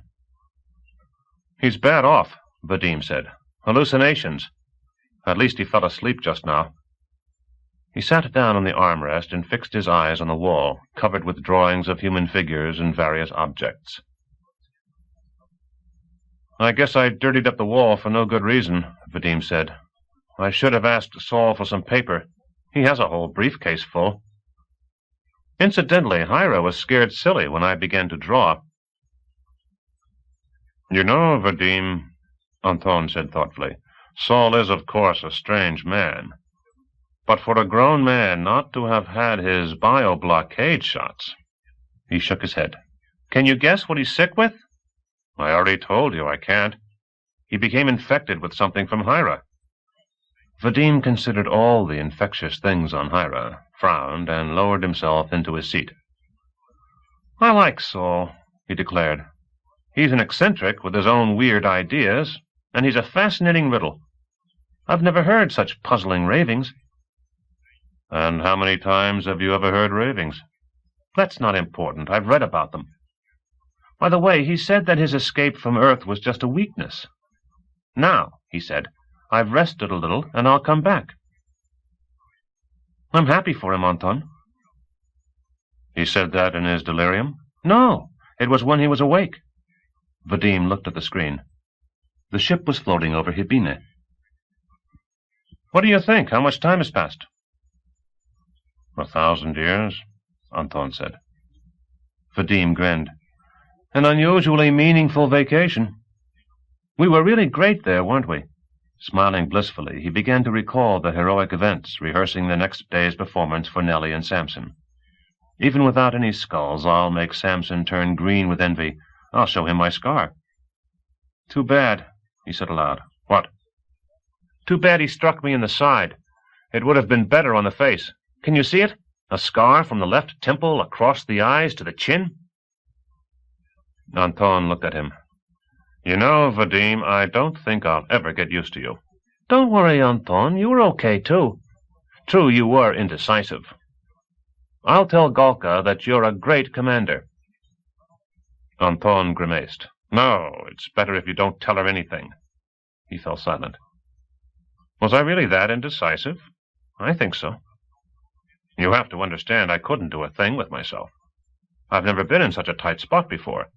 A lot of things have happened, but never, Vadim, a situation like that, where you have to do something but there's nothing that can be done, where it's so essential to improve things, but you know you can only make them worse.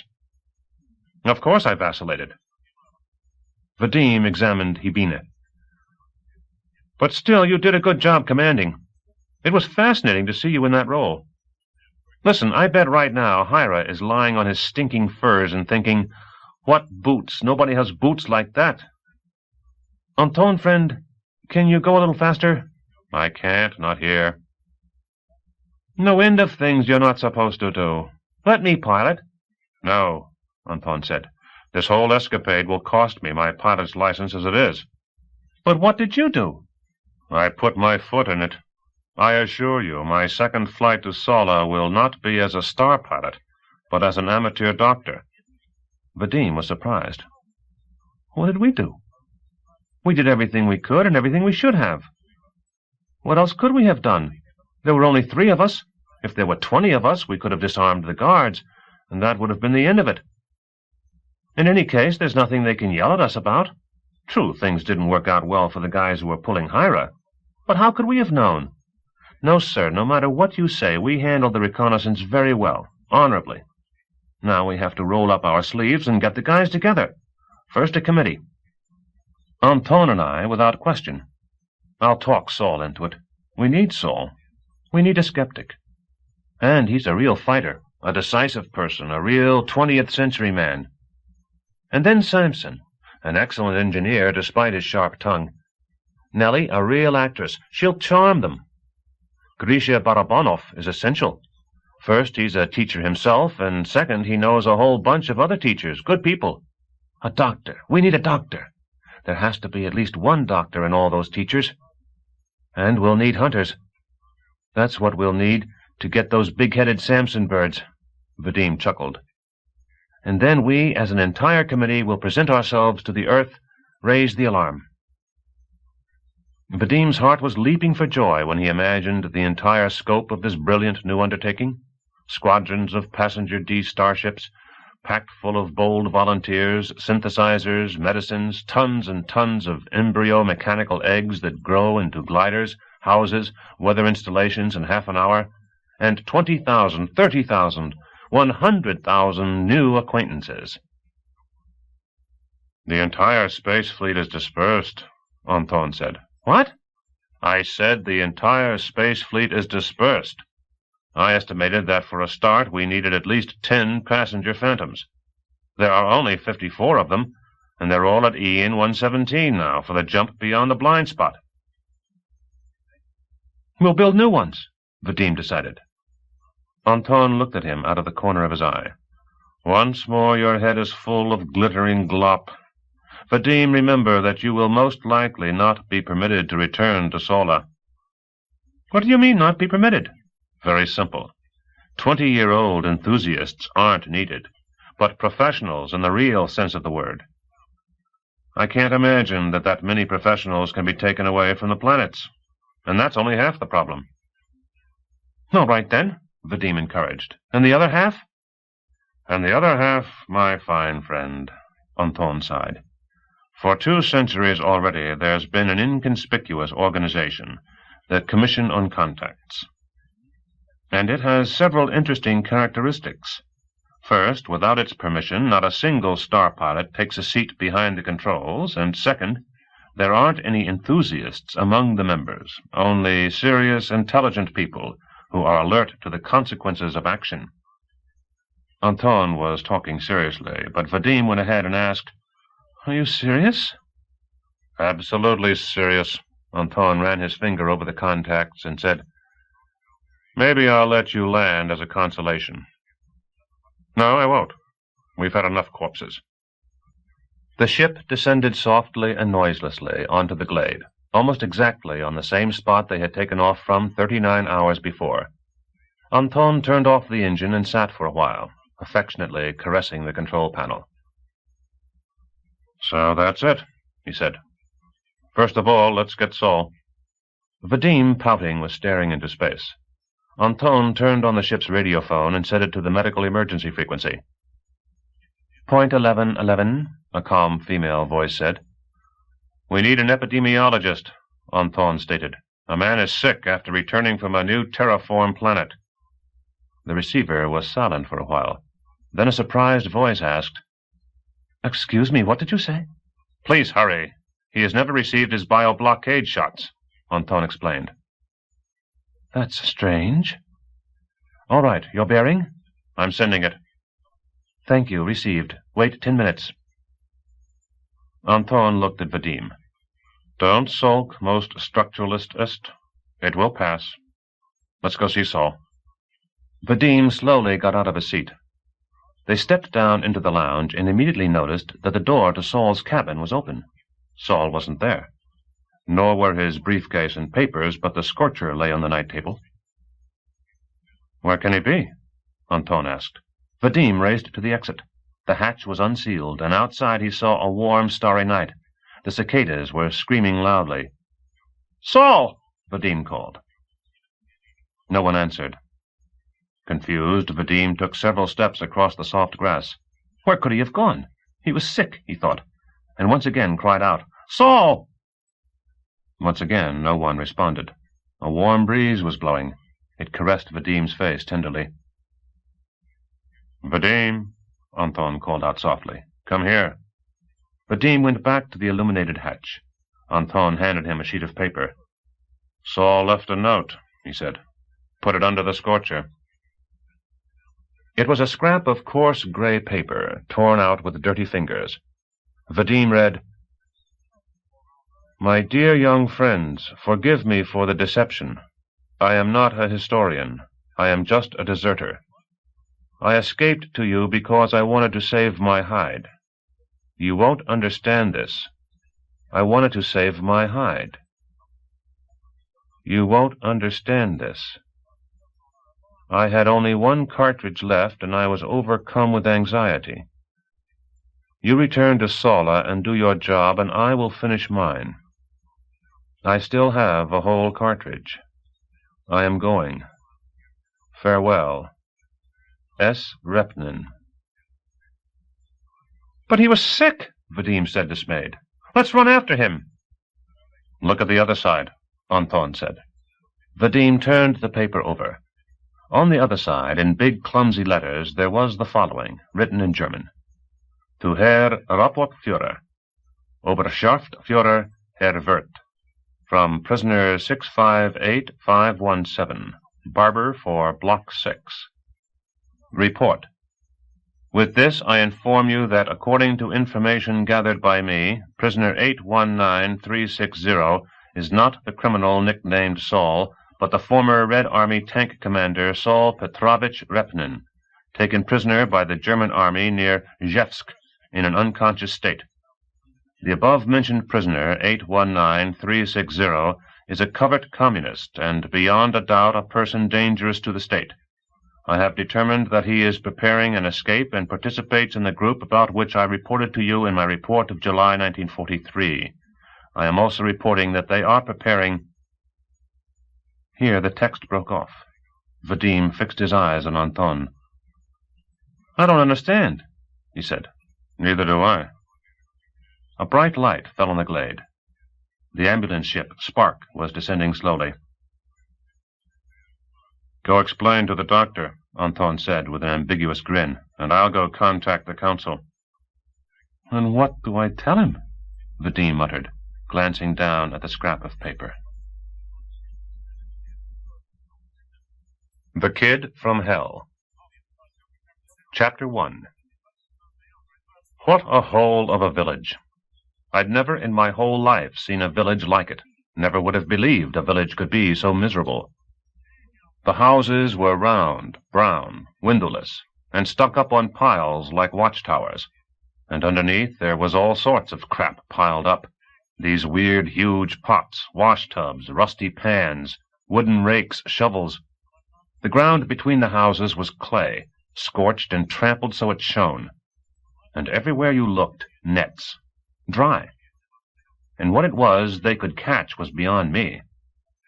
On the right there was a swamp. On the left there was a swamp, and the whole place stunk like a garbage dump, a real hole. They'd been rotting there for 1,000 years, and if it weren't for the Duke, they'd have gone on rotting for another 1,000 years. The north. A wilderness. The inhabitants, of course, were nowhere to be seen. Either they had run off or were hiding somewhere. The field kitchen, unloaded from its carriage, was belching smoke in the square near the trading post. A husky porcupine, wearing a filthy apron over a filthy gray uniform, was poking around in his pot with a long-handled ladle. If you ask me, that pot was the main source of the stink in the village. We walked up to him. Leopard paused to ask where the commander was. The animal didn't even turn around, muttered something into a slop, and jabbed his ladle in the general direction of a street. I planted the tip of my boot into the base of his spine. He turned around quickly, saw our uniforms, and immediately stood up as required. His face matched his pig-like body. The damned porky hadn't shaved in at least a week. "So where's your commander?" Leopard asked again, poking his cane into the porky's fat neck, right under his double chin.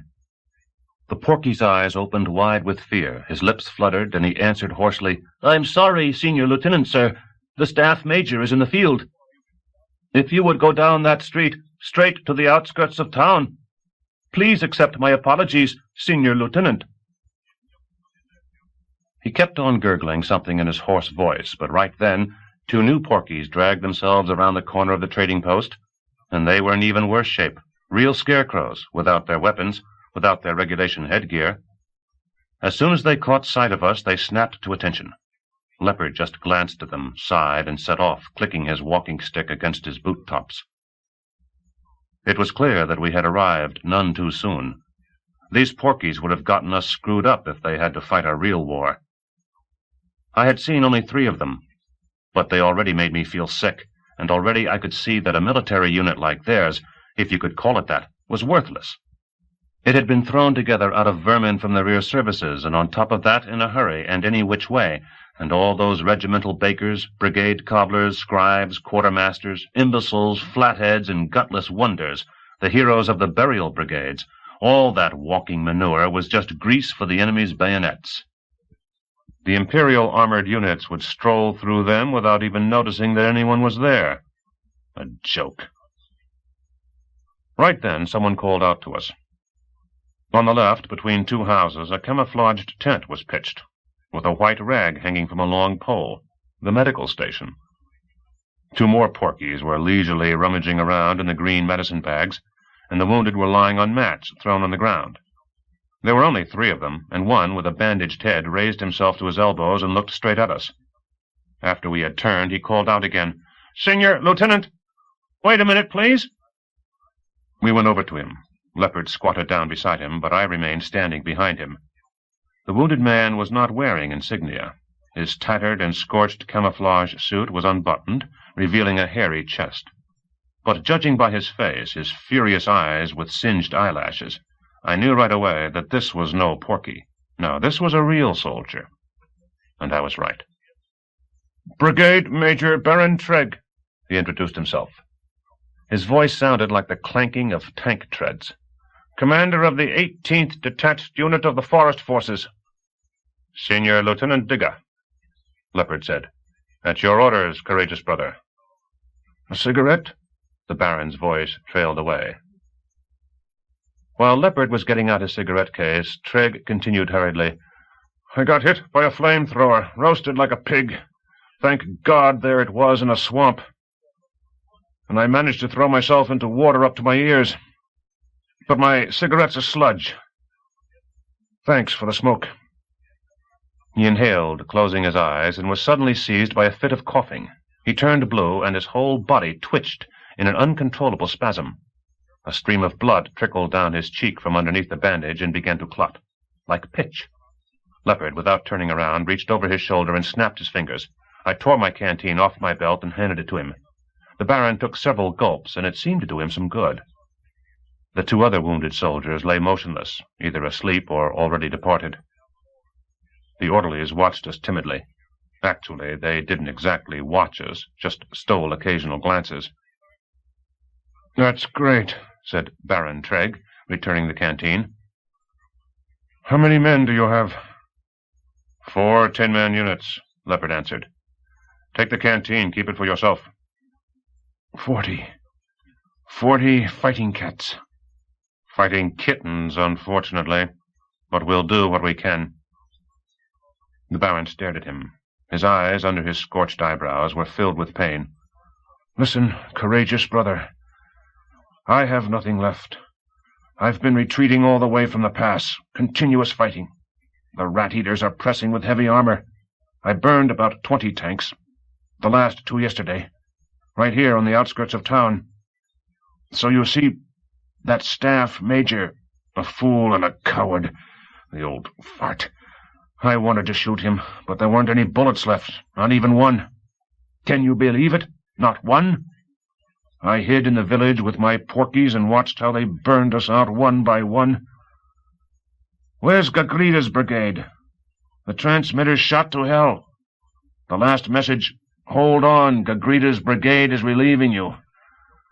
Listen a cigarette. And report to headquarters that the 18th Detached has been wiped out. He was already delirious. His furious eyes turned murky, and his tongue hardly moved. He collapsed on his back, but kept talking, mumbling, gasping, and his cramped fingers groped restlessly around him, catching momentarily on the edge of the mat or on his suit. Then he fell silent in the middle of a word.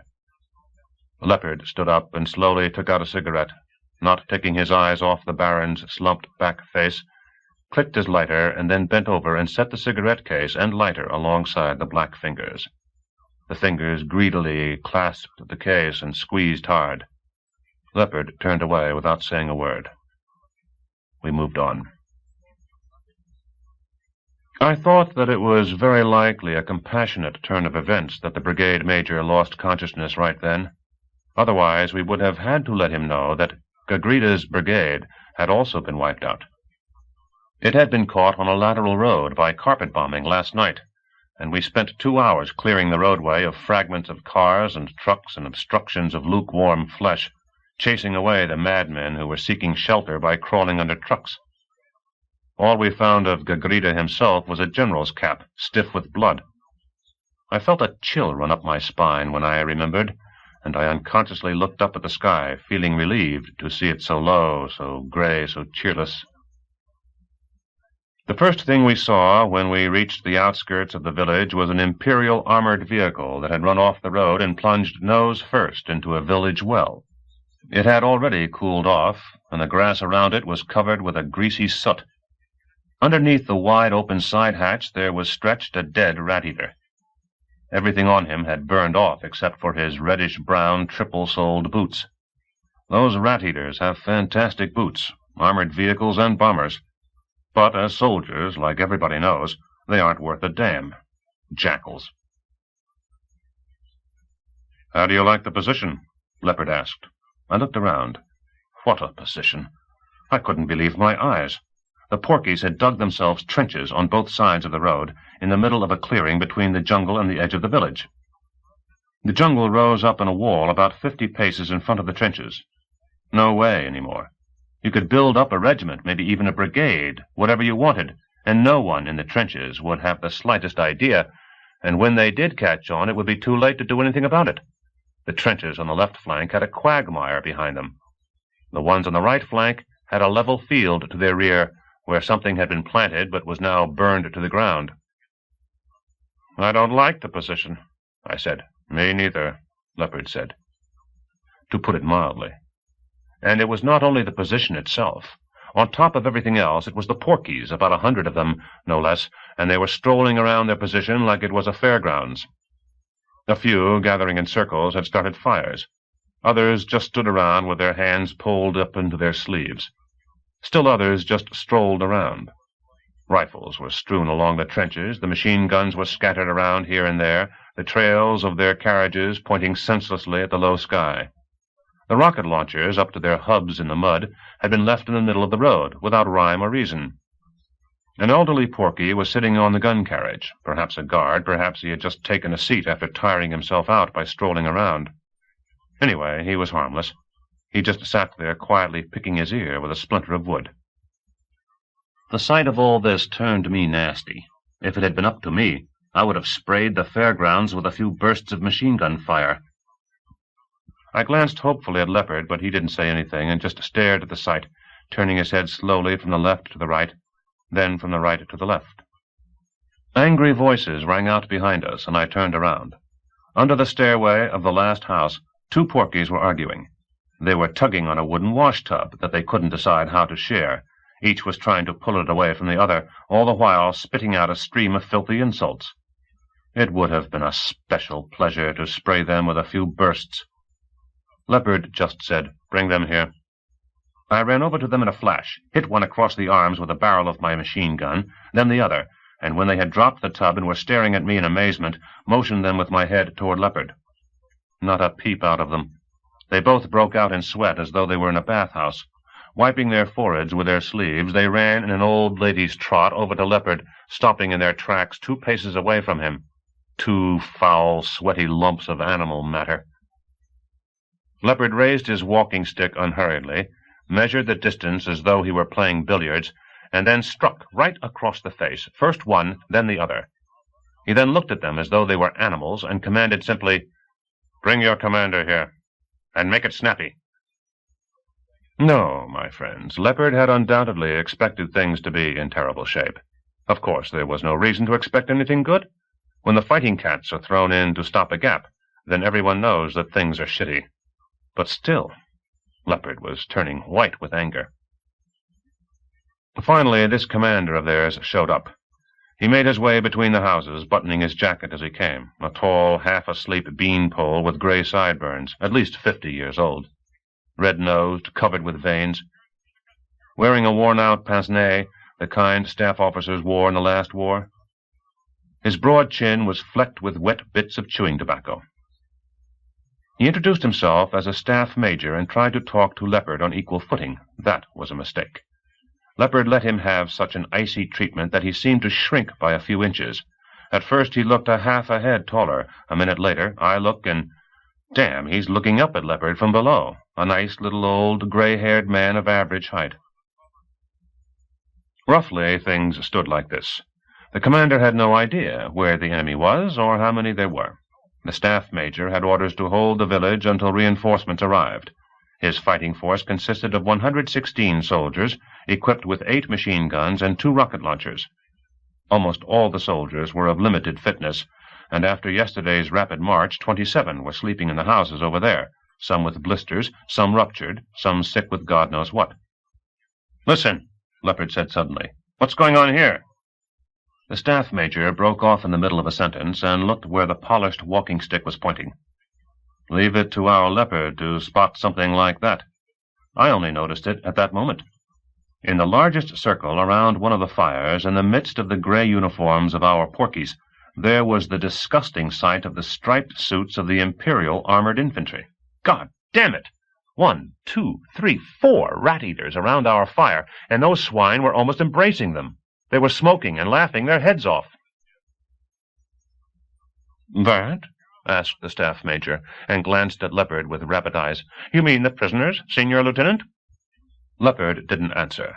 The staff porky once again affixed his pince-nez and set about explaining, "They are prisoners, but you have to understand that they are not really ours. Soldiers captured in yesterday's battle by the chasseurs, not having any means of transport and likewise not having sufficient personnel to mount the appropriate guard." "Gack," Leopard said, "march them off and hand them over to Tick. Only first interrogate them." I snapped my safety off and went over to the fire. The pigs were smoking and guzzling something out of mugs.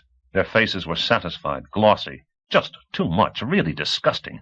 And one guy, a blonde, was slapping a porky on the back, and the porky, the brainless blockhead, the pig, was as pleased as Punch and whinnied and threw his head back laughing. Were they drunk? Was that it? I went right up to them. The porkies spotted me from a distance, shut up immediately, and tried to crawl away as best they could. But some of them went limp with fear and just sat there, their eyes falling out of their heads and their mouths hanging open. And the men in striped uniforms turned pale. The rat-eaters know our emblem. They know all they want to know about us. I ordered them to stand. They stood, reluctantly. I ordered them to fall in. They fell in. There was nothing they could do. The blonde attempted to babble something in our language, but I poked him in the ribs with the barrel of my gun, and he shut up. So I got them to set off, single file, crestfallen, their hands behind their back. Rats. Even the smell of them had something ratty about it. 2 of them were solidly built guys, broad-shouldered, but the other 2, you could tell they had just been called up, were namby-pamby milksops, maybe just a little older than me. I hate prisoners. I mean, what kind of slime would go off to war and wind up a prisoner? Of course, I understand why. They were rat-eaters, and you had to expect it. But all the same, it's sickening. Well, anyway, one of the milksops doubled over and threw up. "Forward march, damn it!" The second started in. Damn it, the rats sensed their death and acted just like real rats. And now they would do anything to save their skins. Betray, sell out, become slaves. "At the double march!" I barked out in their language. They started running. They ran slowly, clumsily. The blonde limped. Seriously wounded, probably twisted his ankle in a bathhouse. It didn't matter, he'd make it, even if he did have to hobble.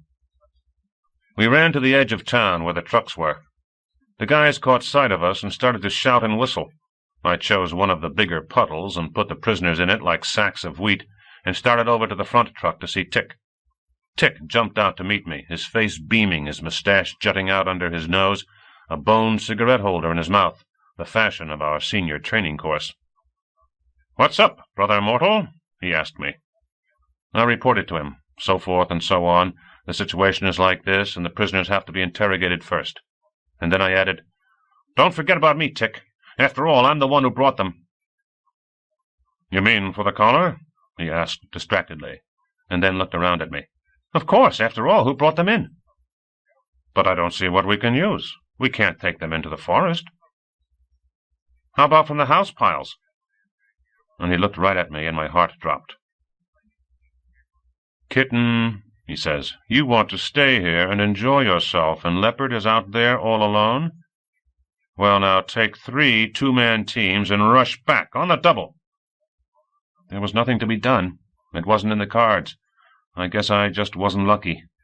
I glanced at my striped friends for a last time, threw my gun over my shoulder, and barked out as loudly as I could, "First, second, and third teams over here!" The kittens scrambled out of the trucks with a clatter. Rabbit and Rooster, Big Nose and Crocodile, Sniper and— what was his name? I still hadn't gotten used to him. They had just transferred him from Piggin School. He had killed somebody he shouldn't have, so they packed him off to us. And here's something I noticed a long time ago, even though I've never mentioned it to anyone. A cat gets carried away and offs a civilian, and immediately there's an order. So-and-so, nicknamed such-and-such, for committing a criminal act, is sentenced to the firing squad.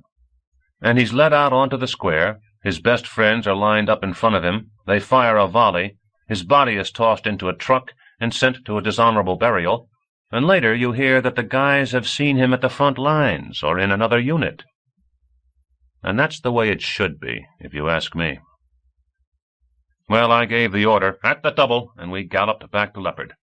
I look ahead and see that beanpole, the staff major, trotting up in a cloud of dust, and behind him a column of maybe 50 porkies with picks and shovels, their boots thudding, sweaty, gasping for breath. So Leopard was getting them to dig a new position for us, a real one. Underneath the house, opposite the field hospital, the shovels were already flashing, and the rocket launcher was already set up, and everywhere in the village there was movement, like on the main street during the naming rituals. The porcupines were really bustling, and there wasn't one empty-handed, some with rifles, but only a few, and the majority holding ammunition cases or machine-gun mounts. Leopard spotted us and looked satisfied. He sent the team of Rabbit and Sniper off to the jungle without stopping to serve as forward observers, kept Big Nose and Crocodile with him as liaison, and told me, "Gack, you're the best in the unit with a rocket launcher, so I'm counting on you. You see those cockroaches? Take them with you. Set up the rocket launcher on the outskirts of town over there, where our trucks are now. Camouflage yourself carefully, and open fire when I set the village on fire. Get moving, Cat." As soon as I heard that, I didn't just gallop, I flew to my cockroaches. These cockroaches of mine had gotten stuck with a rocket launcher in a muddy pothole in the middle of the road, and it looked like they were planning to crap around right there for the rest of the war. They were barely moving their paws.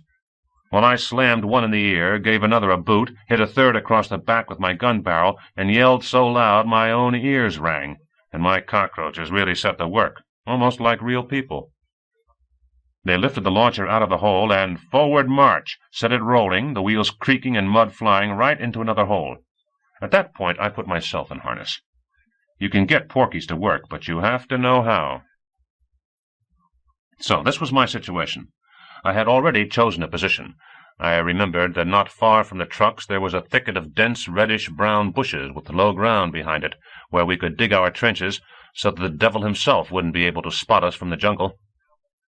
But I would be able to see everything, the road right up to the forest itself, and the whole edge of town in case they attacked from between the houses, and the swamp on the left in case the armored infantry popped up there.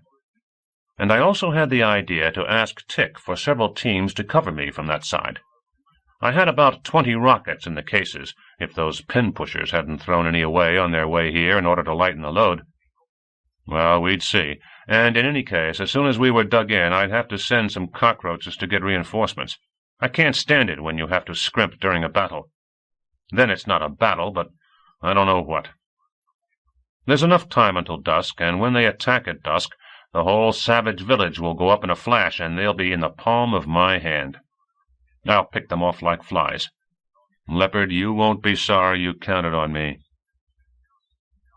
As I mechanically finished this last thought, I found myself flat on my back, and some kind of burning wisps, like strange birds, were floating in the gray sky above me. I hadn't heard a shot or an explosion, and still couldn't hear anything. I had gone deaf. I don't know how much time had passed, and then I sat up. Tanks were crawling out of the forest, 4 columns wide, spitting fire. As soon as one row had fanned out, the next 4 would clamber out. The village was burning. A layer of smoke hung over the trenches, and there was not a soul in sight. The field kitchen next to the trading post had been overturned, and the slop was oozing out in a brown stream, steaming. My rocket launcher also had been overturned, and the cockroaches piled on top of each other in the ditch. To put it simply, I had really taken up a cozy position. Then we were hit by a second barrage, and I was knocked head over heels into the ditch, my mouth filled with clay and my eyes with dirt. As soon as I got to my feet, the third barrage. It kept on and on. Just the same, we managed to put the launcher on the wheels and roll it down into the ditch, and I set one tank on fire. Now there were only 2 cockroaches, no idea what happened to the third. Then, as though time jumped forward, I found myself on the road. Straight ahead was a heap of my striped friends, close, very close, right alongside me. Their bayonets reflected a blood-red color as they fired. A machine gun was thundering deafeningly right overhead. There was a knife in my hand, and somebody was thrashing on the ground at my feet, kicking my shins. Then I carefully, as though I were on the practice grounds, aimed the launcher at the metal shield that loomed up at me out of the smoke.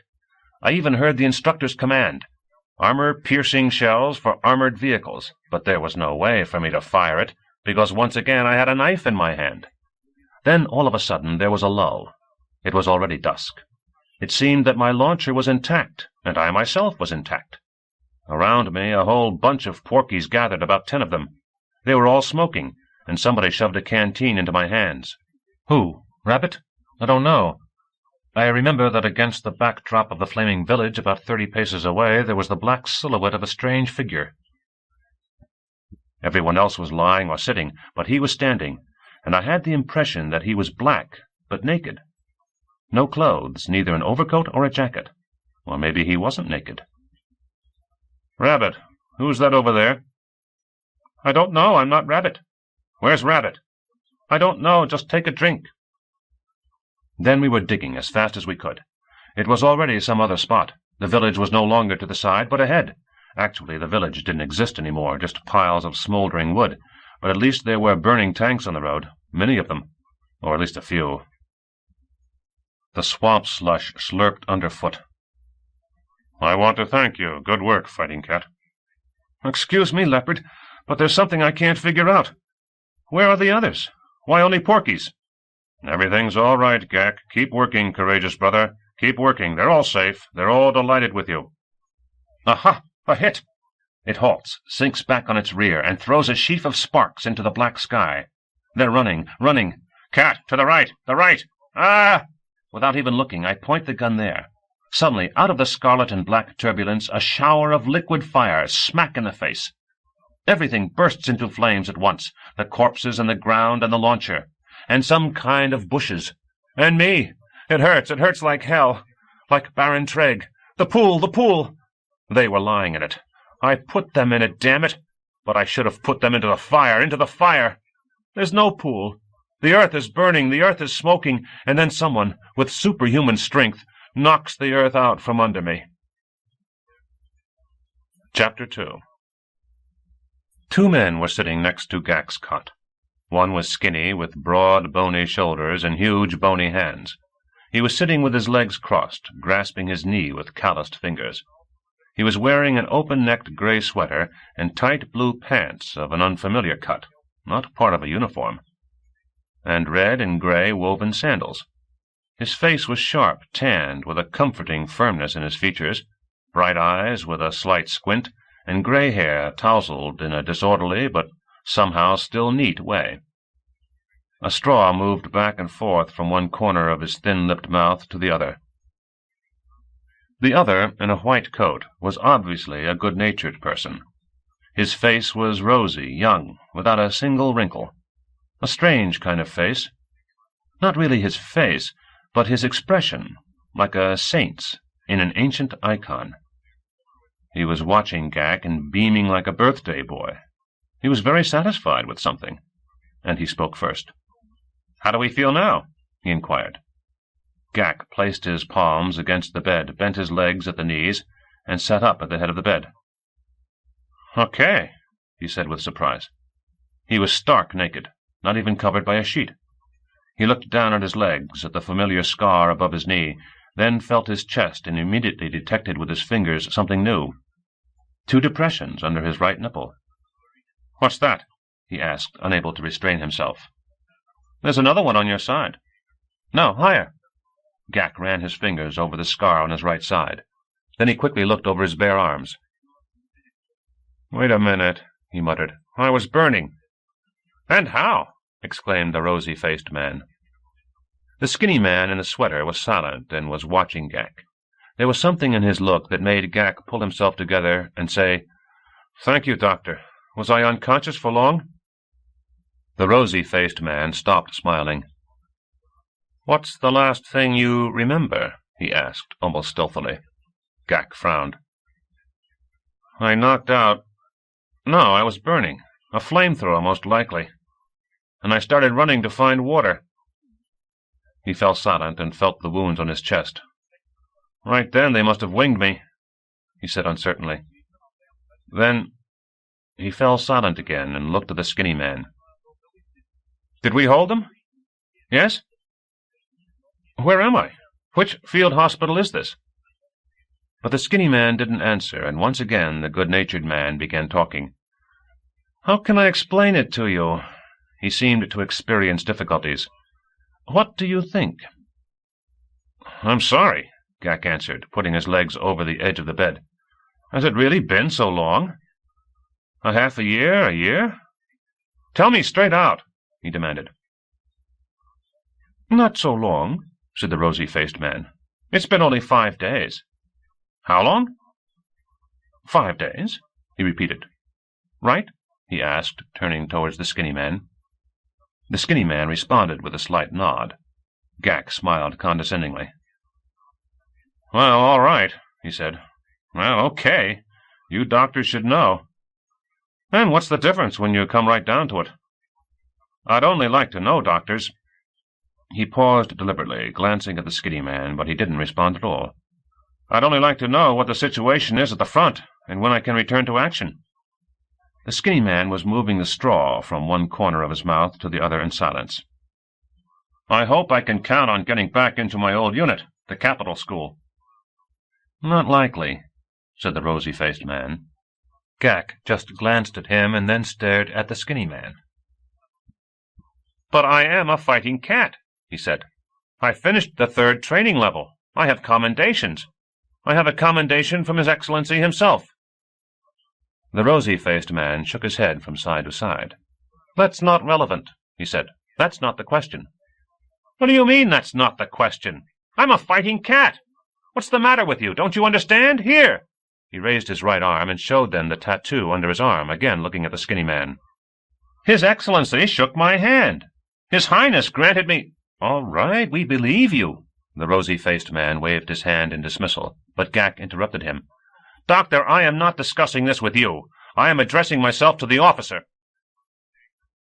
At this point, the rosy-faced man suddenly snorted, covered his face with his hands, and burst out laughing, in a high-pitched, repulsive giggle. Gak was overwhelmed and kept staring at him, then shifted his gaze to the skinny man. Finally, the man spoke. "Don't pay attention to him, Gak." His voice was deep and resonant, somehow matching his face. "All the same, you really don't understand your position. We can send you back to your school right now, but most likely you'll never again set foot in a fighting cat unit." "But I feel," Gak whispered, "I'm completely healthy. Or am I a cripple?" Level with me, Doctor. Am I a cripple?" "No, no," the rosy-faced man answered quickly. "Your arms and legs are in fine shape. But your psyche. Do you remember who Ganganuk was?" "Yes, sir, a scientist. He maintained that there were many inhabited worlds. The imperial fanatics hung him up by his feet and executed him by crossbow." Gak stopped short. "I don't remember the exact date. Sorry. But it was even before the first Ally rebellion." "Very good," praised the rosy-faced man. "And what is the view of contemporary science with regard to Gang's teachings?" Gak hesitated again. "I can't say exactly. There's no reason to reject them. At school, when we studied practical astronomy, we never discussed that.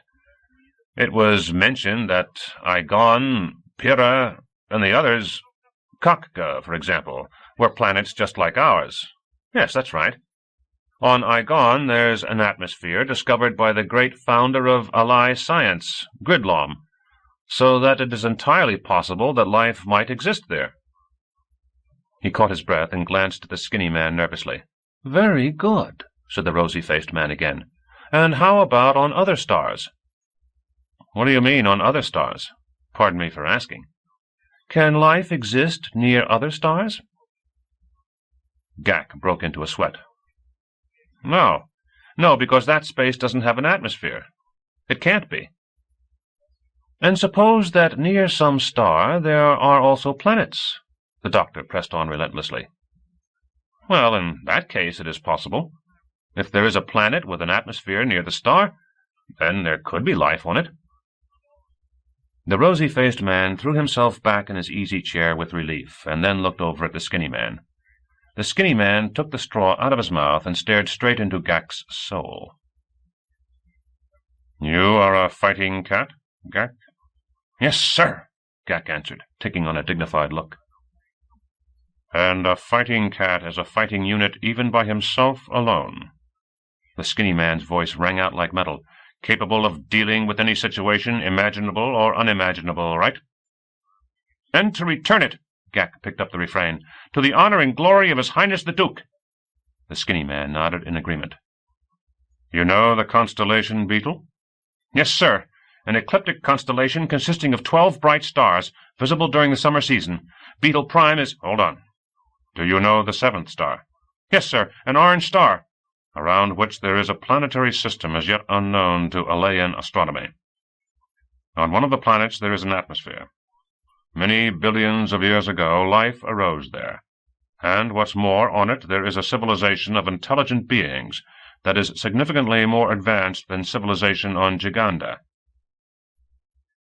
You are on that planet." The silence hung heavy. Gak straightened up, waiting for more. The skinny man and the doctor looked at him intently. The silence dragged on. Finally, Gak couldn't restrain himself any longer.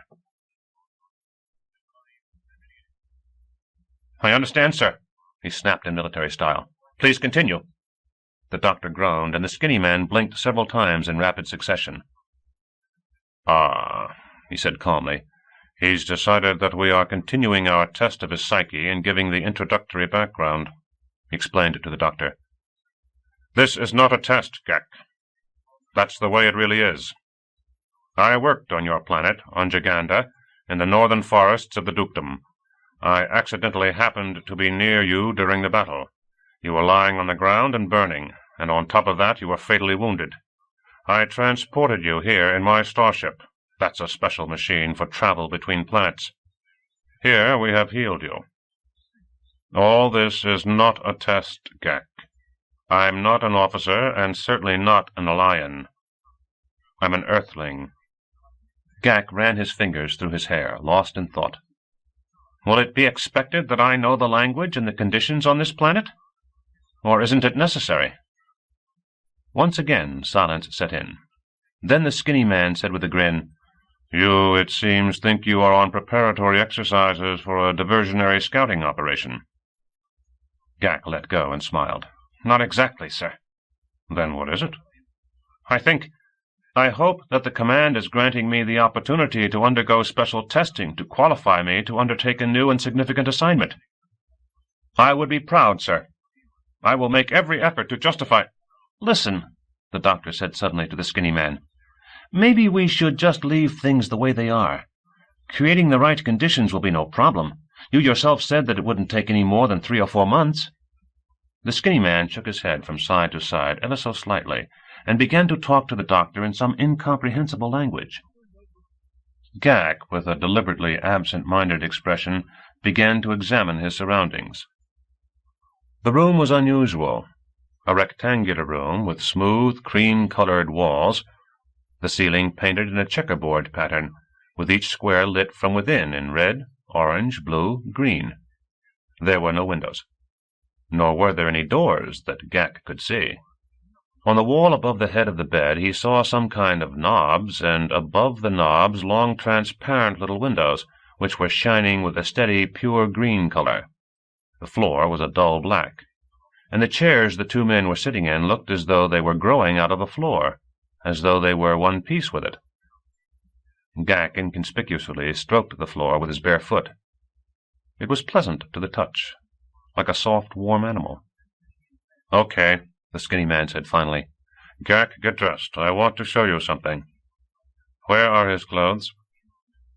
The doctor, hesitating a second, leaned to the side and pulled out, as though out of the wall, a flat, transparent package. Holding it in his lowered hands, he started to talk to the skinny man and spoke for a rather long time, but the skinny man only kept shaking his head even more vigorously, and finally took the package from the doctor and tossed it on Gak's lap. "Get dressed." Gak carefully examined the package from all angles. The package was made out of some sort of clear material that felt velvety. Inside it was something very clean, very soft, and white and blue. And suddenly the package fell apart of its own will, dissolved into silvery sparks that melted into the air, and onto the bed fell, unfolding themselves, a pair of short blue pants, a white and blue jacket, and some other things. Gak, stone-faced, began to get dressed. The doctor suddenly said loudly, "But maybe I should go along with you." "No reason to," answered the skinny man.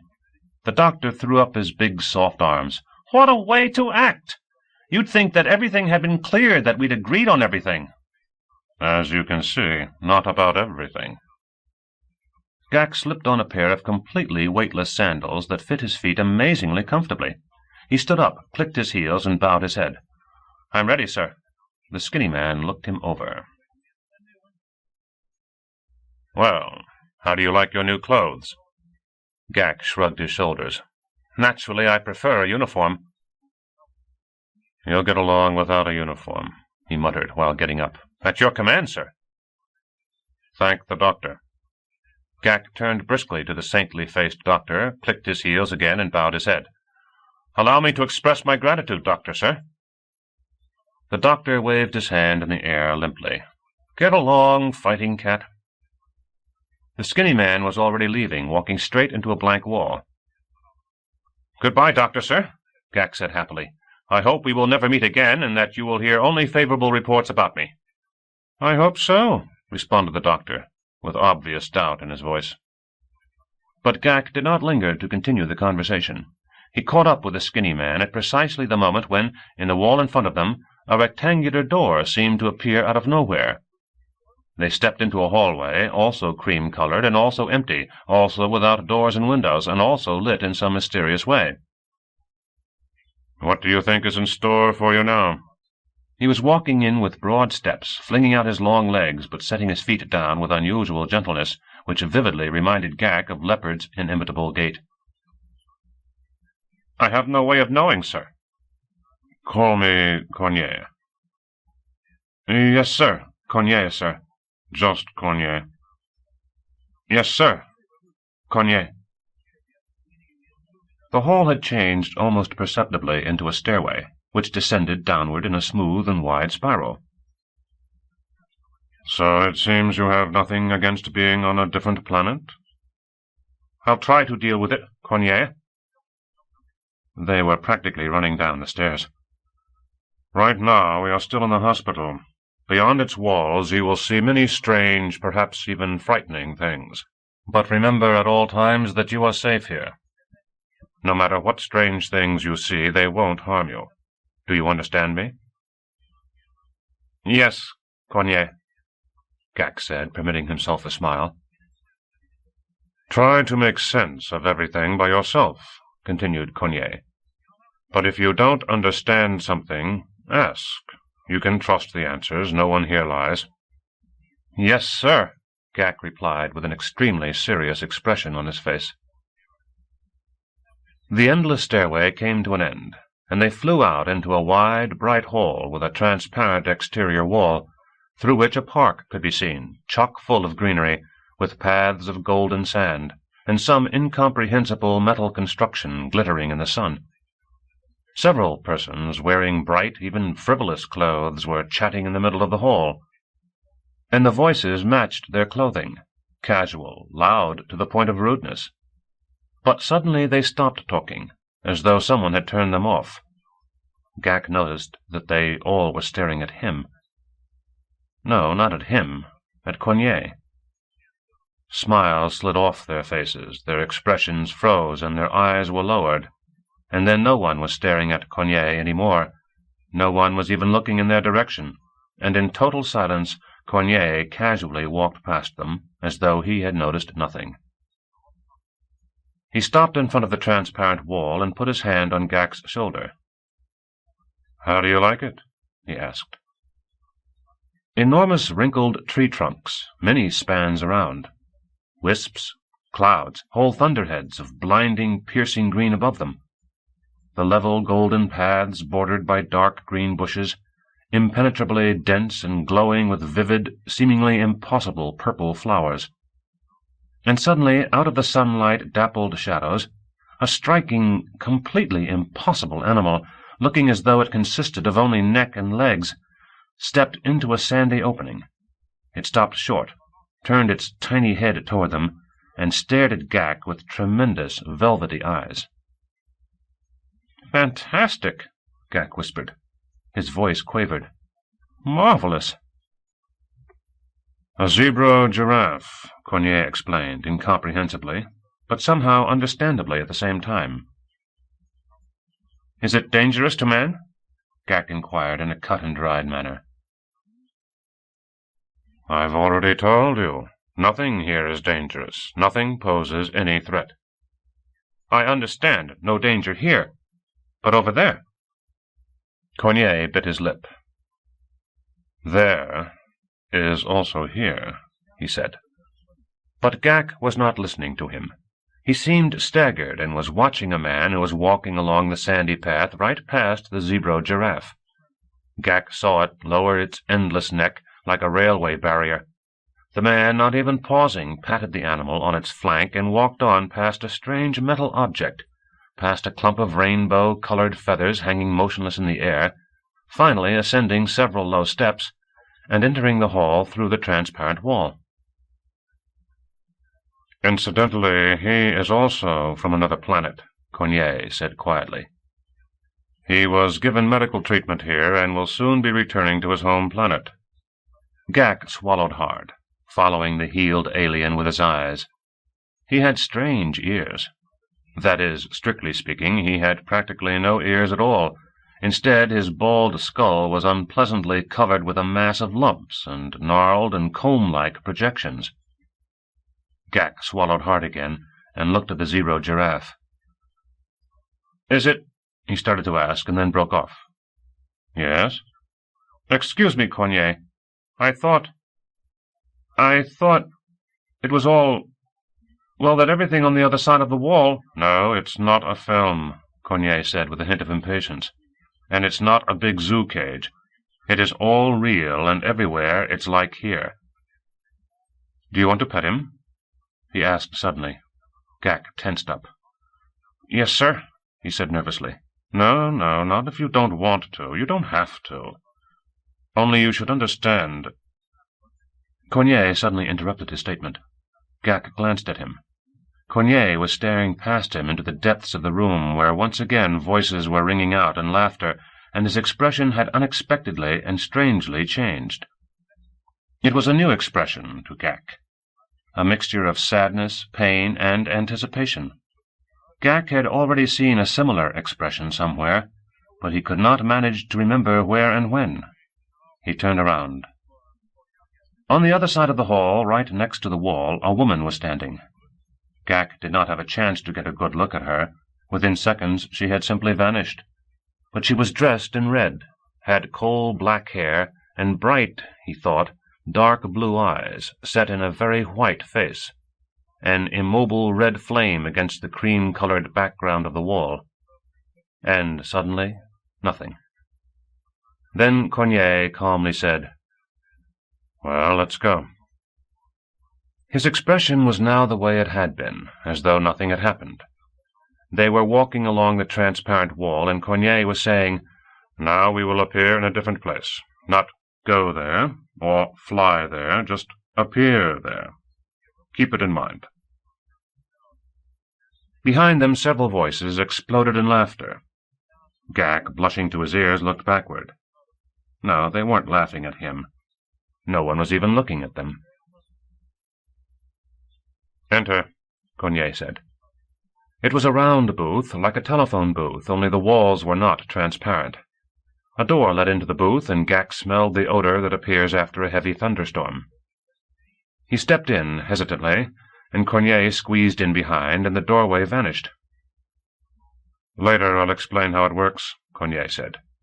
He unhurriedly pushed buttons on a small control panel built into the wall. Gak had seen similar panels on the calculator in the school's business office. "I select a number," Cornier continued. "Now I've selected it. You see the green light? That means that the number is meaningful and the finish point is open. Now we can go. Just push this red button." Cornier pushed it. Gak grabbed onto Cornier's sweater so as not to fall. The floor seemed to disappear for a split second, then reappeared. The walls seemed lighter now. "That's it," Cornier said. "Let's go out." The hall wasn't there. Instead, there was a wide, brightly lit corridor. "Straight ahead," Cornier said. Gak walked straight ahead, but after only a few steps he quietly caught his breath. "In 1 instant we moved 20 kilometers, Cornier said behind his back. "Amazing," Gak responded. "I didn't know we could do things like that." "Well, let's say that you still don't know how," Cornier objected. "Here, turn right." "No, I meant in theory. I understand that everything is top secret, but for the army—" Keep walking, Cornier gently pushed him from behind. "For the army, a machine like that would be invaluable. For the army, for scouting—" "So now," Cornier said, "we are in a hotel. This is my room. I've been staying here while you were being treated." Gak looked around. The room was huge and completely empty. No sign of furniture. "Let's have a talk," Cornier said, and sat down. It looked as though he were going to hit the floor with his thin behind. But the floor swelled up to meet his falling body, seemed to flow around him, and turned into an armchair. A second ago the chair hadn't existed. It had grown in a flash, right out of the floor, right before Gak's eyes. Cornier crossed his legs and clasped his calloused hands around his knee, as was his habit. "We argued a lot here, Gak, about how we should act with you. What to tell you, what to hide. What to do so that, heaven forbid, you wouldn't flip out." Gak licked his dried lips. It was proposed, for example, to leave you in an unconscious state for 3 or 4 months. It was suggested that you be hypnotized. I was opposed, and here's why. First, I have confidence in you. You're a strong, well-trained kid. I saw you in battle and know that you can take a lot. Second, it will be better for all concerned if you see our world, even a tiny piece of our world. And third, I'll tell you frankly, you may be of use to me." Gak was silent. His legs turned to wood, and he squeezed his hands, which he was holding behind his back with all his might, until they hurt. Cornier suddenly leaned forward and said, as though it were an incantation, "Nothing terrible has happened to you. Nothing terrible will happen to you. You are completely safe. You are simply taking a trip, Gek.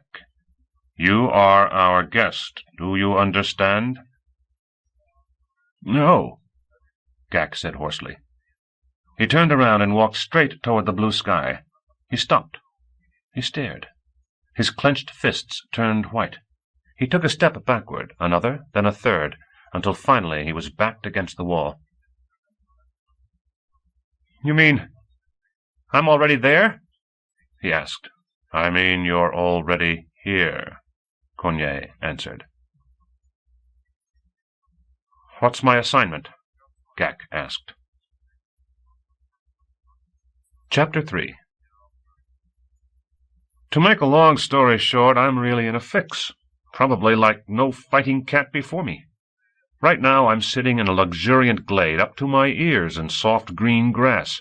Around me, a land of plenty. A regular Lake Zugutta resort, only no lake. The trees, I've never seen anything like them. Green leaves, soft and silky, and on the branches huge fruit. They call them pears. One nibble and you can't stop eating. On my left is a grove, and straight ahead, the house. Cornier says he built it himself. Could be, I really don't know. I do know that when I was assigned guard duty at His Highness's hunting lodge, there was also a house, a luxurious one built by our top brains. But it doesn't come close to Cornier's. In front of the house is a swimming pool, and the water's so clean that it makes you want to drink it. It's frightening to think of swimming in it. And all around, the plains. I haven't been out there yet. So far I haven't felt like it. I've got no time for plains. I've got to figure out what language I'm thinking in, damn it. All my life, the only language I've known is our own Alayan. Of course, not counting our army phrase books. All that consists of is hands up, lie flat, and who is your commander? Now I can't understand which language is my native one, that earth language of theirs, or Alayan. Cornier says that they stuffed my head with 25,000 earth words and a bunch of idioms all in one night, while I was sleeping after the operation. I don't know. What's the Alayan word for idiom? I don't know. And what was my first idea? A secret laboratory. I know we have them, and that Cornier was an intelligence officer in our army, and that he was preparing me for some critical mission. Maybe His Highness's interests had extended to another continent, and maybe, who the hell knows, to another planet. Why not? What do I know? Idiot that I am, I even thought everything I saw was stage scenery. But then I lived here a day, and then another. No, it just didn't add up. That city, just stage scenery? Those dark blue monsters that appear on the horizon now and then, just scenery? And the grub! If I showed my buddies the grub, they wouldn't believe it. You take a tube like toothpaste, squeeze it out onto your plate, and watch out. It froths up, sizzles, and then you have to take another tube, squeeze it, and before you have time to spit, right before your eyes there's a huge chunk of cooked meat on your plate, golden brown and smelling good. So what can I say? It can't be just scenery. It's real meat. And the sky at night. The constellations are all jumbled up. And the moon. Also scenery, although sometimes the moon does look fake. Especially when it's high in the sky. It does look like stage scenery. But when it's just coming up, it's frightening. Enormous, swollen red creeping up from behind the trees. I've been here, 5 days, I guess. And the sight still makes me shake. So it turned out that things are really screwed up. They're powerful, the bastards. Awfully powerful. You can see that right away. I'm alone here to face them and their terrible might. And nobody knows anything about them. That's the most frightening thing. They walk around on our Giganda like it was home to them. They know everything about us, but we don't know shit about them. Why did they come? What do they want from us? It's frightening. How can you understand all the crap they have, all those instantaneous leaps over hundreds of kilometers, without airplanes, cars, or railroads? And their buildings reach up to the clouds. Improbable, impossible, like a bad dream. Rooms that clean themselves, food right out of the air, miracle-working doctors. This morning I had a dream. Cornier came out of the pool, stark naked, except for his swim fins, flew up into the sky like a bird, swooped over the garden, and disappeared behind the trees. As soon as I remembered it, it really got to me, so I jumped up, ran across the glade, and gobbled down a pear to calm myself. I've only been here 5 days, and during these 5 days what have I managed to see? This glade? My window looks out on it. A few days ago I woke up in the middle of the night because of some hoarse mewing. Cats fighting? But I already know that it wasn't cats. I crept over to the window and peeked out. It was standing there, right in the middle of the glade. What it was I don't understand. Sort of like a triangle, huge, white. While I was rubbing my eyes, I watch. It melts away into thin air, like a phantom. And that's what they call them, phantoms. The next morning I asked Cornier, and what did he say? They're phantom-class starships, medium range, about 20 light-years. Can you imagine? 20 light-years. That's medium range. And incidentally, it's only 18 light-years to Giganda. There's only one thing they could need from us. Slaves. Somebody here has to do the work. Somebody has to produce this plenty. And Cornier keeps saying study, examine things closely, read, and in 3 or 4 months you'll go home and start to build a new life. The war, he says, will be over in 3 or 4 months. We've taken over, and we'll get it over with soon. This is where I caught him. Who is going to win? I asked. No one, he answers. There will be peace, and that's all. So, now I understand. Everything would be nice and peaceful. No uprisings, rebellions, revolts, no bloodshed. Just like shepherds who don't let rams fight and cripple each other. Anyone on our planet who is dangerous to them, they do away with. Anyone they need, they buy. And when the war is over, they will stuff the holds of their phantoms with the lions and rat-eater slaves all mixed in together. Cornier, well, I can't help it. I like him. With my brain, I understand that that's the way it has to be. Only a man like that would be assigned to me. With my brain, I comprehend. But I can't bring myself to hate him. Some kind of hypnosis. Like a fool, I believe him. I listen to him submissively. But all the while I know that he's going to tell me how great his world is and how lousy ours is, and that our world has to be remade in their image, and then I have to help them since I'm intelligent, strong, with an aptitude for real life. Well, he's already begun. All the great men we pray to, he shits on. Field Marshal Bragg, and the one-eyed fox, the great leader of our intelligence. He would have dropped a comment about His Highness, but I interrupted him just in time. Everybody got it from him, even the Imperials. I guess he wanted to show how impartial they are. The only person he had anything good to say about was Leopard. It was like he knew him personally, and thought a lot of him. A great teacher, he said, was lost when he died. Here, he said, he would be invaluable. I didn't want to think about the past, but couldn't help myself. I started thinking about Leopard. Oh, Leopard.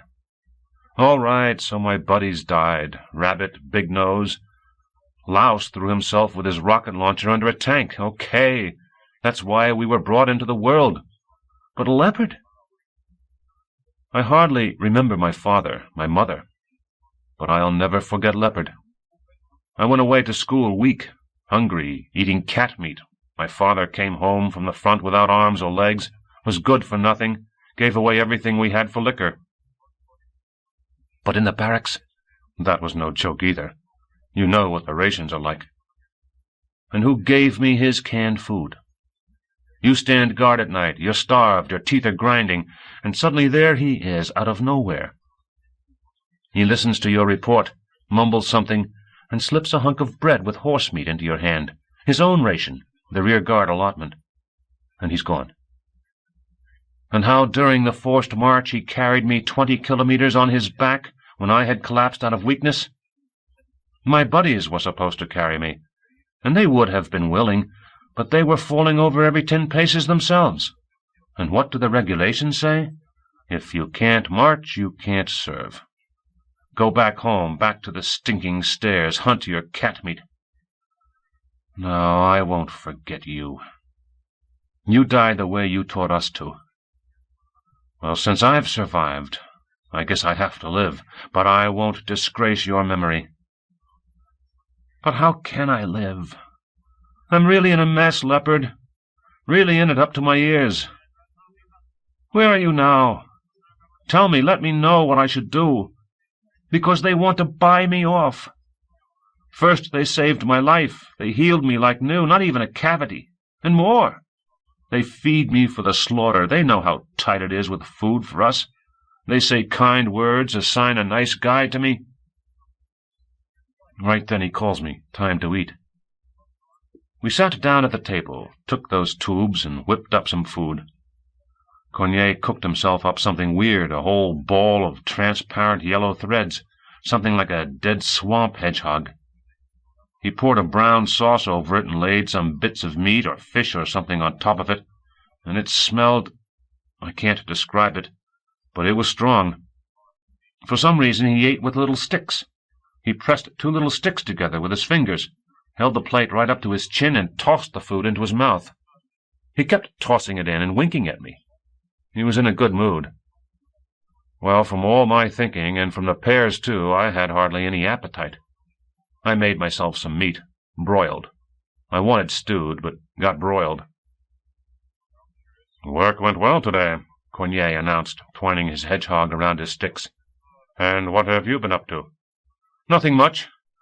I went swimming, sat in the grass." "You go out into the plains?" "No." "Too bad. I'm telling you, there's a lot out there that would interest you." "I'll go. Later."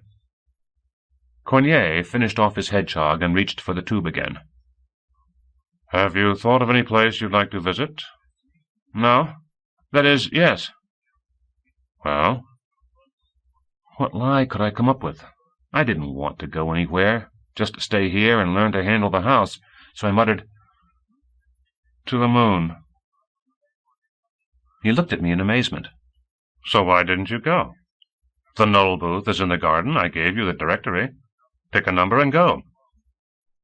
A hell of a lot I needed the moon. "I will," I said. "Just let me get my head together."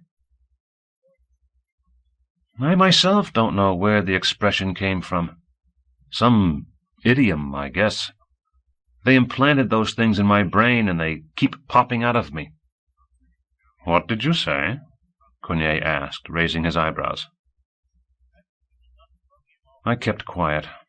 Now I had to go to the moon. I said it, so I would have to. It wouldn't do any harm to take a look. I thought about how many things I still had to see here, and I got dizzy. And that was just taking a look. And I had to remember, pack everything away in my head, brick by brick, and my head was already a jumble, as though I had already spent 100 years hanging out here, and all those 100 years I watched some insane movie without beginning and without end.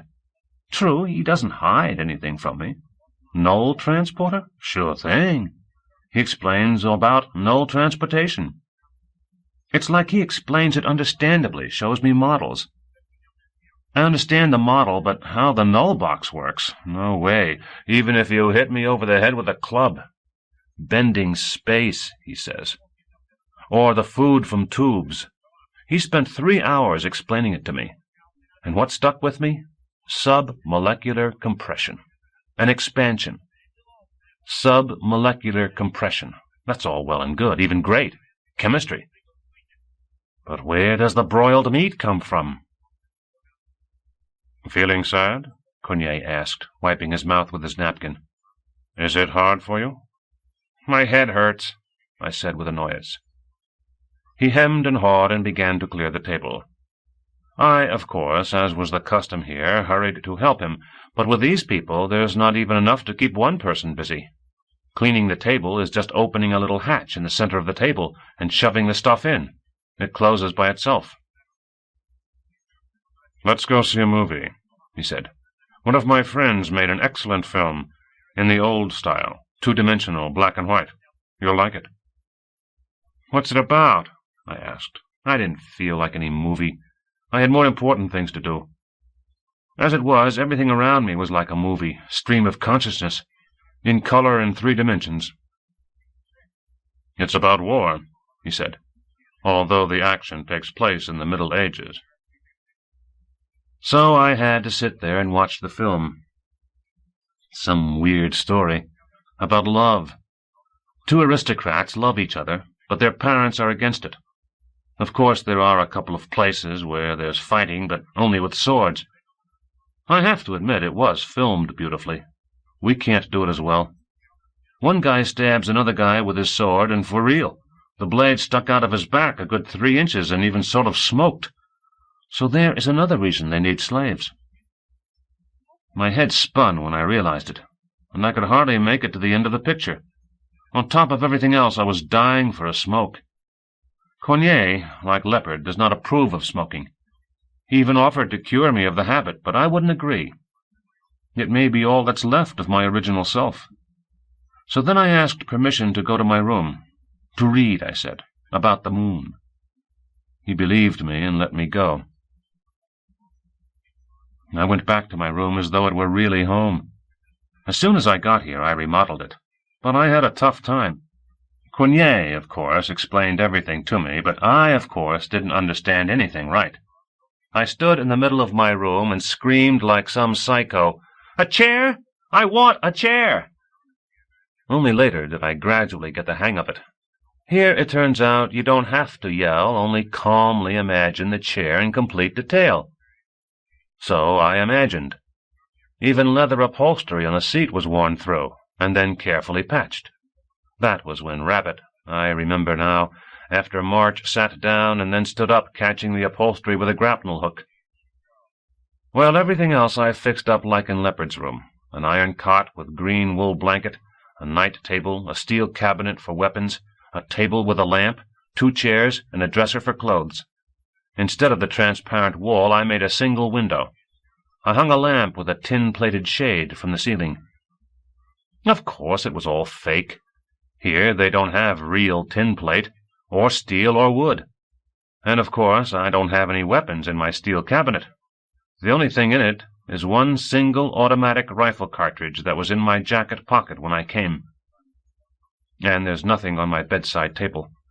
Leopard had a photograph of a woman and a kid. They said it was his wife and daughter, but he never said a word about them. I wanted to put a photograph of Leopard there, the way he was when I saw him for the last time. But nothing came of it. Probably Cornier's explanation was right. To do something like that, you had to be a painter or a sculptor. But generally speaking, I like my little barracks. I can really relax here, not like in the other rooms where it's like an open field exposed to enemy fire. Although I'm the only one who likes it. Cornier took a look, didn't say anything, but I think he was upset. And that's half the victory. And whether you want to believe it or not, the room doesn't like itself. Or the house doesn't like it. Or, damn it, the invisible force that runs everything here. As soon as you get distracted, bingo, the chair is gone. Or the ceiling lamp, or the steel cabinet changes into a niche that they put their micro-books into. It happened again. I looked up and the night table was gone. That is, there was a night table, but not mine, not Leopard's, not even a real night table. God knows what it was, some kind of semi-transparent something. Thank God, at least my cigarettes were still where they were. I had rolled them myself. Well, I sat down in my favorite chair, lit up a cigarette, and destroyed that piece of junk, and it was a pleasure. I brought back my night table. I even remember the number on it, 0064, although I don't know what the number means. So I sat, smoked, and looked at my night table. My mind quieted down, and there was a pleasant half-darkness in my room.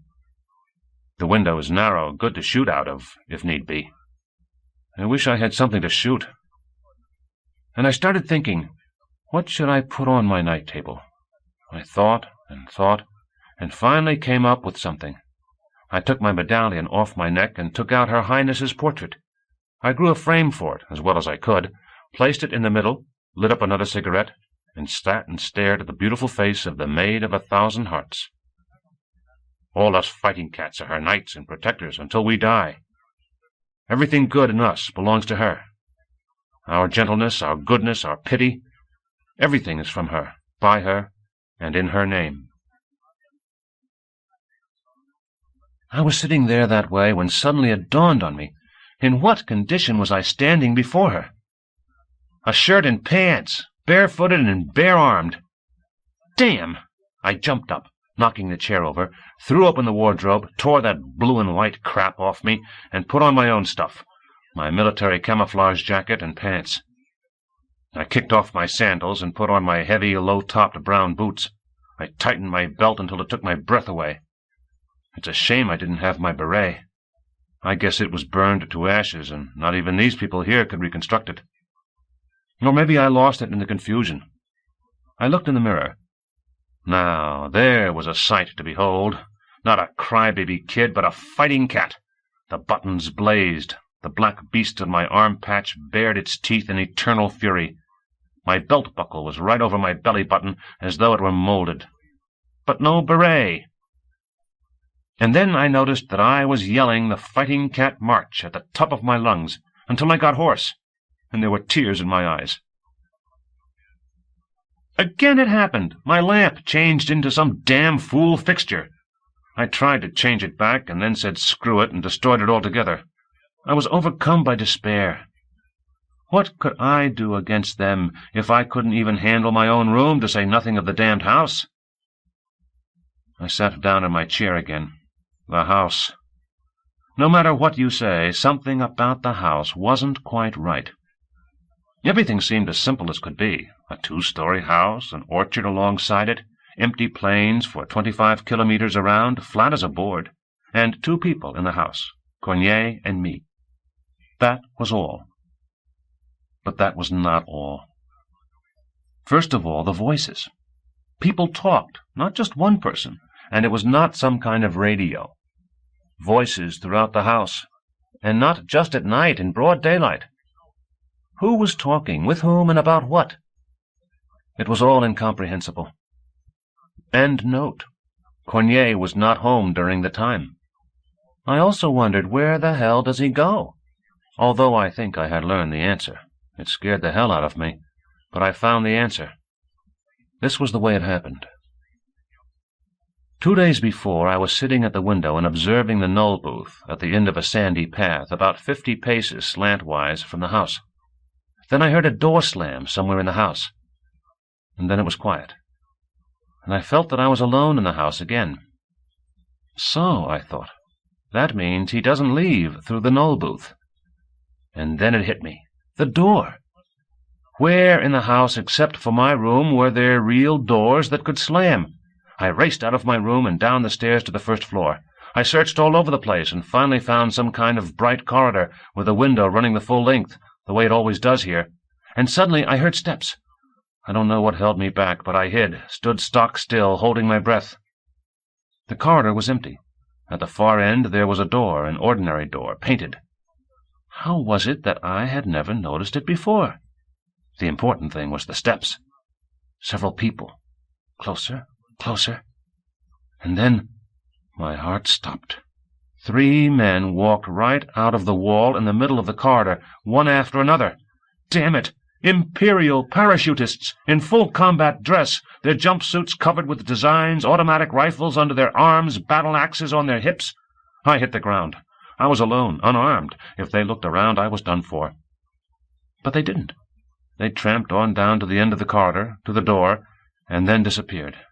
The door slammed like from a gust of wind, and that was it. Well, I flew back to my room, and only then came to my senses. I still couldn't figure out what it all meant. It was clear how Cornier disappeared from the house, through that door. But where did those rat-eaters come from in full combat dress?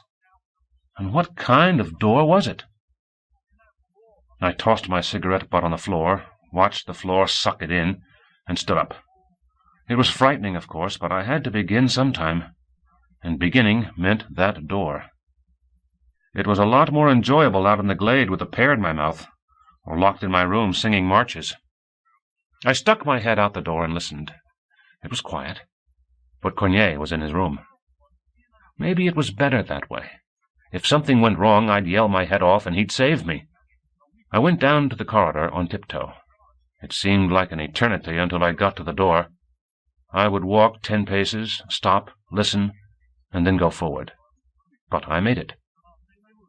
An ordinary door. A nickel-plated knob.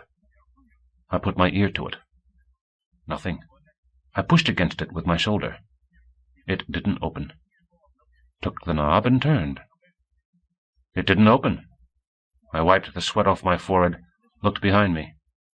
No one. Grabbed the knob again, turned it, and this time the door started to open. Out of fear or surprise, I slammed it shut again, the damned thing.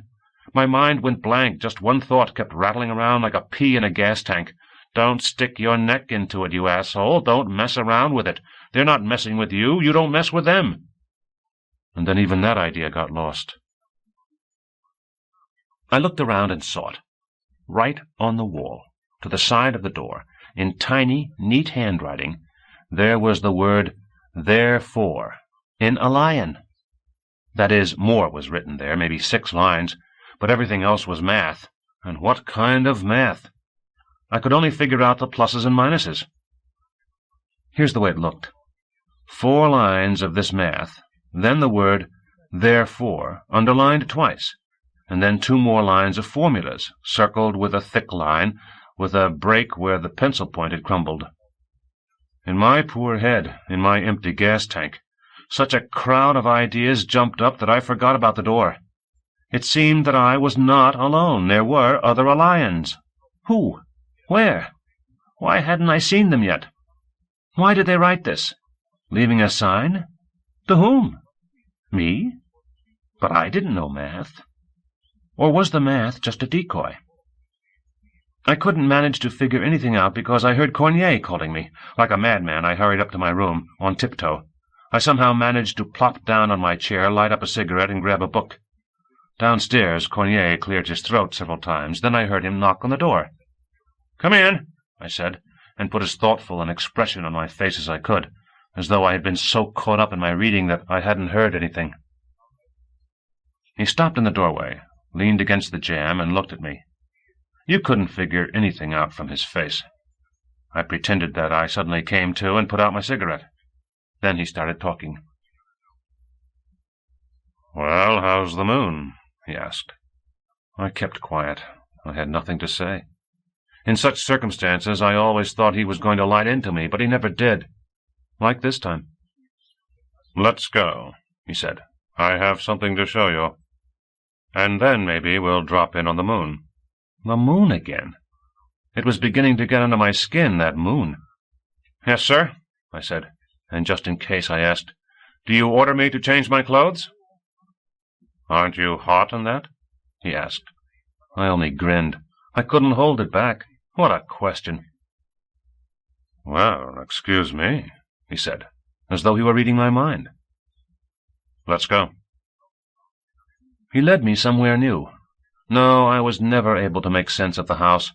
In the living room he stuck his hand into the wall next to the bookshelves, and a small door opened, and on the other side of the door was a stairway to the basement. It turned out the house had a whole floor underground, just as luxurious and lit by sunlight, but it wasn't for living in. It was sort of like a museum and had a little of everything in it. "You know, Gak," he said to me in a strange tone of voice. Was it sadness? "I used to work as a cosmozoologist, studying life on other planets. What a wonderful time it was. How many worlds I got to see, and each new world was filled with remarkable mysteries.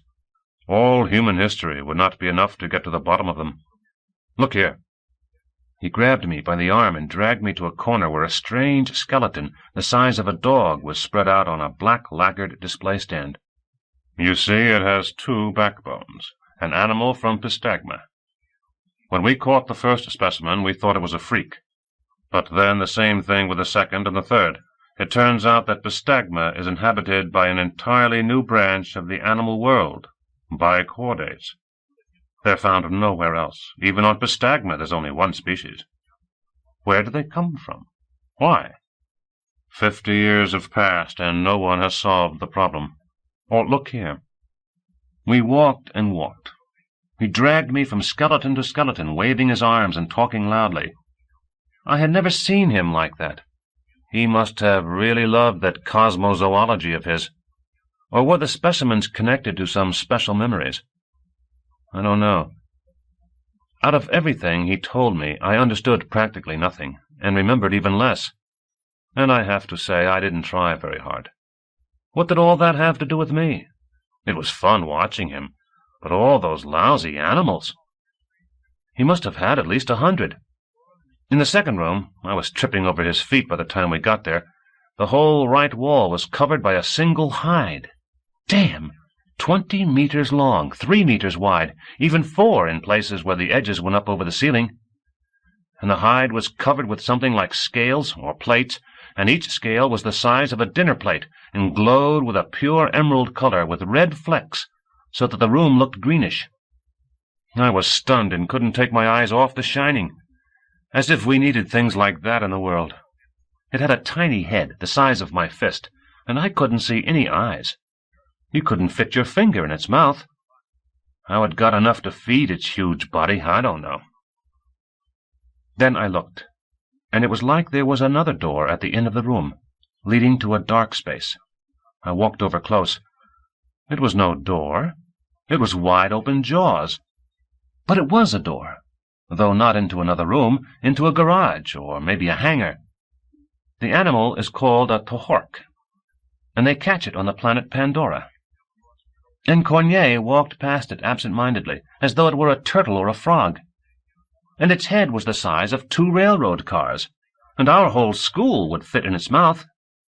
What a body it must have with a head like that!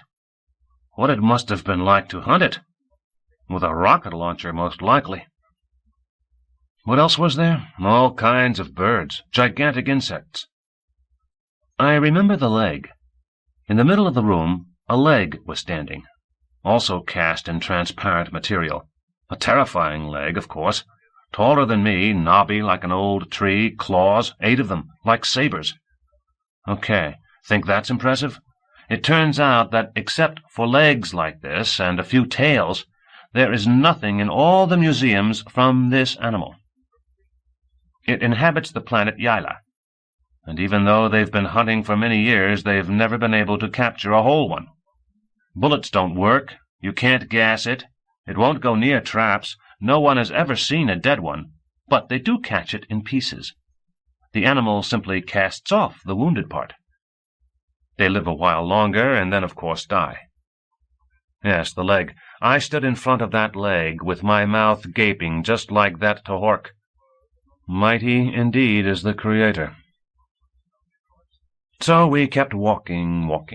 Cornier told stories, got excited, but I was just bored and began to think about my own problems. First of all, about the writing in the corridor, what I should do about it, and what conclusions I should draw, and then my thoughts turned to Cornier again. Why, I wondered, does he live alone? He's a rich man, independent. Where's his wife, his kids? He does have a woman. I saw her for the first time in the hospital. They were winking at each other across the entire length of the room. Later she came here to see him. Well, I didn't see her arrive, but I did see him accompanying her to the null booth. But he had not found true happiness with her. He said to her, "I wait for you every day, every hour, always."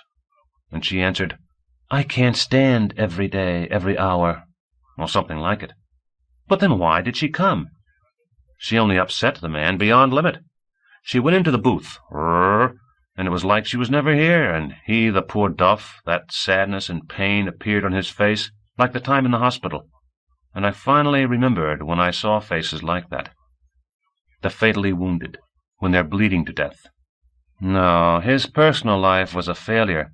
I wasn't involved, so I could see. Maybe that's why he worked day and night, to distract himself. And that quirk, the zoology, was part of it. Is he ever going to let me out of this basement, or are we going to spend the rest of our lives down here, I wondered. No, he was not going to let me go. He started another one of his explanations. And we weren't even halfway finished. Well, maybe halfway.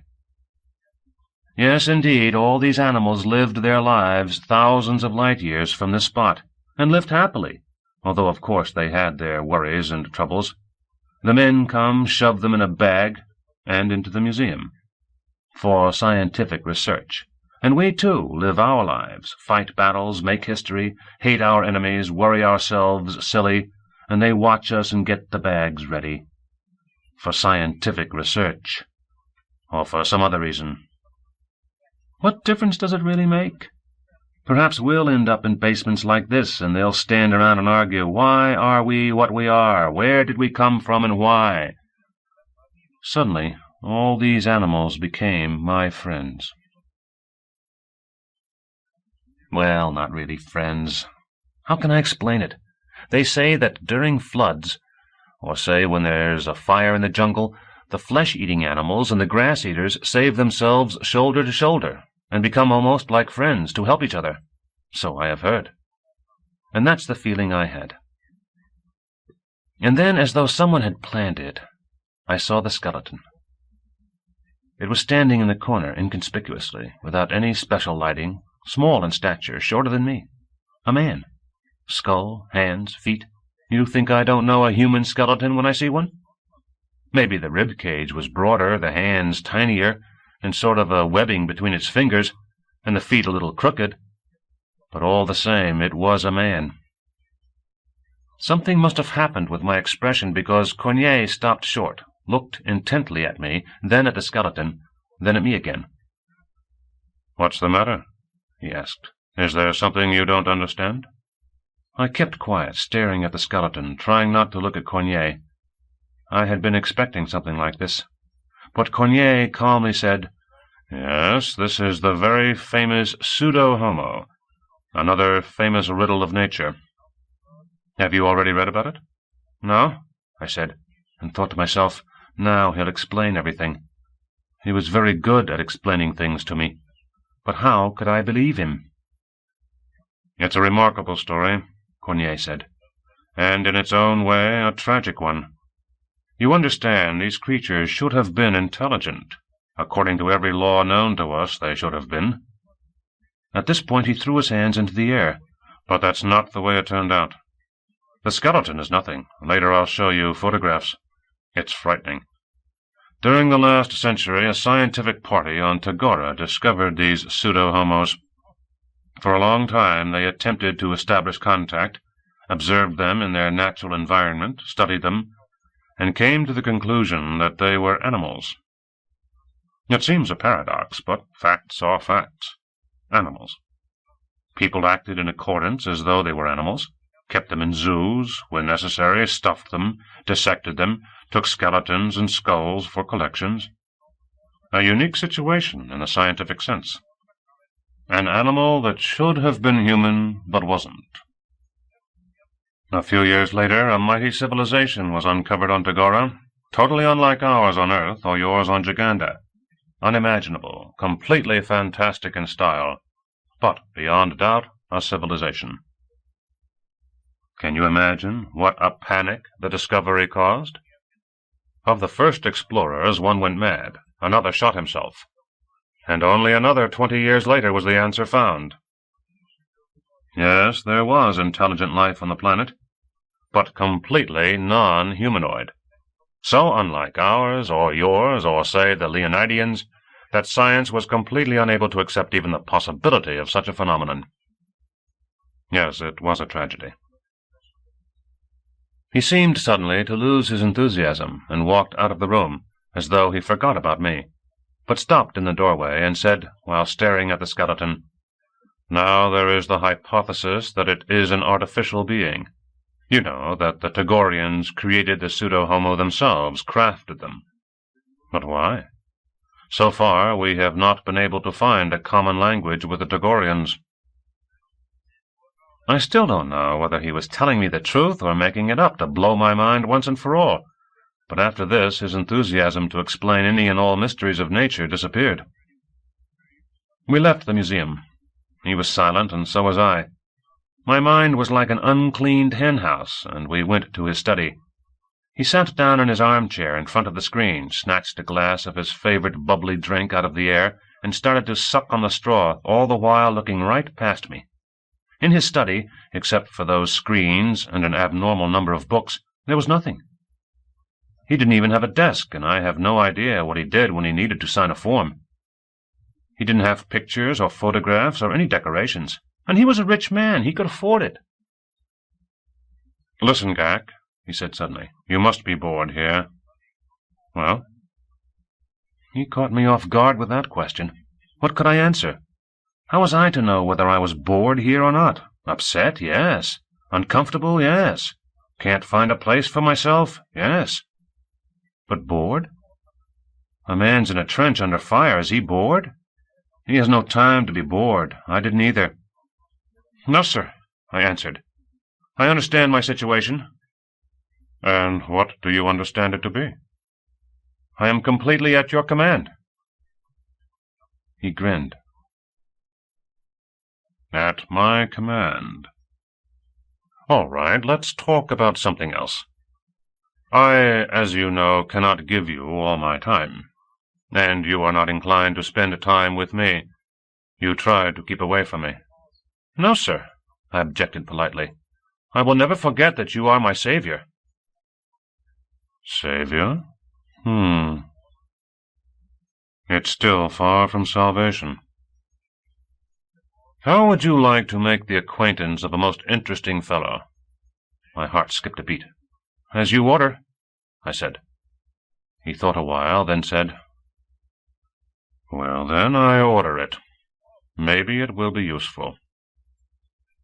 He went over to the far wall, did something there, and the wall opened up. I took a look and staggered backward. I had already gotten used to the walls constantly opening and closing, and found it boring. And what was I thinking? I was thinking he wanted to teach me some mathematics, but, damn, behind the wall there was this freak, 2.5 meters tall, with enormous shoulders and arms, but no neck. His face was covered by a visor, and kind of webbing, and on the side of his head something jutted out, maybe headlights, maybe ears.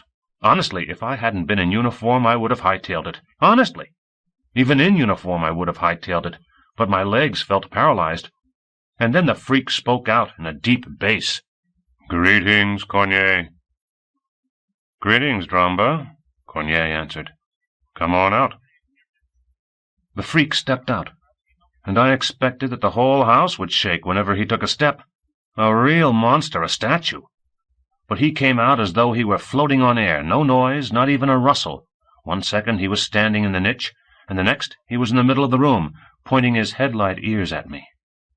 I felt the wall against my back, so I knew I couldn't retreat any further. Cornier laughed and said, "Don't be a coward, fighting cat.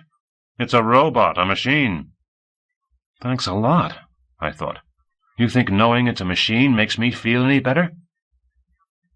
"We don't make them like this anymore," Cornier said, patting the freak on the arm and blowing some dust off him. "And to think that my father traveled with him to Yaila, to Pandora. Remember Pandora, Dramba?" "I remember everything, Cornier," the freak boomed out. "Well, let's get acquainted," Cornier said.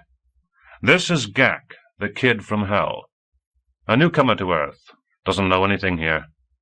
I transfer you to his disposition." "I await your orders, Gak," the freak boomed out, and as a gesture of greeting raised his arms up to the ceiling. Generally speaking, everything turned out okay. In the middle of the night, when the house was sleeping, I sneaked down to the corridor, and right under the mathematical formulas I wrote, "Who are you, friend?" Chapter 4. When they walked out toward the deserted road, the sun had already risen high above the plains. The dew had dried, and the short, bristly grass rustled and crunched beneath their feet. Around them myriads of grasshoppers cried out, screaming, and a sharp, bitter smell floated up from the sun-warmed ground. The road was strange. Perfectly straight, it came up from the dull blue horizon, followed the earth's arc, and went down behind the other dull blue horizon, at the spot where day and night, right around the clock, something very large and very far away flared up, glimmered, wavered, swelled, and then subsided. The road was wide and reflected the sunlight dully, and its surface seemed to be on top of the plain in a massive strip, several centimeters thick and rounded at the edges, made of some dense but not solid material. Ghak stepped onto it and was surprised at its unexpected resilience. He jumped lightly up and down several times. Of course it was not concrete, but it was not sun-warmed asphalt either, something like a very dense rubber. But this rubber was cool and did not give off the strong scent of heated pavement. The surface showed no footprints or car tracks. There was not even any dust on it. Ghak bent over and wiped his hand across the smooth, almost slippery surface. He looked at his palm. It had stayed clean. "It's really dried out a lot over the last 80 years, Drumba droned out. "When I last saw it, it was more than 20 meters wide, and it was still moving." Ghak jumped off the road. "Moving?" he said. "It was a self-moving road. At that time there were many similar roads. They encircled the globe, and they flowed slowly at the edges, very fast in the center." "Didn't you have automobiles?" Ghak asked. "We did. I can't tell you why humans got carried away by building those roads. I have only indirect information. It was related to the cleaning of the environment. They removed everything superfluous, everything harmful from the water and earth." "Why isn't it moving now?" Ghak asked. "Can't you turn it on?" "No. The roads were controlled from special centers. The nearest one is rather far from here, and most likely there are no more centers. They became useless. I see that everything has changed greatly. Before, there used to be crowds of people on this road. Now there's no one. Before, flocks of flying apparatuses flew in many directions in the sky. Now the sky is empty. Before, both sides of the road were covered with wheat as tall as I am. Now it's a bare plain." Ghak listened, his mouth gaping. "Before, through my receptors," Drumba continued in a monotone, "over the entire spectrum hundreds of radio impulses entered every second. Now I don't perceive anything except atmospheric discharges. At first I thought that I had fallen sick, but now I know. I belong to an earlier world. The world has changed." "Maybe the world is sick now?" Ghak asked with interest.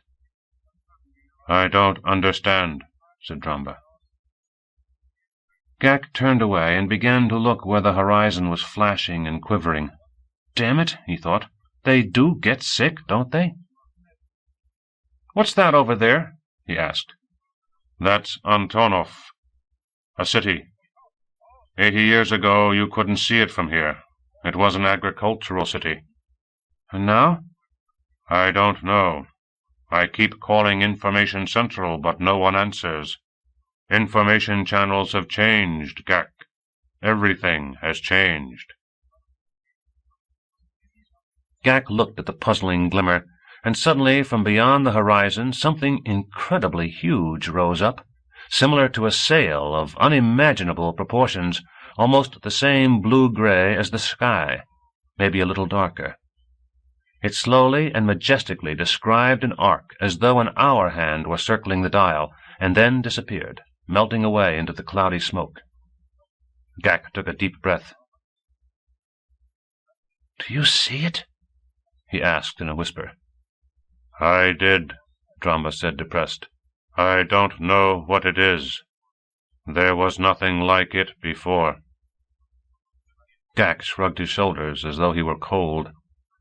"No sense talking to—" he muttered. "Okay, let's go home." "You wanted to visit the rocket-drome," Dromba reminded him. "Master," Gak said sharply. "I don't understand." "When you address me, please add the word master." "I've got it, master." "So, tell me some more about yourself," Gak ordered.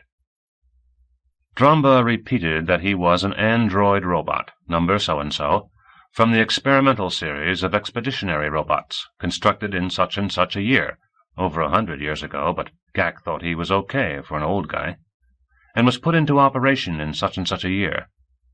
He worked in such and such expeditions, had a serious accident on Yaila, was partially destroyed, reconstructed and modernized in such and such a year, but did not take part in any more expeditions. "Last time you said you spent 5 years standing in a museum," Gak interrupted. 6 years, master. In History of Inventions Museum in Lübeck." "Okay," Gak mumbled. "And then you spent 80 years shut up in Cornier's closet." 79 years, master." All right, you don't have to keep correcting me." Gak fell silent, then asked, "It must have been boring standing there, wasn't it?" "I don't know what boredom means, master." "So, what did you do in there?" "I stood and awaited instructions, master." "Instructions? But you must be glad now that they let you out." "I do not understand your question, master." "What a blockhead! But it doesn't matter. Instead, tell me this. How are you different from people?" "I differ from people in every respect, master. In chemistry, the principle of my control system, in my purpose." "And what is the purpose of a blockhead like you?"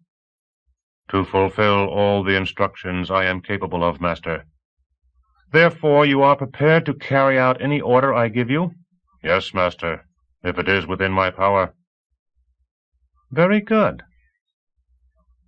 But what if I command one thing and then someone else commands the contrary? What then?" "I don't understand who gives the second command." "Well, it doesn't matter who." "It does matter, master." "Well, Cornier, for example." "I would fulfill Cornier's orders, master." Gak was silent for a short time. "You bastard," he thought. "A piece of junk metal." "But why?" he finally asked. "Cornier is older, master. His index of social significance is much higher." "What index?" "He has greater responsibilities to society." "How do you know?" "His information level is significantly higher." "So what?" "The higher the information level, the greater the responsibility." Very clever, Gak thought. You can't get around them. Everything is correct. I'm like a little kid here. Well, we'll see. "Yes, Cornier is a great man," he said. "There's no way I'm his equal. He sees everything, knows everything. Here we are walking along and chatting, and maybe he hears every word we say. As soon as something goes wrong, he'll send us—" Dromba was silent. "The devil knows what's going on behind that visor of his," Gak thought. "No real face, no eyes. Can't understand it. Always the same expressionless stare. Am I correct?" "No, master." "What do you mean, no? Do you think there is something Cornier can't know?" "Yes, master. He asks questions." "Now, for example?" "No, master. I'm not in contact with him now." "Do you really think he's not listening to what you're saying now, or what I'm saying to you? But he even reads our minds, not just our conversations." "I understand you, master." Gak looked at Dromba with hatred. "What did you understand, you moron?" "I understand that Cornier is in the possession of a mechanism for reading thoughts." "Who told you?" "You, master." Gak stopped in his tracks and spit angrily. Dromba also stopped. You could split his head open and still get nothing, Gak thought. What a blockhead! Or is he faking? Easy does it, Cad, easy does it. Calm, cool, and collected. And you didn't know until I told you, is that it? No, master. I knew nothing of the existence of such a mechanism. So what is it, you porky? You mean that a great man like Cornier does not see us now and does not hear us? I would like more information, master. Is there a mechanism for reading minds? How should I know? You don't even need a mechanism. After all, you know how to transmit images and sounds. Yes, master. Are you transmitting now? No, master. Why? I have no such instructions, master. Huh! You don't have instructions, Gak grumbled. Why are you just standing there? Let's go. They walked along silently. Then Gak said, Listen, who is Cornier? I don't understand your question, master. What position does he hold? What does he do? I don't know, master. Gak stopped again. What do you mean you don't know? I have no information on the subject. He's your master. You don't even know who your master is? I know. Who? Cornier. Gak ground his teeth. It always turns out weird with you, Dramba, my friend. You've been with him 80 years in his home, and still you don't know anything about him? Not true, master. My first master was Jan, Cornier's father. Jan transferred me to Cornier. That was 30 years ago, when Jan passed on, and Cornier constructed his house on the spot where Jan's camp had been. Since then, Cornier has been my owner, but I have never worked with him, and therefore do not know what he does. Gak pronounced, and started walking again. I suppose you know practically nothing about him? Not so, master. I know many things about him. Tell me. Corney Yanovich. Height, 192 centimeters. Weight, according to indirect data, approximately 90 kilograms. Age, according to inferential data, approximately 60. Index of social significance, according to inferential data, approximately 0.9. Wait! Gak said, stunned. Shut up for a minute. Get to the point, and stop mumbling nonsense. I do not understand your order, master, Dramba responded immediately. Well, for example, is he married? What's his educational background? Any children? Got it? I have no information about Cornier's wife, or his education. The robot paused. I have information about his son, André, approximately 25 years old. You don't know anything about his wife, but you do know about the son? Yes, master. 11 years ago, I received an order to transfer to the command of an adolescent, according to inferential data, 14 years old, whom Cornier called son and André. I was under his command for 4 hours. And then? I do not understand your question, master. Did you ever see him again? No, master. I understand, Gak said pensively. So what did you and he do for those 4 hours? We talked. André questioned me about Cornier. Gak stumbled. What did you tell him? Everything I knew. Height, weight. Then he interrupted me. He demanded that I tell him about Jan's work on other planets. So, that's the way things are, Gak thought. But that's of no concern. But what a blockhead! No sense asking him about the house. It's clear he doesn't know anything. He's ruined all my plans, the tag-along. But still, why did Cornier stick him on me? Or am I completely wrong? But damn it, how can I test him? I can't take any action until I test him. I should remind you, Dramba spoke out abruptly, that you are intending to head home. So? What's the matter? We are deviating more and more from the optimal route, master. Nobody asked you, Gak said. I want to see what that is over on that hill. It is an obelisk, master, a monument over a hero's grave. To whom? Gak asked with interest. To the heroes of the last war. 100 years ago, archaeologists discovered the hero's grave in this hill. Let's have a look, Gak thought, and sped up. A bold and even terrifying idea popped into his mind. Very risky, he thought. They'll have my head. But what for? How could I know? I'm new here, can't understand a thing, know nothing. And nothing most likely will come of it. But if it does work out, I've got it made. So let's give it a try. The hill was low, about 25 meters high, and a granite slab towered above the hill to an equal height, polished smooth on one side, and roughly hewed on all the others. On the polished side there was an inscription in ancient letters that Gak didn't know. Gak walked around the obelisk and stopped in its shadow. He sat down. "Private Drumba," he said softly. The robot turned his big-eared head toward Gak. "When I say Private Drumba," Gak continued in the same low voice, "you must answer, 'Yes, sir, Corporal, sir.'" "I understand, master." "Not master, Corporal, sir!" Gak shouted out and jumped to his feet. "Corporal, sir! Got it, you village bumpkin?" "I understand, Corporal, sir." "Not I understand. Yes, sir." "Yes, sir, Corporal, sir." Gak walked right up to him, put his hands on his hips, and fixed his gaze upward on the impenetrable, dull-colored face mask. "I'll make a soldier out of you yet," he said in a half-kindly, half-malicious tone. "Is that any way to stand, you good-for-nothing? Attention!" "I don't understand, Corporal, sir," Drumba boomed out in his monotone. "On the command, 'Attention,' you must put your heels together. Turning your toes outward, stick your chest out as far as possible, press your palms against your thighs, and stick out your elbows. That's it. Not bad, Private Drumba. At ease. On the command 'at ease,' you must spread your feet and put your arms behind your back. That's the way. I don't like your ears. Can you lower your ears?" "I do not understand, Corporal, sir." "Those things of yours that jut out, can you lower them on the command 'at ease'?" "Yes, sir, Corporal, sir, I can. But I won't be able to see as well." "That's okay, you'll manage. So let's try it. Private Drumba, attention! At ease!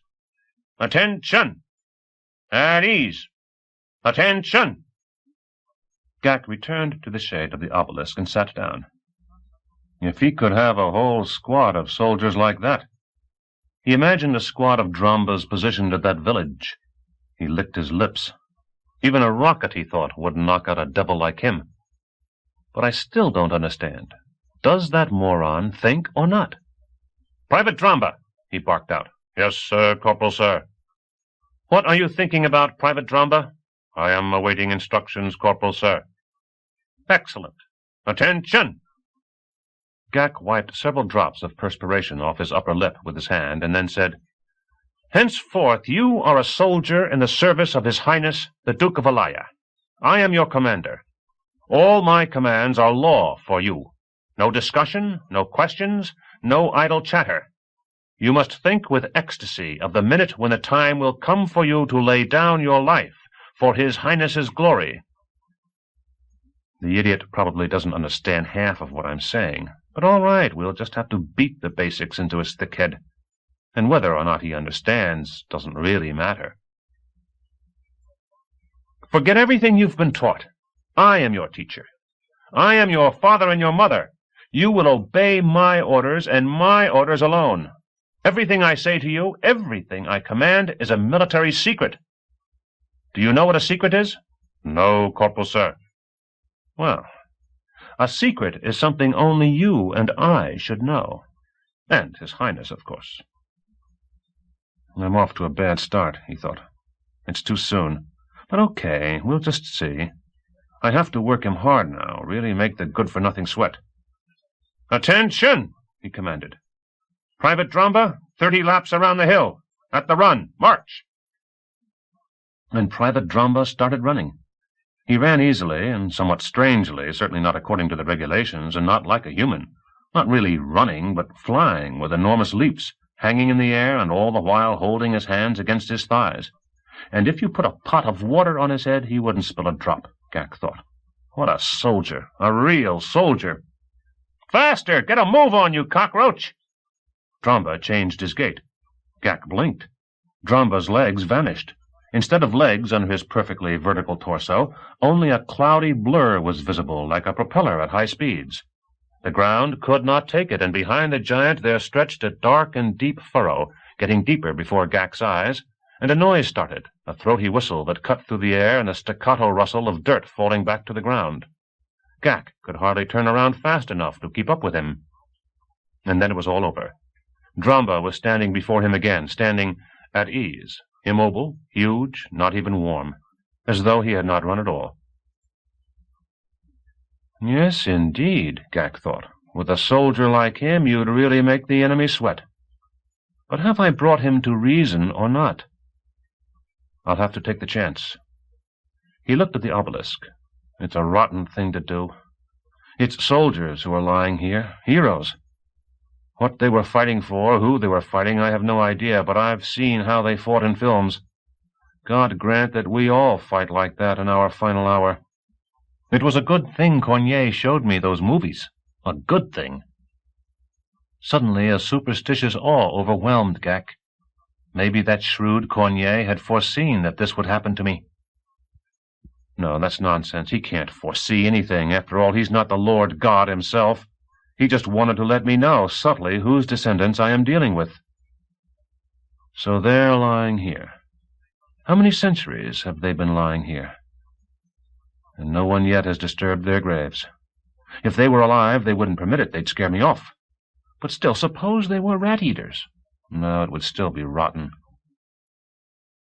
What nonsense. Rat-eaters are cowards, vermin.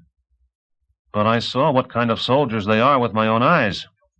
Damn, no way out. It's making me feel sick to my stomach. And suppose Leopard were standing beside me. If I reported my decision, what would he say? I don't know. All I know is that he would be as mixed up as I am. Anyone would be, if he's a real man and not a piece of crap. But aren't there enough things to mix up a soldier? To scrape somebody's guts off the road? That mixes you up. No, Cat, scraping up guts is something else. This is a symbol of honor. He looked at Dramba, who was standing at ease, complacently drooping his ear-eyes. But what do I have left? My idea is right. Rotten, I won't argue. Disgusting. At another time and place, I would punch out anybody who even suggested it. But I have no choice. I have the chance now, maybe the only time.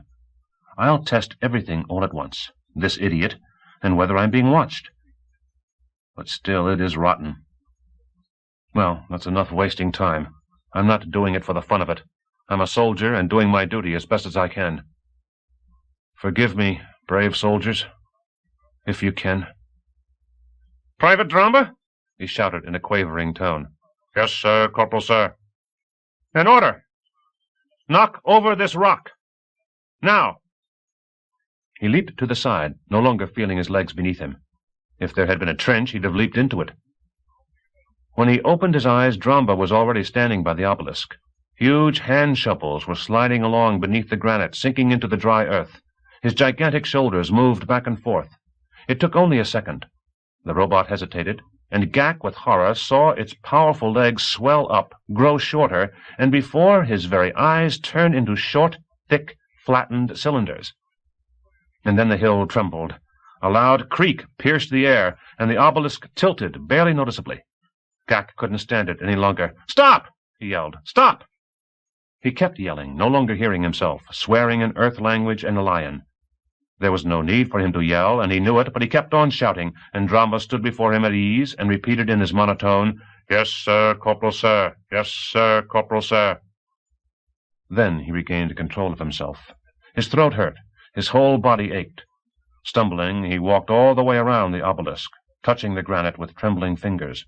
Everything was the same as it had been, except for 2 holes gaping beneath the incomprehensible inscription. And he started kicking dirt into them furiously. Chapter 5. All night long I couldn't sleep. I kept tossing and turning, smoking, sticking my head out into the garden to cool off. My nerves, I guess, were on edge after everything that happened. Dramba was standing in the corner and glowing in the dark. Finally, I chased him out just to vent some anger. All sorts of nonsense kept springing up in my head, all kinds of irrelevant pictures. And on top of everything else, the treacherous cot. I had to flog it, since it kept turning into a soft bed, the kind that everybody here most likely sleeps in, and what's worse, it shaped itself like a cradle to rock me to sleep, like a baby. But the real trouble isn't that I can't sleep. I can go 3 days without sleep, without it affecting me. The main thing is that I can't think like a real human being. I can't think anything out. Did I accomplish what I wanted yesterday or not? Can I trust Dramba or not? I don't know. Is Koine keeping me under surveillance or not? Once again, I don't know. Yesterday after supper, I dropped by his study. He was sitting in front of his screens, an ugly face on each screen, sometimes two, and he was talking with all the faces. It was like someone stabbed me with a knife. I pictured myself running around like a madman out on that hill in a fit of hysterics, and him sitting there in the cool watching it all on his screens and laughing his head off, and maybe radioing Dramba, "Go ahead, it's okay." Not likely. I know that I could never do it. To watch while a precious monument of my people was being desecrated, and to laugh my head off at it? No, that's not my style. I'm no rat-eater. But Koine is no rat-eater either. I've seen enough of them to know, and of our lions, and of the Imperials, and never seen anything like it. But then again, what do I really know about him? He puts out a good spread and fills my belly, and that's it. And suppose that he has a special assignment, that he's been given orders, no matter what the cost. I just don't know. When I came back from the monument, he greeted me as usual, looked me over carefully, seemed to be on guard, and began to interrogate me, like a real father, and that's all. Once again I lied, said my head hurt from the smells of the plain. But I don't think he believed me. He didn't let on, of course, but he didn't believe me. I watched him the whole evening. Would he question Dramba? But he didn't. Didn't even look at him. My poor head. I suffered away the night until dawn. I would lie down, jump up, pace the room, lie down again, stick my head out the window to freshen my mind. Finally, sleep overtook me. I dozed off with my head leaning on the window ledge. I woke up in a sweat and immediately heard that same hoarse mewing, "Meow! Meow! Meow!" as though the devil himself were choking the heavenly angels with his bare hands down in hell. A hot, almost fizzly wind from the garden hit me in the face. I was still half asleep, but was already sitting on the floor fondling an imaginary gun in my arms and peeking over the window ledge as though it was breastworks. And this time I managed to see everything, how they do it, from start to finish. A spot, bright against the dull dawn sky, flared up over my round glade to the right of the swimming pool. From it, a liquid lilac light flowed downward and outward, still transparent, so that you could see the bushes through it. It kept flowing, and when it seemed to fill a conical space like a lab flask, it seemed to solidify, grow dim, and then one of their Phantom-class starships was standing in the glade, just as I had seen it the first time. And silence, like the dawn of creation. Even the birds were quiet. Above the glade, the blue-gray dawn sky. Around the glade, black bushes and trees. In the middle of the glade, that silvery monster. And I couldn't figure out whether it was living or just inanimate matter. Then there was a faint cracking sound, and a gaping black hole opened, a ringing, hissing, and a man came clambering out. At first I thought it was a man. He had arms, legs, a head. He was sort of black all over. Either he was covered with soot or scorched all over. And he had weapons hung all over him. I've never seen any weapons like them, but it was immediately obvious that they were weapons. They were hanging from both his shoulders and from his waist, and he clanked and clattered every time he took a step. He did not look to the side, but headed straight for the front entrance, as though it were his home, and strode rather strangely. But I didn't catch on right away to what was happening, because I couldn't tear my eyes off his face. It, too, was very dark, scorched. It gleamed shinily. Suddenly he raised both his arms and started to rip it off like a mask. Evidently it was a mask, because he had taken care of it in 2 seconds and tossed it to the ground with a thud. And here I was stuck a second time, because under the black, scorched, sticky, and lacquered mask, he had a second face. This one not human. White, noseless, lipless, and with eyes like saucers, which shone. One glance and I knew I couldn't take it. I started watching his feet. That was worse. Why did he have such a strange walk? He walked through the thick grass, over the solid ground, the way you and I walk over shifting sands or over a bog. At each step he went into the ground up to his ankles, sometimes deeper. The ground couldn't support him and gave way. At the entrance he paused for a moment and threw off his equipment all at once. It really made a clatter. Then he stepped through the door and it was quiet again. And deserted. Delirium. Even the starship had disappeared without leaving a trace. Only the black holes from the glade to the house and a pile of incredible weapons on the steps. I felt like rubbing my eyes, pinching my arm, but I didn't. I am a fighting cat. I swept the delirium aside. It wasn't the first time. I kept my mind on the most important thing, weapons. For the first time since I'd been here, I saw weapons. I didn't even get dressed. I jumped out of my window in my shorts. The dew was heavy. My legs got soaked, and I felt a chill, maybe from the dampness, maybe from nerves. Near the entrance, I squatted down and listened. The normal morning quiet. The birds were making a racket. A cricket was chirping. So I was squatting and looking at the stuff lying in front of me. They looked heavy, smooth, oily, reliable. Never saw anything like them, not in pictures, not in the movies. Clearly enormous firepower. But the trouble was I didn't know how to handle them, not even which end to pick up, and what part to squeeze. I was afraid to even touch them. One wrong move, and they'd be scraping me off the wall. So I lost my head, and that was bad, because I should have immediately grabbed something and run. Well, Gak, it's up to you, I thought. Move fast. That fat one, it has a barrel, some piece of glass instead of a muzzle, but a handle, 2 flat magazines sticking out on the side. I'm out of time. I'll figure it out later. I stretched out my arm and carefully took hold of the handle. And then something strange happened. I had grabbed the handle, ribbed, warm to the touch. I closed my fingers around it and pulled it toward me, carefully so it doesn't clatter. I could feel its weight. And then in my hand there was nothing. I sat like a drunk, stared at my empty hand, and the machine was lying there on that step, right where it had been. In a fit of anger, I tried to grab across the barrel, and again there was metal under my fingers, hard and heavy. I jerked it toward me, and again nothing. I felt like letting out a yell right then and there. I barely held it in. I looked at my palm, and it was oily. I wiped it on the grass and stood up. A terrible disappointment. I had taken account of everything, foreseen everything these bastards would do. I stepped over the useless pile of metal and went into the house. Then, in the entrance hall, I saw Dramba standing in a corner. He moved his ears, focused them on me, and it was disgusting to even look at him.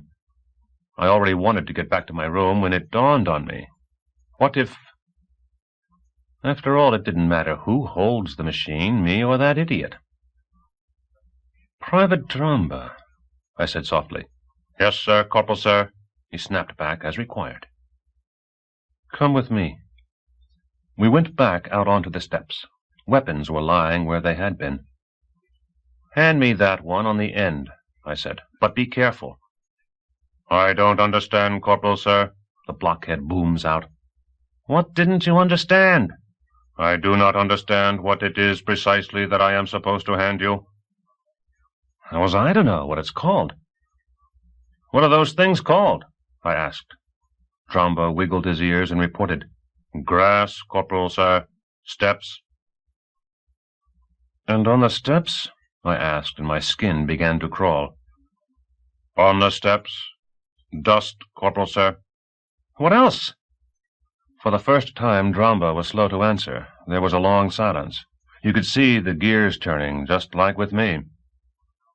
"On the stairs there are also 1 corporal, 1 private Dramba, 4 ants." He slowed it down again. "And also many species of microorganisms." He just didn't see them. He could see microorganisms, but a meter-long chunk of metal he could not see. He was not supposed to see them. I was not supposed to pick them up. They anticipated everything, everything. I was so annoyed that I gave the heaviest chunk a kick with my bare foot. I howled, felt like I broke a toe, and the piece just laid there. That was the last straw. I limped back to my room, grinding my teeth, almost crying, my fists clenched. I went in and collapsed on my cot, and despair hit me, like it hadn't since the day I went home on leave and saw that not only my house, but the whole block was gone, only heaps of scorched bricks and the smell of burning. In those dark moments it seemed to me that I was worthless, that I could do nothing in that satisfied and wily world where my every move was calculated in advance, predicted 100 years in advance. It was entirely possible that every action I could possibly consider, they already knew how to avert and turn to their advantage. To dispel the gloom, I thought back to the brightest, happiest moment in my life. The freezing, clear day, the columns of smoke stretching up into the green sky, and the crackle of flames devouring the ruins. The snow, gray with soot on the square, the bodies already stiff, the crippled and deformed rocket launcher in a huge crater. And the Duke walked along our ranks. We still hadn't had time to cool down. Sweat was still running into our eyes. The gun barrels were still burning hot. And he was walking along, leaning heavily on his adjutant's arm for support. And the snow crunched under his soft red boots, and he attentively looked each of us in the eye, and softly said a few words of gratitude and praise. And then he stopped, right in front of me, and Leopard, whom I couldn't see, I saw nothing except the Duke, called out my name, and the Duke put his hand on my shoulder, and looked me in the eye for a few seconds, and his face was sallow with fatigue, furrowed with deep wrinkles, not at all smooth like on his portraits, his eyelids red and inflamed, and he measuredly moved his heavy, carelessly shaved jaw. Keeping his right hand on my shoulder the whole time, he raised his left hand and snapped his fingers, and the adjutant put a little black cube in his hand. And I still couldn't believe my good fortune, but the Duke was saying in a wheezy voice, "Open your maw, kitten." And I squinted and opened my mouth with all my might, and then felt something rough and dry on my tongue and started chewing. My hair stood on end under my helmet, and tears rolled down my cheeks. It was His Highness's personal chewing tobacco, mixed half and half with lime and dried mustard, and the Duke snapped me on the back and said emotionally, "Oh, these kids, my loyal, unconquerable kids." At that point I found myself grinning from ear to ear. "No, sir, it's not over yet," I thought. "The loyal, unconquerable kids won't let you down. They didn't back then, and they won't even here." I turned on my side and fell asleep, and so my adventure came to an end. That one had come to an end, but others were just beginning, because our peaceful little house suddenly started bustling. Before, it was different. I would have breakfast with Cornier, chatter about 20 minutes, and then I would be alone until dinner. If I wanted to, I could sleep or read books or listen to voices. And then it changed. I don't know whether someone stirred up this snake pit of theirs or some sort of truce was over, but suddenly our little house got very crowded. It all began when I went back to the corridor to take a look at my note. Honestly, I didn't expect to see anything new, but when I looked, lo and behold, my mathematician friend had answered. Right under my question was written out painstakingly in the same tiny, neat letters, "Your friends in hell." So there you have it. But what does it mean? Who are you, friend? Your friends in hell. It means there are several of them. But why didn't they say who they are? Are they afraid? And why in hell? For a normal person, of course, life here is no joke, but in hell? I looked at the painted door. Maybe it's a prison, or something worse. Why couldn't they write something sensible? I would have to keep this corridor under observation. But that was for later. I had to write something, so that they would immediately understand about me. Damn, I didn't know their mathematics. Maybe everything was coded in the formula. I decided to write who I was, so they would know who they were dealing with and what I was good for. I took a pencil stub from my pocket and scrawled out in printed letters, "A fighting cat never dies. I was pleased that I had thought of it. It would be clear to anyone that I was a cat, that I was in high spirits and ready for action. I had seen those Imperials, but they couldn't do anything to me.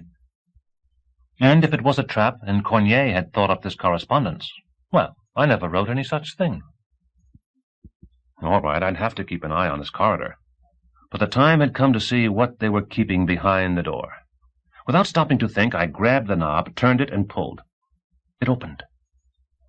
I was thinking that there would be a room, or a corridor, or a stairway. After all, what do real people keep behind doors? But nothing like it. It was a chamber, 3 meters by 3 meters, black, dull walls. On the wall opposite the door was a round red button, and that was it, and nothing more. As soon as I got a look, I lost all desire to go in. Screw them all, I thought. You think I've never seen a red button before? I was standing there, unable to make up my mind, when I heard voices behind me, nearby, right nearby.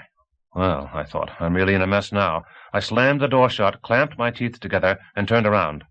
Knocked the first one down, I was thinking, then out into the garden and just let them try to find me. But it turned out that it wasn't the parachutists. A man with a cart, a platform on wheels, came around the corner into the corridor. I shoved my hands into my pockets and casually walked toward him. The corridor was wide. He could slip past easily. The cart. An ordinary cart. But it wasn't a question of the cart. In the cart there lay an enormous bag that looked like it was made of leather. Leather, and like it was smeared all over with oil, a strange shade of brown, like a tank driver's jacket. On top it was perfectly smooth, without a single wrinkle. Underneath it was rumpled in furrows and folds. And in those furrows and folds I noticed movement. At first I thought I was seeing things. Then there was an eye. You can say what you want, but it was an eye. A fold down there opened slowly, and a large, round, dark eye stared at me. It looked sad and attentive. No, I had picked the wrong time to go down to the corridor. Of course, we all know that a fighting cat is a military unit, even by himself, and so forth and so on, but all the same, regulations have nothing to say about encounters like this one. I was standing there, my back against the wall, and casually reciting, "It's all right, it's all right." But I think to myself, "Take it away. Why do you keep standing there?" And then he said in perfect Italian, "Be well, brother in courage. You're all tied up in knots. But don't be afraid, fighting cat. You're not in the jungle any more." "It's all right," I said for the 108th time. He winked at me in farewell and set off down the corridor with his cart. I watched him, and damn it, the cart moved by itself, and he strode alongside it, completely separate, and their voices rang out again, one in a hoarse bass, the other in a normal voice, but speaking some incomprehensible language. On the man's back was a semicircular patch that read, "Giganda." Some meeting. One more like it, and I'd be ready to hide in my own shoes. Don't be afraid, fighting cat. Maybe I won't be someday, but for at least the next century you won't be able to drag me back to that corridor. I finished watching them squeeze into that crypt, slammed the door behind them, and then left, supporting myself against the wall. From that day on, the house got crowded. Throngs of people. They showed up in the knoll booth in 2s and 3s. During the night, and especially toward dawn, there was no let-up from the phantoms in the garden. Some dropped straight out of a clear sky. One landed right in the pool when I was taking a swim one morning. That was another adventure. And all of them were coming to see Cornier, and all of them made a racket in different languages, and they all had business, and it was all urgent. You step into the entrance hall, and they're making a racket. You go into the dining room to get a bite to eat. They're sitting around in 2s and 3s, eating and making a racket. When they finish, others take their places. I just couldn't take it, eating up Cornier's food for free. At least they could have brought their own. Don't they understand that the barrel has a bottom? They have no conscience, I'm telling you. True, you have to give them credit. I didn't see any more one-eyed sacks. There were some weird specimens, of course, but at least no more sacks. Thank God for that. I stood it one day, 2 days. But then I just had to run away from the invasion. Early in the morning, I'd get Dramba, and we'd go off to a pond 15 kilometers away from the space motel. I found a pond, a beautiful spot, reeds, coolness, no end of ducks. Maybe I acted wrong, got cold feet. Maybe I should have stayed there, kept my ears and eyes open, and made mental notes on what was going on. But I tried, I really tried. I'd sit in a corner, my mouth gaping, ears open wide, but couldn't understand a damned thing. They'd roar in different languages, sketch curves, unroll rolls of blue paper with strange signs. Once they even hung up a map of the empire and spent a whole hour running their fingers over it. It seemed a simple map, but I couldn't figure out what they were arguing about. One thing I did understand.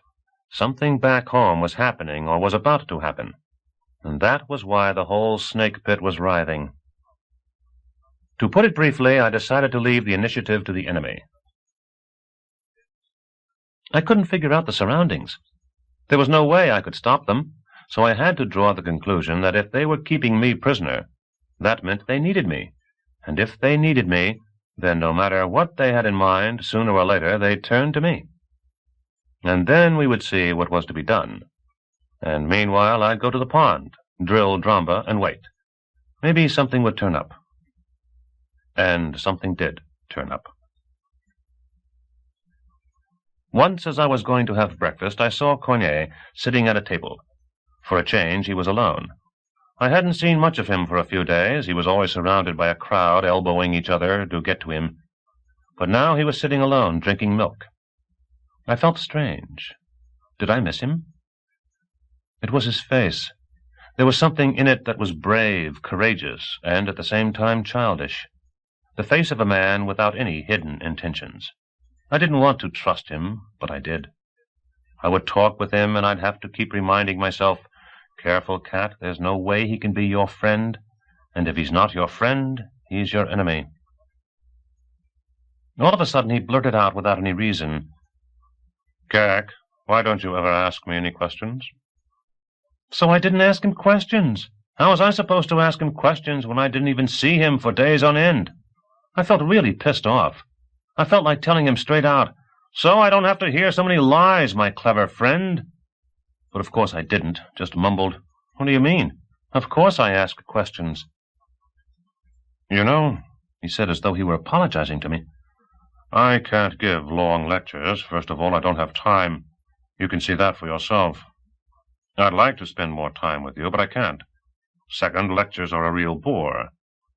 Why would you want to listen to answers to questions you haven't asked? Or maybe you don't agree?" I got confused, blurted out something I myself didn't understand. Just then 2 people rushed into the dining room, then a third. They were all glowing like polished copper kettles, as though the 3 of them were bringing Cornier a box of candy. "Is that it?" Cornier said, standing up to meet them. "Yes," they answered, almost in unison, and then fell silent. I had noticed a long time before that no one made a racket in Cornier's presence. In Cornier's presence they acted right. Cornier, you had to believe, did not go for fooling around. I was gobbling down something that tasted like fish and drinking some hot drink, and Cornier took the box between 2 fingers, opened it cautiously, and took out a thin red tape. The 3 of them held their breath. It was silent in the dining room, but you could still hear the racket in the living room. Cornier examined the red tape attentively, and then said softly, "Great. Duplicate it and hand it out." Cornier started walking away. He paused in the doorway, turned around toward me, and said, "Excuse me, Gak, there's nothing I can do." I just shrugged my shoulders, as though it were none of my concern. 2 of the men raced after Cornier, but the third remained behind and put the tape carefully back in the box. I was sitting there, really pissed off. I don't like to eat in front of strangers. But he didn't pay any attention to me and went all the way across the room to a corner where Cornier kept some kind of chest, sort of like a trunk, a huge box. He went over to it, slid a little screen up, and there was a brightly lit compartment. He put his little box into the compartment and lowered the screen. There was a brief humming, and a yellow eye lit up. The guy raised the screen, and I stopped eating. In the compartment, I saw 2 little boxes. The guy lowered the screen again the humming and the yellow eye. He raised the screen, and 4 boxes. And so forth. I sat there blinking my eyes in amazement. He did it again and again, and soon the whole compartment was full. He shoveled them out, shoved them into his pockets, winked at me, and ran out. Once again, I couldn't figure it out. But who in his right mind could? But one thing was clear. That machine was just what I needed. I stood up and walked over to it. I looked it over carefully, even tried to look behind it, but it was too close to the wall. Damn! I looked around and grabbed a dirty napkin, rolled it into a ball, and threw it in the compartment, from a distance, just to be on the safe side. Everything was normal. The napkin just lay there, nothing happened. Very carefully I took hold of the screen and pulled it down. It moved easily, almost by itself, smooth as silk. And things went right, the humming, the yellow light. Well, now, cat.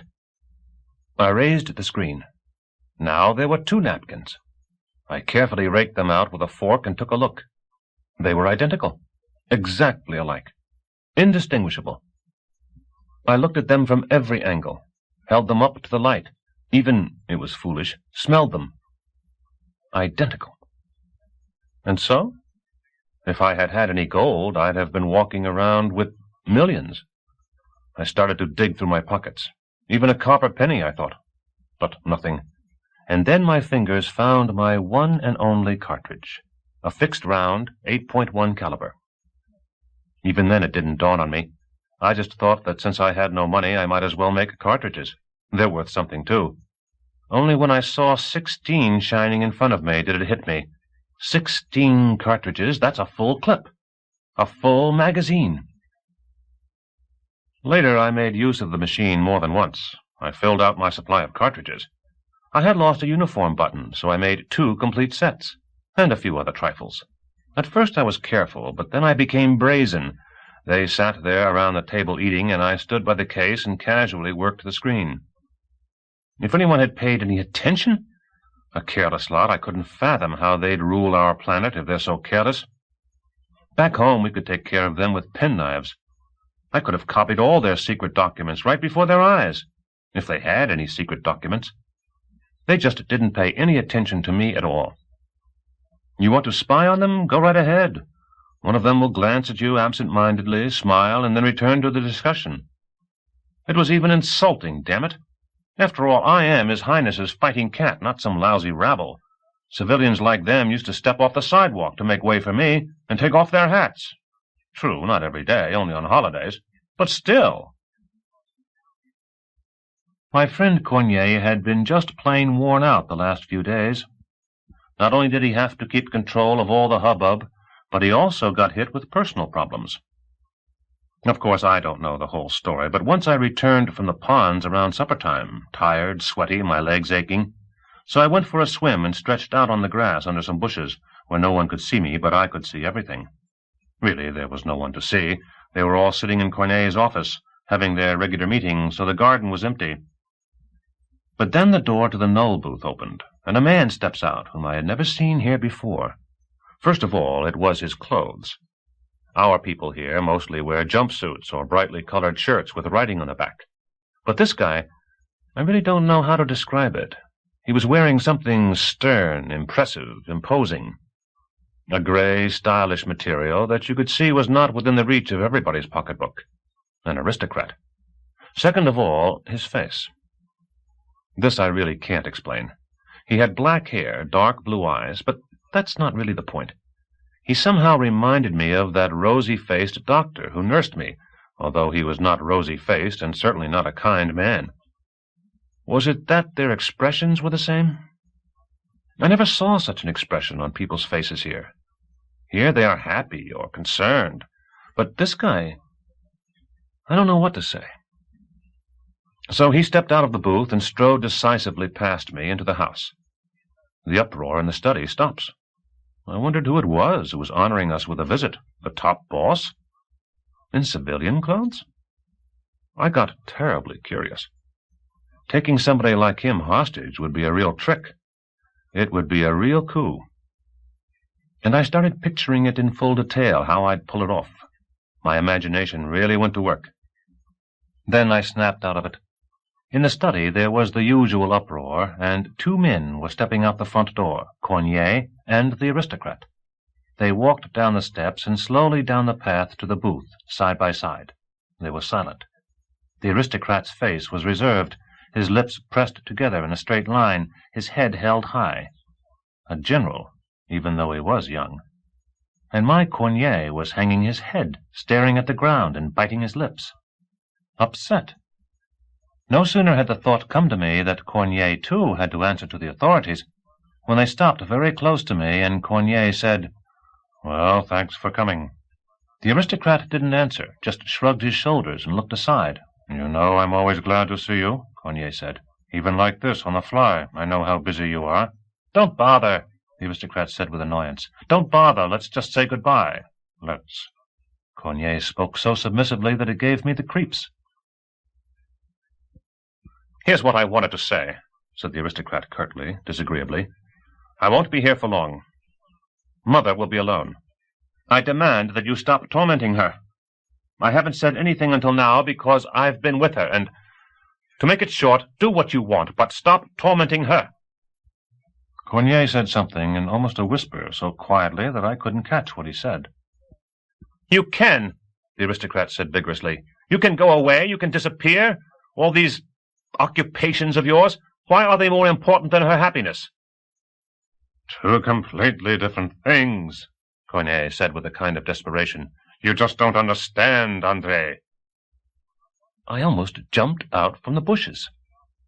So it wasn't any boss, and no general. It was his son. They even looked alike. "I can't leave," Cornier continued. "I can't disappear. It wouldn't change anything.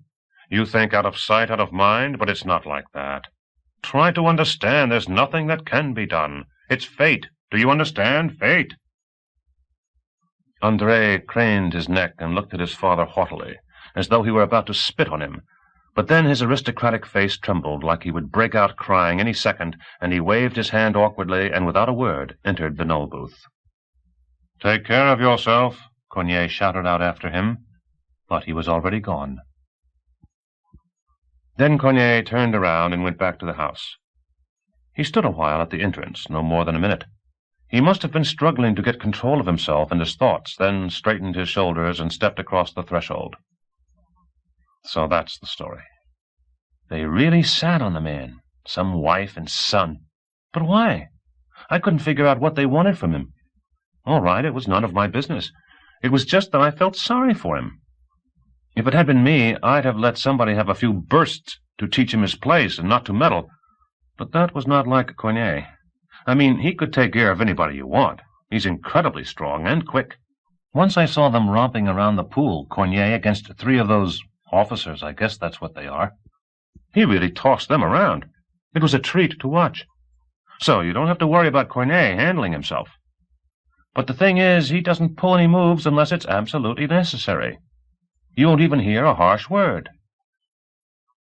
Although, on the other hand, there was one time. Once I went into his study to borrow a book or a tape from my viewer. It was raining. I slipped in quickly, but it was completely dark. I felt uncomfortable. It had never happened that in this house in the middle of the day I found myself in a dark room. Maybe I had entered some sort of storeroom by mistake. But then out of the darkness came Cornier's voice.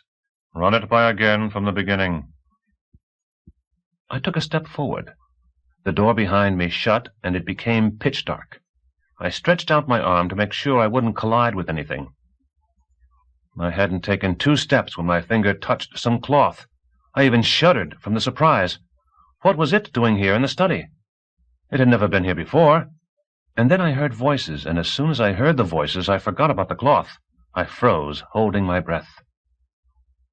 I understood right off that they were speaking in Imperial. I could recognize that babble of theirs anywhere, the hoarse squeaks. There were 2 voices, one a normal rat-eater. I'd give him a shot. And the second, you'd never believe it. I didn't at first. The second was Cornier. Exactly his voice. But he was speaking in Imperial, and in a bass deeper than I'd heard not only from Coignet, but from anybody else on that planet. It was a real interrogation, that's what it was. I've seen my share of interrogations. I know how they talk. No mistake about it. Coignet said ferociously, "Grum, drum, brum." And the other one, a cowardly bastard, answered him pitifully, "Babble, babble, babble." My heart grew glad. That's the truth. Unfortunately, I could only understand about half of it, and even what I understood didn't really get through to me. It seems this rat-eater was not an ordinary soldier or city-dweller, but some bigwig, maybe a marshal, maybe a minister.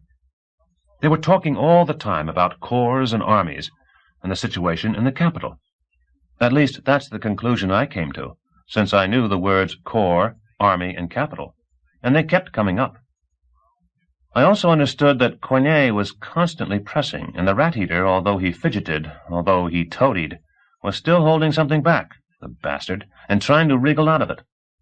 Coignet roared more and more furiously, the rat-eater squeaked more and more pitiably, and it was absolutely clear to me that it was time to slap him around a little.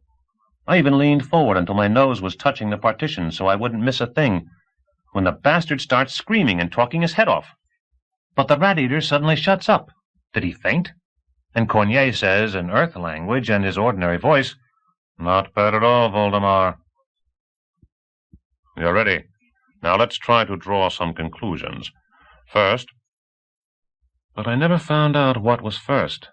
I started seeing stars, such bright stars that the room seemed bright, and then came to in the living room. I was sitting on the floor, blinking my eyes, and towering over me was the just-mentioned Voldemar. A huge guy, his head up around the ceiling. His expression looked confused and upset.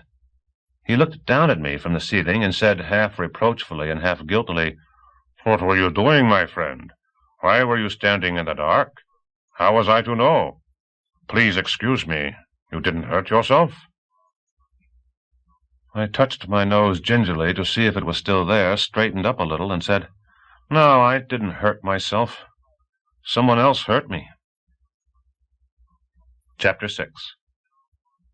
When Dramba finished the communications trench to the sighting point, Gak stopped him, jumped down into the trench, and went over the position. It had been dug beautifully. A trench with ideally smooth walls, slanting outward slightly, the bottom tamped down compactly, without any loose earth or other debris, everything exactly according to regulations. It led to the firing point, a perfectly circular pit 2 meters in diameter, with beam-covered dugouts for supplies and the crew facing the rear. Gak looked at his watch. The position had been dug in 2 hours and 10 minutes. His Highness's Engineers Academy could be proud of such work. Gak glanced at Dramba. Private Dramba towered above him, above the edge of the trench. His enormous palms were pressed against his thighs, elbows out, ears lowered, chest puffed out, and from him came a sense of freshness and coolness. "Good work," Gak said quietly. "His Highness's servant, Corporal, sir," the robot barked.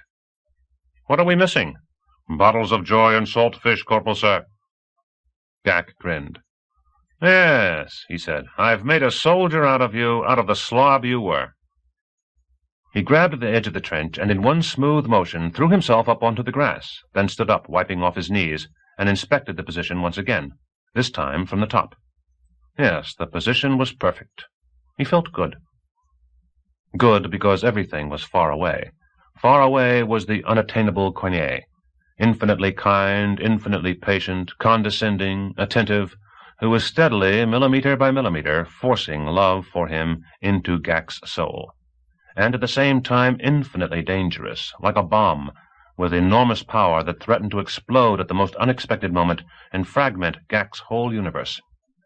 Far away was the treacherous house crammed with incredible and impossible mechanisms, incredible and impossible beings mixed with human traps like Coignet, noisily seething with disorderly activity, without any apparent goal, and therefore just as unfathomable and desperately dangerous for Gak's universe.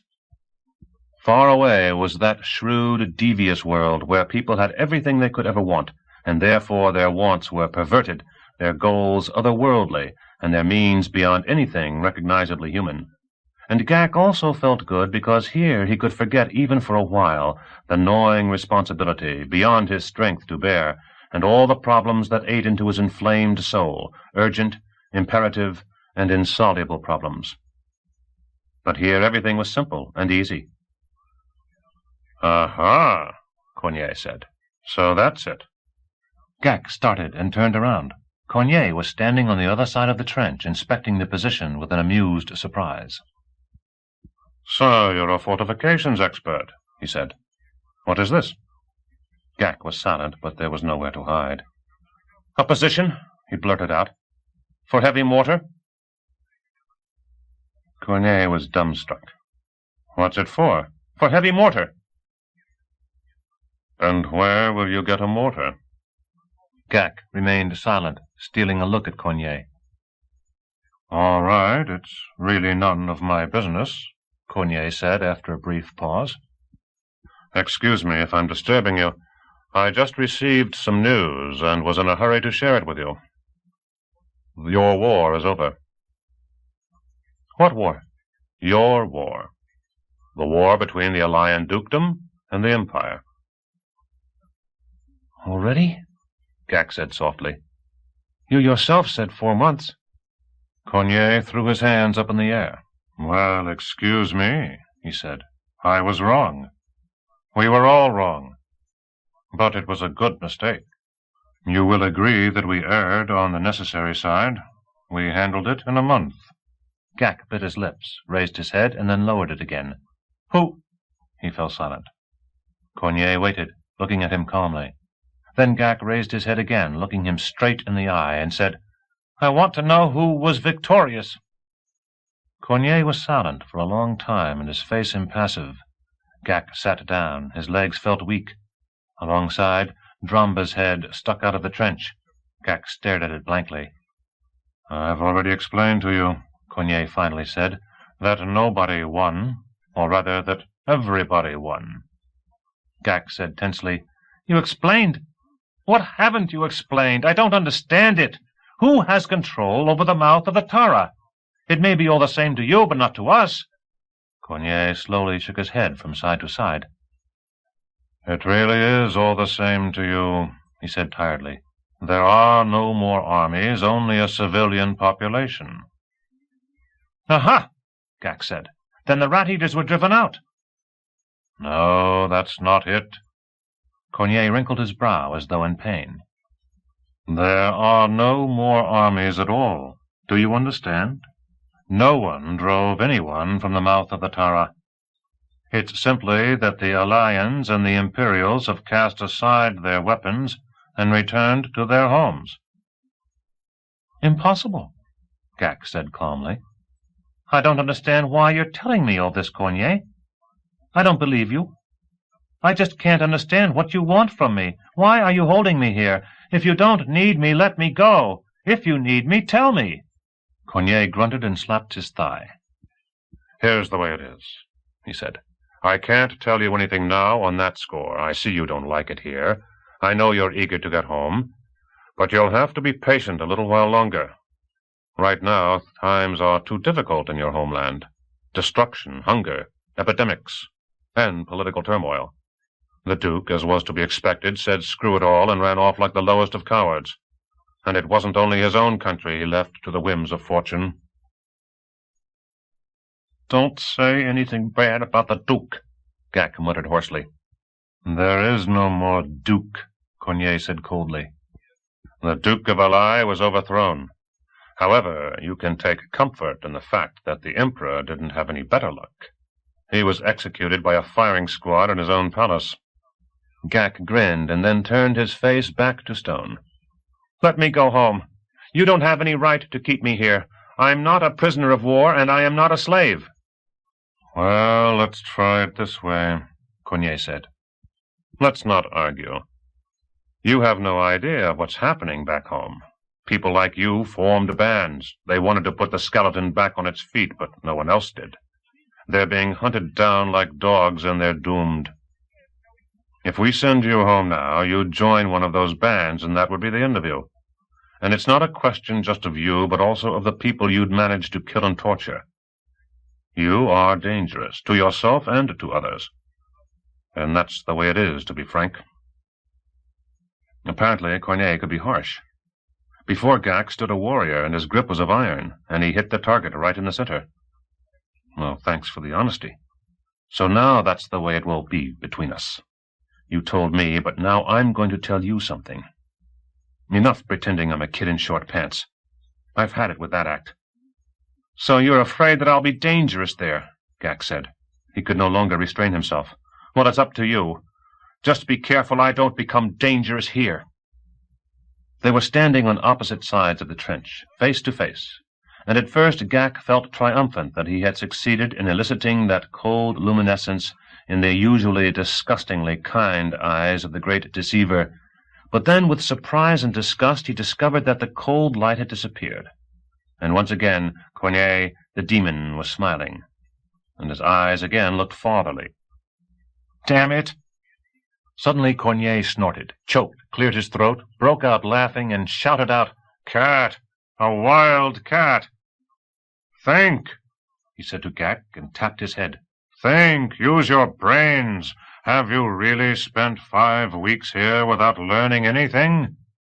Then Gak turned away abruptly and set off into the plains. Corneille's shout reached him, "Think!" Gak walked without looking at the ground, stumbling over groundhog burrows, scratching his ankles on thorns. He saw nothing and heard nothing around him. Before his eyes he saw a wrinkled, earthy face with immeasurably tired, bloodshot eyes, and his ears rang with a hoarse voice. "Kids, my loyal, unconquerable kids!" And that man, the last of Gak's kin among the living, was now trying to save himself, hiding in torment, and he was being pursued, hunted like a mad dog by a stinking horde of porkies who had been tricked, bought off, driven mad with fear. The rabble, riffraff, awful, without honor, without glory, without conscience. Lies, lies. It couldn't be. The forest guards, the marines, the blue dragons, did they betray him, abandon him? They had nothing else but him. They died for him. No, lies, nonsense. They took him into a circle of steel, bristling with bayonets, barrels, flamethrowers. They are the best fighters in the world. They would drive off and crush the common soldiers who had gone mad. Oh, how they would pursue them, burn them, trample them into the mire. And I am sitting here, a cat, a lousy puppy, not a cat. They picked him up, the poor little puppy, healed his paw, put a ribbon around his neck, and he casually wags his tail, sucks up his warm milk, while instantly repeating, "Yes, sir," and "At your command, sir." He tripped and fell headlong into prickly, dry grass, and remained lying there, hiding his head in unbearable shame. But he was all alone against all their power. And my friends here in this sneaky hell have been silent, haven't answered me for days, not a line, not even a single letter. Maybe they're no longer among the living, or maybe they surrendered. But is there really nothing I could have done? He shook all over as in a fever, under the scorching sun. In his brain there flew up, circled, and flashed away completely impossible, unthinkable ways to fight, to escape, to free himself. The worst horror was that Corneille, of course, told the truth. His machine had not worked in vain. All those monsters from unknown worlds had not assembled here in vain. They had done their job, destroyed the country, ruined everything of value, disarmed it, cut off its head. He didn't hear Dramba approach, but his sweaty back underneath his scorching shirt suddenly felt cool when the robot's shadow fell upon him, and he felt better. All the same, he wasn't entirely alone. He remained lying there, face down, for a time. The sun moved across the sky, and Dramba noiselessly moved with it, protecting Gak from the heat. Finally he sat up. His bare legs were covered with thorns. A grasshopper leaped on his knees, stared at him senselessly with the green drops of his eyes. Gak carelessly slapped it away, and then froze, looking at his hand. The backs of his fingers were scraped. "When did I do that?" he asked. "I have no way of knowing, Corporal, sir." Gak inspected his other hand, also covered with blood. "So this Mother Earth of theirs has thrashed me," he thought.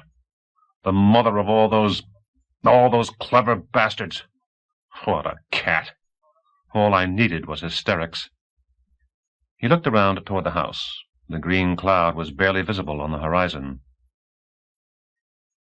"Today I really shot my mouth off," he said slowly. You're a porky, not a cat. There's no one to give you the whipping you deserve. You took it into your head to threaten him, you idiot, and Cornier has vanished." He looked at the robot. "Private Dramba, what did Cornier do when I left?" "He ordered me to follow you, Corporal, sir." Gak smiled bitterly. "And you, of course, followed his orders." He stood up and went over to the robot, standing just inches away from him. "Won't you ever learn, you blockhead?" he whispered in a rage. "Whom do you take orders from? Who is your immediate superior?" "Corporal Gak, His Highness's fighting cat, Corporal, sir," Dramba snapped back. "So how can you brainless porky, take orders from someone else?" Dramba hesitated, then said, "I am sorry, Corporal, sir." "Damn it," Gak said hopelessly. "All right, put me on your shoulders and let's go home." The house greeted them with an atypical silence. It was empty. The vultures had flown away, to their carrion. Gak went for a swim in the pool, washed off the blood and dust, carefully combed his hair in front of the mirror, and, after changing into clean clothes, marched decisively into the dining room. He was late for dinner. Cornier was already finishing his juice. He glanced at Gak with a deliberate indifference, and dropped his glance to the papers lying in front of him.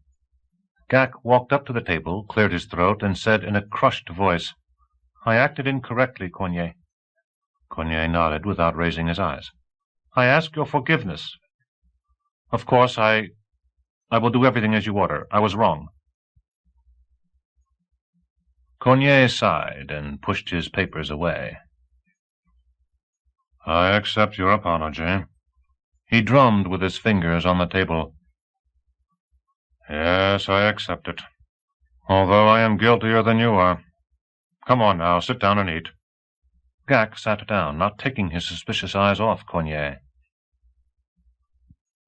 "You see, you are still young. You can be forgiven a lot. But me, an old fool. At my age and with my experience, I should know that there are people who can endure the blows of fate, and that there are people who break. To the first, you tell the truth. To the second, you make up stories. So please forgive me, Gak. Let's just try to forget the whole incident." And he went back to his papers. Gak was eating some kind of mixture of meat and vegetables, oblivious to the taste and smell, as though he were chewing cotton. His ears were blushing red. Once again, things have turned out ridiculously, he thought. I'm sick and tired of being treated like a puppy.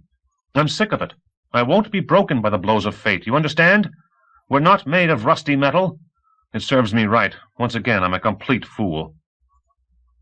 Gak poured some coconut milk into his glass from a wicker-wrapped bottle. I really am a fool. He treats me like a man, but I act like an old woman. The result, I'm a fool and a puppy. I don't want to think about it. I don't need your truth, and I don't need your stories. Thanks for the truth. At least now I understand that I can't wait any more, that it's time to do what has to be done. Cornier stood up, picked up his papers under his arm, and walked away. He looked depressed. Gak, chewing and sipping, stared out into the garden. A big, red-furred cat sprang out of thick grass onto a sandpath. Something feathery was fluttering in his mouth. The cat gloomily turned his wild eyes to the right, then to the left, then to the right again, and raced over to the house, most likely under the front steps. Keep at it, work away, brother in courage, Gak thought. I just have to make it through the day, and then this evening I can get down to business. He leaped to his feet, threw his dishes into the hatch, and made his way on tiptoe toward the corridor. There was no new writing on the wall. His friends in hell had remained silent. All right, so he would have to act alone. Dramba, no, he could not hold out any great hopes for Private Dramba. It was a shame, of course, an invaluable soldier, but he had no real faith. Better without him. Let him just do what's necessary, and I'll decommission him. He returned to his room, lay down on his cot with his hands behind his head. "Private Dramba?" he called out. Dramba entered and stopped by the door. "Report," Gak ordered. Dramba started booming in the middle of a sentence. "There's no other answer. The doctor, however, was opposed. He justified his opposition with the argument that, first of all, a being that does not belong to the branch of humanoid sapiens cannot be the object of contact without an intermediary. Skip, Gak said sleepily. Yes, sir, Corporal, sir, Gamba answered, and after a brief pause, continued, this time starting from the beginning of a sentence. The following persons went to establish contact. Evarist Kozak, the ship's commander, Faina Kamincha, the group's senior xenologist, the xenologists. Gak fell asleep. He awoke as though he had been slapped in the face with a wet towel. Somewhere nearby, someone was speaking Alayan. His heart beat crazily, and his head felt as though someone had split it open. But it was no dream. I would call your attention to the fact that most of his works were written in Jigna, an unfamiliar adolescent voice was saying. Perhaps this will help you? Jigna, Cornier's voice answered. Excuse me, but where is that? It's a resort town on the western shore of Zaguta. You know, the lake. I know. You think... Apparently he used to work there often. He must have lived with some kind of patron. Gak suddenly rolled off his cot and crawled over to the window. Cornet was talking on the porch with a thin, blond kid about 16 years old, with huge, pale eyes like a doll's, beyond doubt an Alayan from the south. Gak grabbed onto the window ledge. It's curious, Cornet said dreamily. He slapped the kid on the back. It's a good idea. Good thinking, Dang. Our scatterbrain missed a chance. He absolutely must be found, Cornier, the kid said, clenching his fists. You yourself said that even your scientists were interested, and now I understand why. He's your equal, even higher in some ways. You've just got to find him. Cornier sighed deeply. We'll do everything we can, my friend. But if you only knew how difficult it is. You have no idea what's going on there. I do, the kid said curtly. They fell silent. It would have been better if you had left me there and rescued him, the kid said softly and rapidly, avoiding Cornier's eye. We were lucky to stumble across you. No such luck with him, Cornier answered equally softly. He put his hand on the kid's shoulder. We'll do everything in our power. The kid nodded. Good. Cornier sighed again. Well, all right.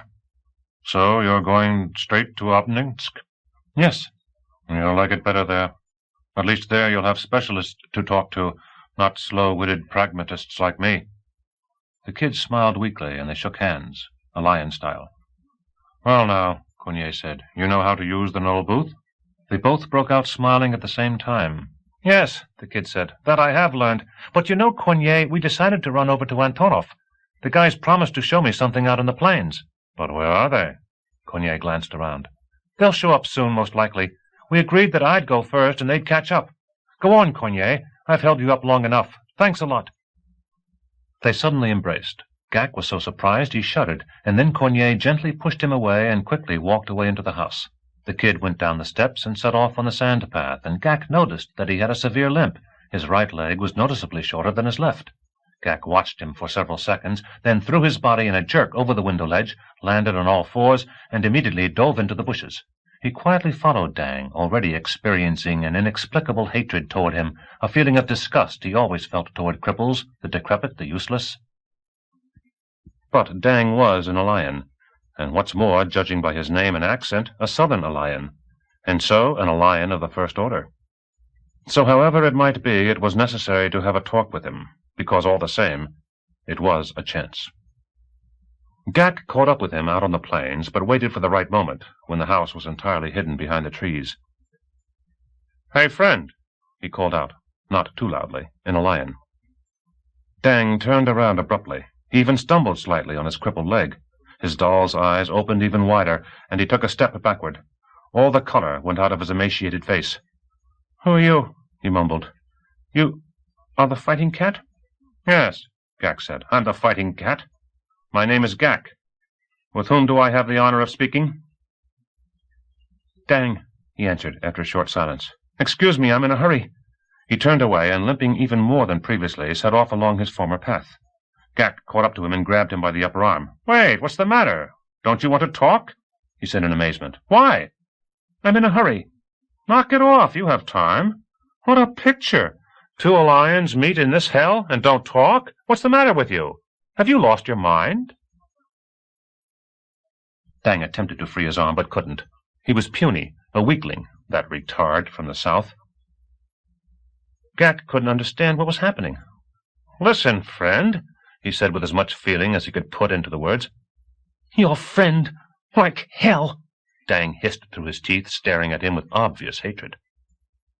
Gak let go of his arm out of surprise. For a moment he lost the ability to speak. Your friends in hell, your friends like hell, he even gasped from fury and humiliation. Damn you, Gak said. You damned traitor! Choke the bastard. Tear him to pieces. You're the traitor, Dang hissed. A cold-blooded executioner. A killer. Gak gave him a short, swift jab to the pit of the stomach, and when he doubled over, Gak, losing no time, gave him a vicious rabbit punch, while bringing his knee up into his face. He stood above him, his arms dangling, watching him writhe in the dry grass, choking on his blood, and thought, So here's your ally, here's your friend in hell. There was a bitter taste in his mouth, and he felt like crying. He squatted down, lifted up Dang's head, and turned his bloody face toward him. Trash! Dang wheezed and broke out sobbing. A killer! Even here! What's going on?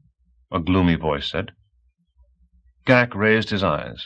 Two people were standing above him, some unfamiliar locals, also very young. Gak carefully lowered the southerner's head into the grass and stood up. What's going on here? He muttered. How should I know? He crashed through the bushes and, trampling the flower beds, went straight to the front entrance. He went up to his room, collapsed face down on his cot, and lay there until evening. Cornier called him to supper, but he didn't go. Voices in the house were grumbling. There was music, then it was quiet. The sparrows were cursing each other, settling down for the night. The cicadas struck up endless songs, and the room became darker and darker. When it was totally black, Gak got up, motioned Dromba to follow him, and sneaked out into the garden.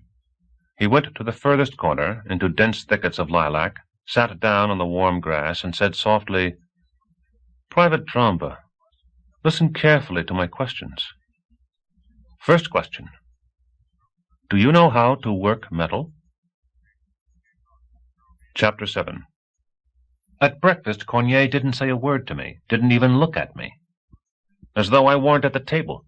I, of course, sat there with my tail between my legs, waiting for whatever would happen, and I have to say, feeling incredibly crummy. The whole time I felt dirty all over, like killing myself. Well, I managed to finish the meal and went up to my room. I put on my uniform, but it didn't help. In fact, it made me feel even worse. I picked up His Highness's portrait, but it slipped out of my hands and rolled under the cot. I didn't bother to retrieve it. I sat down by the window, resting my elbows on the window ledge, and stared out into the garden.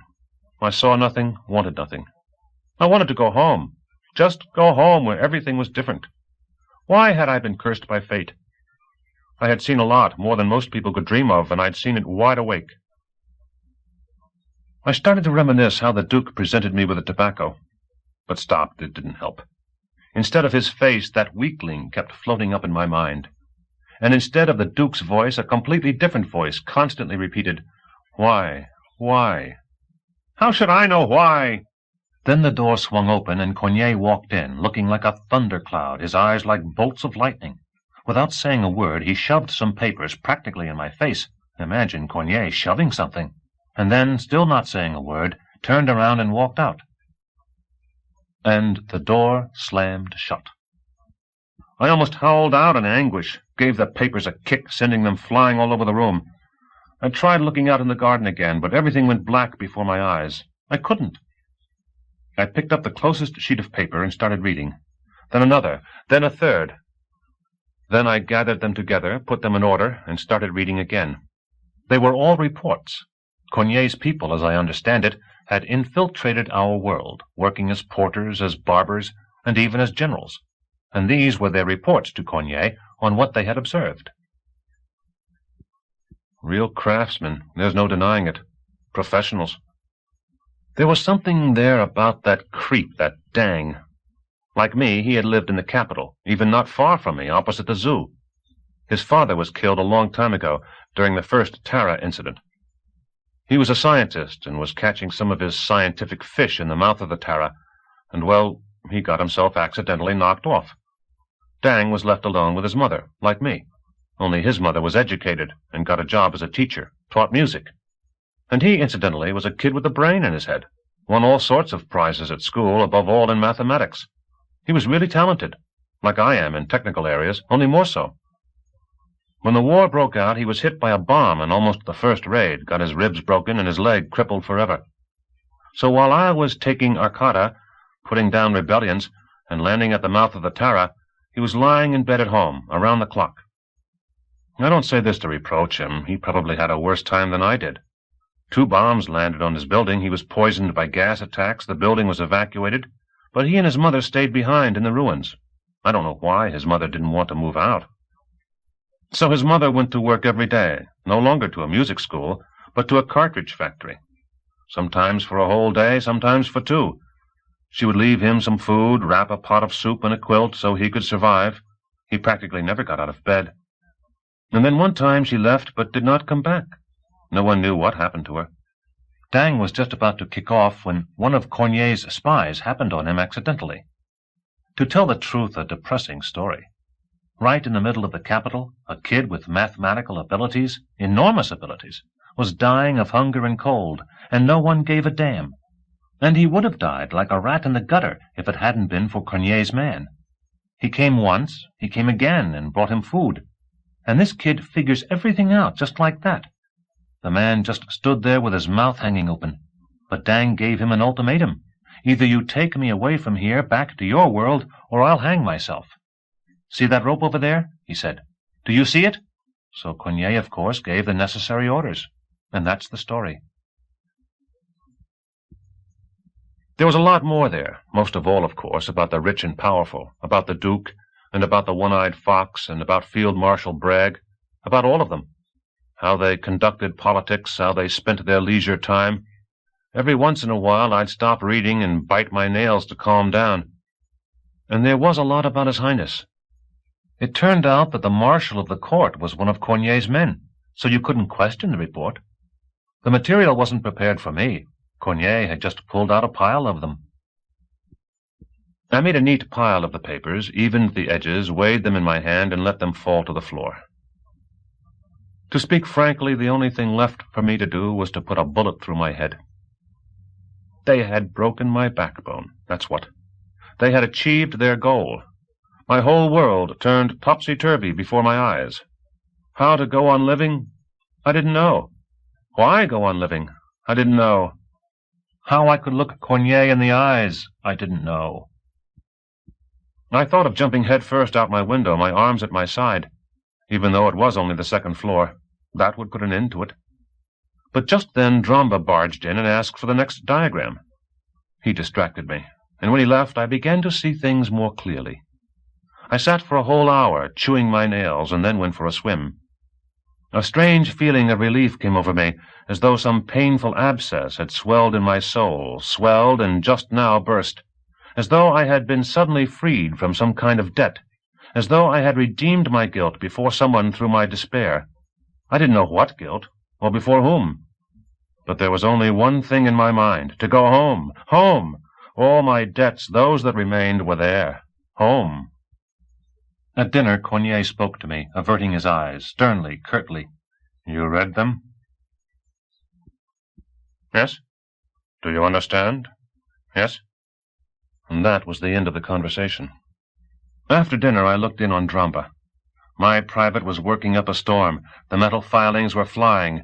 He was covered with grit and hot oil, but his hands kept moving. It was a pleasure to watch.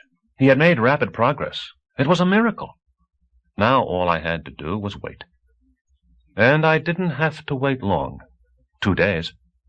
When the gun was finished, I put it in a bag, carried it to the pond, assembled it there, and after a short prayer, tested it. The machine was okay. It would really do a job on someone. It wasn't perfect, of course, but it still came out better than our rebels, who usually made their pop guns out of leftover pieces of pipe. I went back to my room and put it and the sack into my steel chest. Everything was ready. That very evening, as I was getting ready to go to bed early, the door opened and I saw the woman standing in the doorway. Thank God I wasn't undressed yet. I was sitting on the cot in my uniform and taking off my shoes. I had taken the right one off and just started on the left when I saw her. I didn't even have time to think, just glanced up and with one boot on and one boot off, hopped to my feet and snapped to attention. She was beautiful, even terrifyingly beautiful.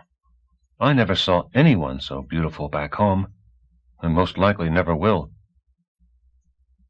"Excuse me," she said with a smile. "I didn't know you were here. I'm looking for Cognier." And I didn't say a word, like a real blockhead, just ate her up with my eyes, although I could hardly see. I was stunned. She glanced around the room, and then looked at me again, carefully, attentively, no longer with a smile. When she saw she wasn't going to get anything sensible out of me, she nodded and left the room. The door closed gently behind her, and believe me, the room seemed to grow dark. I stood for a long time like that, wearing one boot. My thoughts were all mixed up. I couldn't keep anything straight. I didn't know what was going on. Was the light in the room somehow special at that moment, or was the moment itself special? But I spent half the night pacing the floor and still couldn't come to my senses. I remembered how she stood, how she looked around, what she said. I realized, of course, that she told me a lie, that she was definitely not looking for Cognier, of all places my room, but that she came here specially to see me. All right, then. Another thought drove me wild. I understood that I had been granted a chance to see in that moment a tiny fragment of the real great world of these people. Cognier hadn't sent me out into the world, and he was right. In that world, I would have ended up committing suicide, because it all was impossible. To see such things every minute, and to know that you would never be like them, nor have what they have, but you would be, as it is written in the Holy Book, ugly, nasty, and corrupt, to the end of your days. Well, I didn't sleep well that night. I should say I didn't sleep at all. As soon as dawn broke, I climbed out into the garden and lay down in the bushes in my regular lookout point. I wanted to see her again, to figure it out, to understand why she had struck me so much the night before. After all, I had seen her before, and from behind these very same bushes. And then I saw them walking down the path toward the Knoll booth, side by side, but not touching each other. I looked at her and almost burst out crying. Once again I saw nothing in her. A beautiful woman, no doubt about it, but that was all. It was as though she had been completely extinguished, as though her living soul had been extracted. There was an emptiness in her dark blue eyes, and wrinkles around her mouth. They walked right past me in silence, and only when they reached the Knoll booth did she stop and say rapidly, "You know he has the eyes of a killer." "He is a killer," Cognier answered quietly. "A professional." "I feel sorry for you," she said, caressing his cheek with the palm of her hand. "If only I could stay here with you. But I really can't. I always feel sick here." I didn't listen to any more. It was me they were talking about. I crawled back to my room and looked at my face in the mirror. My eyes looked normal. I don't know what she wanted, but Cognier was right. A professional killer. Nothing to be ashamed of. I learned what I was taught, and I wiped away the whole story out of my mind. You have your ways, I have mine. My business now is to wait for my chance. How I spent the last 2 days I don't remember. I ate, slept, swam, and slept. I practically didn't speak to Cognier. It wasn't that he hadn't forgiven me for that incident, or for other reasons. No. He was just up to his ears in work again. And this time to the maximum. His face looked pinched. People once again kept dropping in. We were overrun. Believe it or not, a dirigible flew in, hanging for days on end over the garden. The amazing thing is that during the whole time not one phantom showed up. I had noticed that phantoms arrived either late evening or early morning. I don't know why. So all day long I was in a fog, didn't pay attention to anything, but as soon as the sun set and the stars came out, there I'd be at my window with my weapon on my knees. But no phantoms, as if to spite me. I waited, but there weren't any. To be honest, I started getting worried. Was it deliberate? Once again, had they calculated everything for 100 years in advance? During all this time, there was only one interesting event. On the last day, I was drowsing off before my night watch, when suddenly Cornier woke me. "Why are you sleeping in the middle of the day?" he asked me with annoyance, but the annoyance I saw was somehow not real. "It's hot," I said. "I feel wiped out." I was still half asleep and had really goofed up. It had been drizzling the whole day. "I've really let you get out of control," he said. "I'm too busy to watch over you, and you're taking advantage. Let's go, I need you." So here it is, I thought. They need me. So of course I jumped up, straightened my bed, grabbed my sandals, but then he told me, "No, leave them. Put on your uniform, and do it right. Comb your hair. Slovenly, it's embarrassing to look at you." The oceans are on fire, the forests flowing, and the mouse is drowned in stone, I thought. He wants the uniform. I was overcome by curiosity and couldn't resist. I got dressed, tightened my belt as much as possible, combed my hair. I clicked my heels, "Your Highness's servant." He looked me over from head to foot, grinned for some reason or other, and we walked down to the study.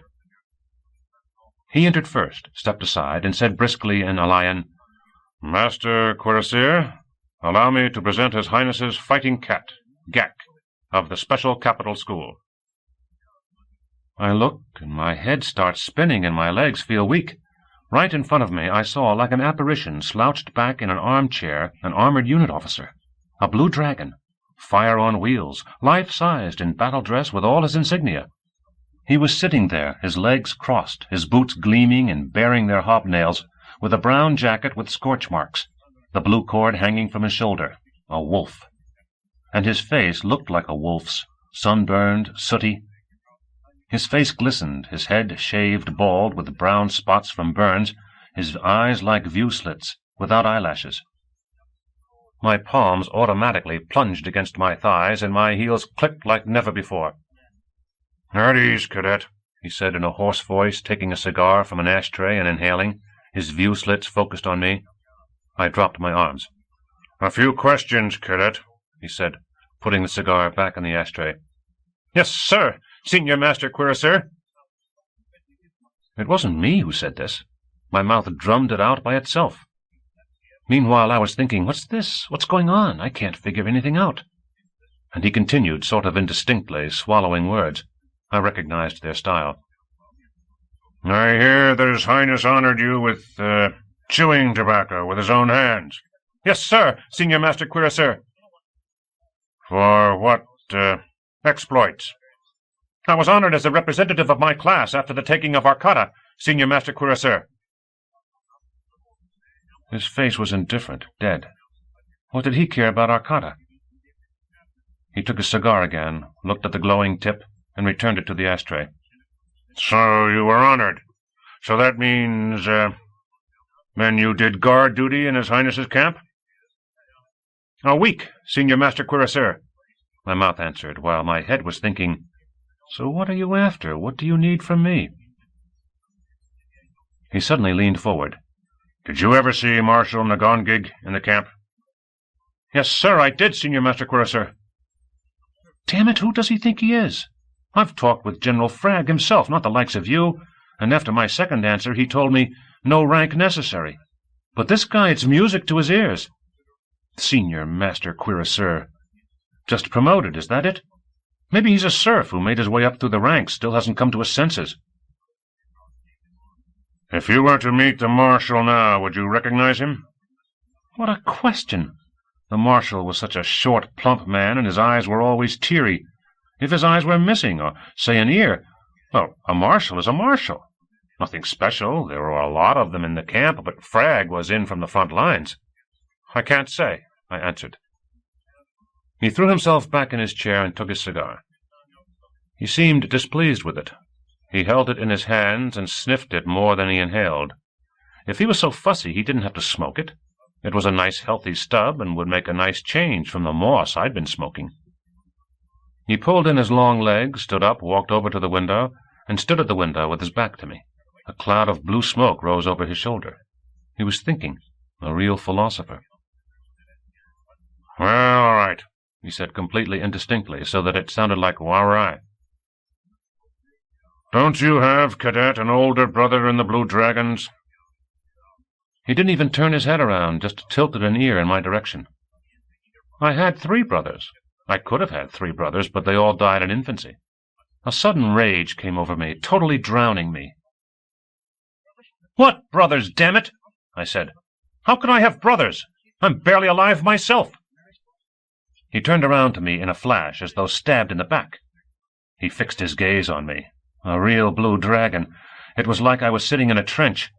Out of force of habit, my skin started to crawl, and then I thought, "You can go to hell with your stares. What did I care about some shit-eating cuirassier?" He probably turned tail and ran out. If he's turned up here, maybe escaped from his own soldiers. So I brazenly pulled my right foot back, putting my hands behind my back, and stared straight into his slits. He was quiet for a few seconds, it must have been, and then said hoarsely, but not loudly, "How do you stand, Cadet?" I wanted to split, but held back, of course, and said, "Why? I'm standing here okay. I'm not falling over." He charged at me straight across the room, slowly, terrifyingly. I didn't know what would have happened, but Cornier jumped up out of his corner, where he had been sitting the whole time with his papers, and said firmly, "Master Cuirassier, my friend, take it easy, don't go too far." And that was it. A kind of spasm passed over his singed face, and Senior Master Cuirassier stopped short of me and returned to his armchair. The end. The Blue Dragon was really shot down. I sneered as insultingly as my numb face would allow, and thought, suppose that Cornier weren't here, that he'd gone out for a minute. He would have hit me, and I would have killed him, with my bare hands. He flopped down into his chair, finally crushed the cigar against the bottom of the ashtray, and said to Cornier, "You know, it's hot in here, Mr. Cornier. I wouldn't refuse something to wet my throat." "Juice?" Cornier offered. "Juice? Well, no, if it's possible, something a little stronger." "Wine?" "Yes, please." He didn't look at me any more, was deliberately ignoring me. He took the glass from Cornier and stuck his sunburned nose into it, and sucked it in. I was dumbstruck. How could it be? Of course, anything can happen, particularly after defeat. But no, that's a blue dragon, a real one. And then suddenly the veil fell from my eyes. The cord, the wine. Damn it, it was all a trick. Cornier asked, "Won't you have something to drink, Gak?" "No," I said, "I won't. I myself won't. And I'd recommend that our friend the Senior Master Cuirassier didn't either." Such a malicious glee came over me that I almost started giggling. They both stared at me goggle-eyed, and I walked over to that scorched lord, took away his glass, and said, sort of gently, as though I were a kindly uncle, "Blue dragons don't drink wine. They don't touch alcohol of any kind. They, Senior Master Cuirassier, have taken a vow, not a drop of alcohol while a single striped rat befouls the atmosphere of the universe with its breath. That's number 1. And then the cord. I grabbed that award for military valor, unbuttoned it from his jacket, and neatly lowered it down his sleeve. The cord of valor, according to regulations, can be worn no higher than the 3rd button. No real dragon would button it on. They'd rather be sent to the guardhouse. That's point number 2. What pleasure I felt. I felt light and beautiful. I looked them over again, and they were listening to me as though I were the prophet Gagura, proclaiming the Lord's truth from the pit. I headed for the door.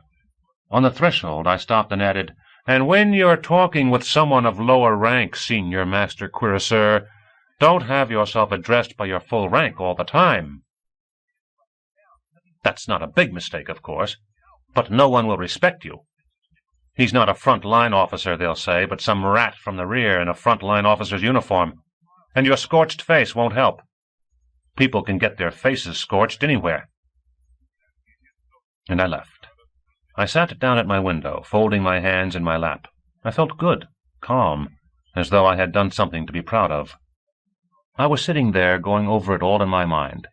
How Cornier at first only blinked wide-eyed in surprise and then listened attentively, tensely hanging on to my every word, and the fake cuirassier with his mouth dangling open.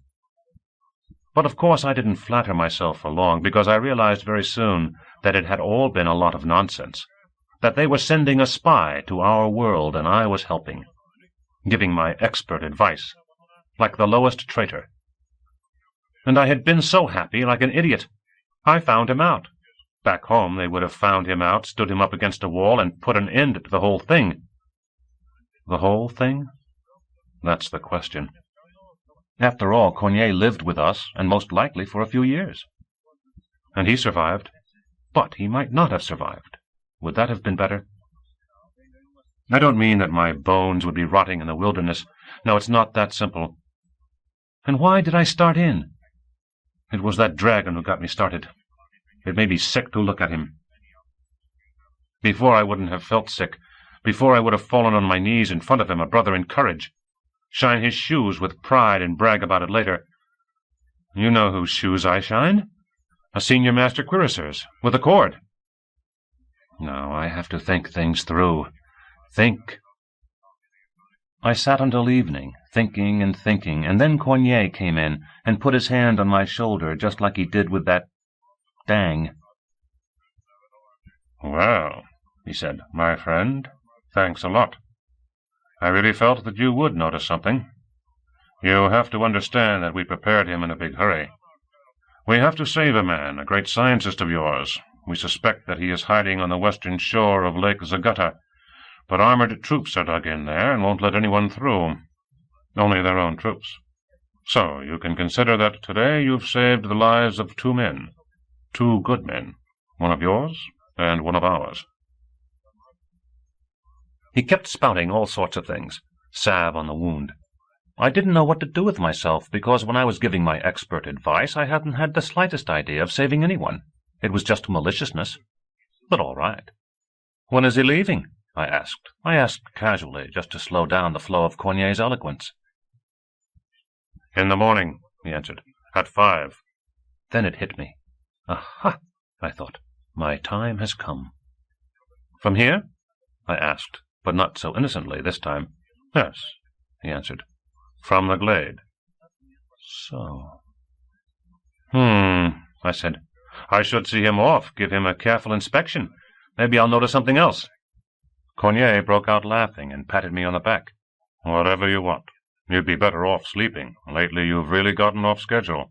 Let's go have supper, then you should get to bed. So we went to have supper. After supper, Cornier was happy. I hadn't seen him so happy in a long time. He told funny stories about the time he spent working as a messenger for a bank in our capital, how gangsters recruited him, and what came of it. He asked me where Dramba was, why he hadn't seen him the last few days. I told him quite honestly that Dramba was building a fortified region near the pond. Fortified region? That's good, he said seriously. So, in an extreme situation, there'll be a place to sit it out. Wait, I'll make time and we'll hold some real war games. The guys should be trained. Well, we talked about drill and maneuver, and I saw how gentle and courteous he was, and thought to myself, should I ask him one more time? But this time nicely. Please let me go home. No, he wouldn't. He won't let me go until he's convinced I'm no longer dangerous. And how can I convince him when I don't even know myself? But I won't know until I get back home. We parted. He wished me a good sleep, and I went to my room. Of course I didn't go to sleep. I lay down for a while and took a nap with one eye open. But at 3 I got up and started preparations. I prepared like I had never done before. My fate would be decided in the morning. At 4 I was already sitting in the garden, waiting in ambush. Time, as always in such situations, dragged on. But I was perfectly calm, no fear, nothing. I knew I would win, and it couldn't be any other way. But time, however slowly or quickly, it always passes by. Exactly at 5, just as the dew formed, I heard the familiar hoarse mewing right overhead. A hot wind hit the bushes. The first light went on over the glade, and then it was already standing there, right beside me. I had never seen one from so close. Huge, warm, alive, and its sides, it turned out, seemed covered with fur, and they quivered, pulsated, breathed. God knows what kind of a machine it was. There just aren't any machines like it. I changed my position to be closer to the path. I looked out and saw them coming. In front, my blue dragon, his cord bouncing in the right spot and holding a riding crop in his hand. That was a good idea. If they've earned the cord, then they have the riding crop. Even I forgot about that. My dragon was in fine shape. Cornier was striding along behind him, and both were silent. Apparently everything had already been said. All that was left was to shake hands, or, as was their custom here, embrace and say a blessing. I waited until they had walked right up to the phantom, and the hatch opened with a clack, and then I stepped out of the bushes and aimed my gun at them. "Don't make a move!" They turned quickly toward me, and then froze. I stood crouched over, raising the barrel of my gun, in case one of them leaped out at me over the whole 10 meters separating us. I'd be able to catch him in the air. "I want to go home, Cornier," I said, "and you will send me there right now, without any discussions or delays." In the light of dawn, their faces appeared very calm, and expressed nothing except attention and anticipation for what I would say next. At the back of my consciousness, I reminded myself that Cornier was still Cornier, and the blue dragon still a blue dragon, and they were both dangerous. Damn it, but they were dangerous. "Either we set off together," I said, "or no one will set off. I kill you both, and then myself." I said it and fell silent. I waited. I had nothing more to say. They also were silent. Then Blue Dragon turned his head toward Cornier and said, "That kid, he's really gotten out of hand. Maybe I should take him along. I do need an orderly." "He's not right for an orderly," Cornier said, and on his face there appeared the same expression of anguish that had troubled me back when we were in the hospital. I became confused. "I've got to go home," I said, as though I were asking forgiveness. But Cornier had already become his old self. "Cat," he said. "What a tomcat! The terror of the mice." Chapter 8. Gak fought his way through the last thickets and stepped out toward the road. He looked back. He could see nothing through the tangle of rotten branches. It was raining in a downpour. A stench arose from the ditch, where a heap of ominous black rags was mouldering in a clayey slime. About 20 paces away, on the other side of the road, a burnt-out tank, one side slipping into a quagmire, jutted up, the barrel of its flamethrower aimed senselessly at the low-lying clouds. Gak jumped across the ditch and walked along the edge of the road toward the city. The road was a road in name only. It was a river of liquid clay, and dragging themselves toward him through the slop, constantly getting bogged down, were dilapidated carts on huge wooden wheels, drawn by exhausted oxen. Women, wrapped in shawls up to their eyes, constantly slipping and sliding, sobbing and cursing foully, furiously lashed the oxen across their protruding ribs, and on the carts, buried amid wet bundles, chairs and tables with their legs jutting up, pale, scrofulous children clung to one another, like monkeys in the rain. There were many of them, dozens on each cart, but there was not a single man in the whole sorry caravan. Pounds of mud clung to Gak's boots. The rain soaked through his jacket, ran down his neck, streamed over his face. Gak strode along, and the columns of refugees stretched out before him. They were bent over under wet packages and worn suitcases, or pushed hand-carts with miserable loads, silently, straining with their last ounce of strength and never pausing. An old man with a broken crutch on his lap was sitting in the mud and repeating in a monotone, without hope, "Take me along, for the love of God! Take me along, for the love of God!" And from a tilted telephone pole, a man with his arms twisted behind his back was dangling, his face turned black. Gak was home. He was passing a military medical van, bogged down in the mud. The driver, wearing a filthy military jumpsuit and a greasy floppy hat, opened the door on a slant and yelled in a cracked voice something that could not be heard over the motor's roar, and at the back of the van, in streams of mud flying up from the spinning wheels, a short military doctor and a young woman in a uniform, probably a nurse, senselessly and impotently fussed around. Walking past, the thought flashed into Gak's mind that only the van was headed toward the city, against the flow, and it was stuck. "Young man," he heard. "Stop! I order you!" He stopped and turned his head. The doctor, slipping and sliding, waving his arms foolishly, was running toward him, followed by the driver, charging like a wild boar, brutal, squat, with huge fists clenched at his sides. "You must help us immediately!" the doctor screamed in a high-pitched voice as he ran up. He was completely covered with a brown slop, and it was incomprehensible how he could see through the mud-splattered lenses of his pince-nez. "Immediately! I will not permit you to refuse!" Gak looked at him without saying a word. "You have to understand there's a plague there!" the doctor yelled, and pointed with a dirty finger toward the city. "I'm taking serum there! Why won't anyone help me?" What was there about him? Old, feeble, filthy? Gak suddenly saw before him sun-flooded rooms, enormous, beautiful, clean people wearing bright shirts, and the flames of the phantoms flickering above the glade. It was like a hallucination. "Why talk to the bastard?" the driver choked out, pushing the doctor aside. Wheezing, he grabbed the gun by the barrel, pulled it from under Gak's arm, and, grunting from the effort, hurled it into the woods. "Dressed like a prince, you damned bastard!" He wound up and punched Gak in the face. The doctor immediately yelled out, "Stop it! Stop it this instant!" Gak staggered, but managed to stay on his feet. He kept staring at the doctor, and slowly wiped the mud left by the blow from his face. The doctor was already tugging at his arm. I beg you, he stammered. "I have 20,000 ampules. Please understand, 20,000. It's still not too late." No, Gak thought. It's just an ordinary lion, a southerner. A hallucination. They walked over to the van. The driver, muttering and seething, climbed behind the wheel and barked out, "Go ahead!" The motor roared, and Gak, standing between the doctor and the nurse, put his shoulder to the van and pushed with all his strength. The motor whined, the mud flew up like a fountain, and he kept pushing, straining, pressing, and thinking, I'm home. I'm home.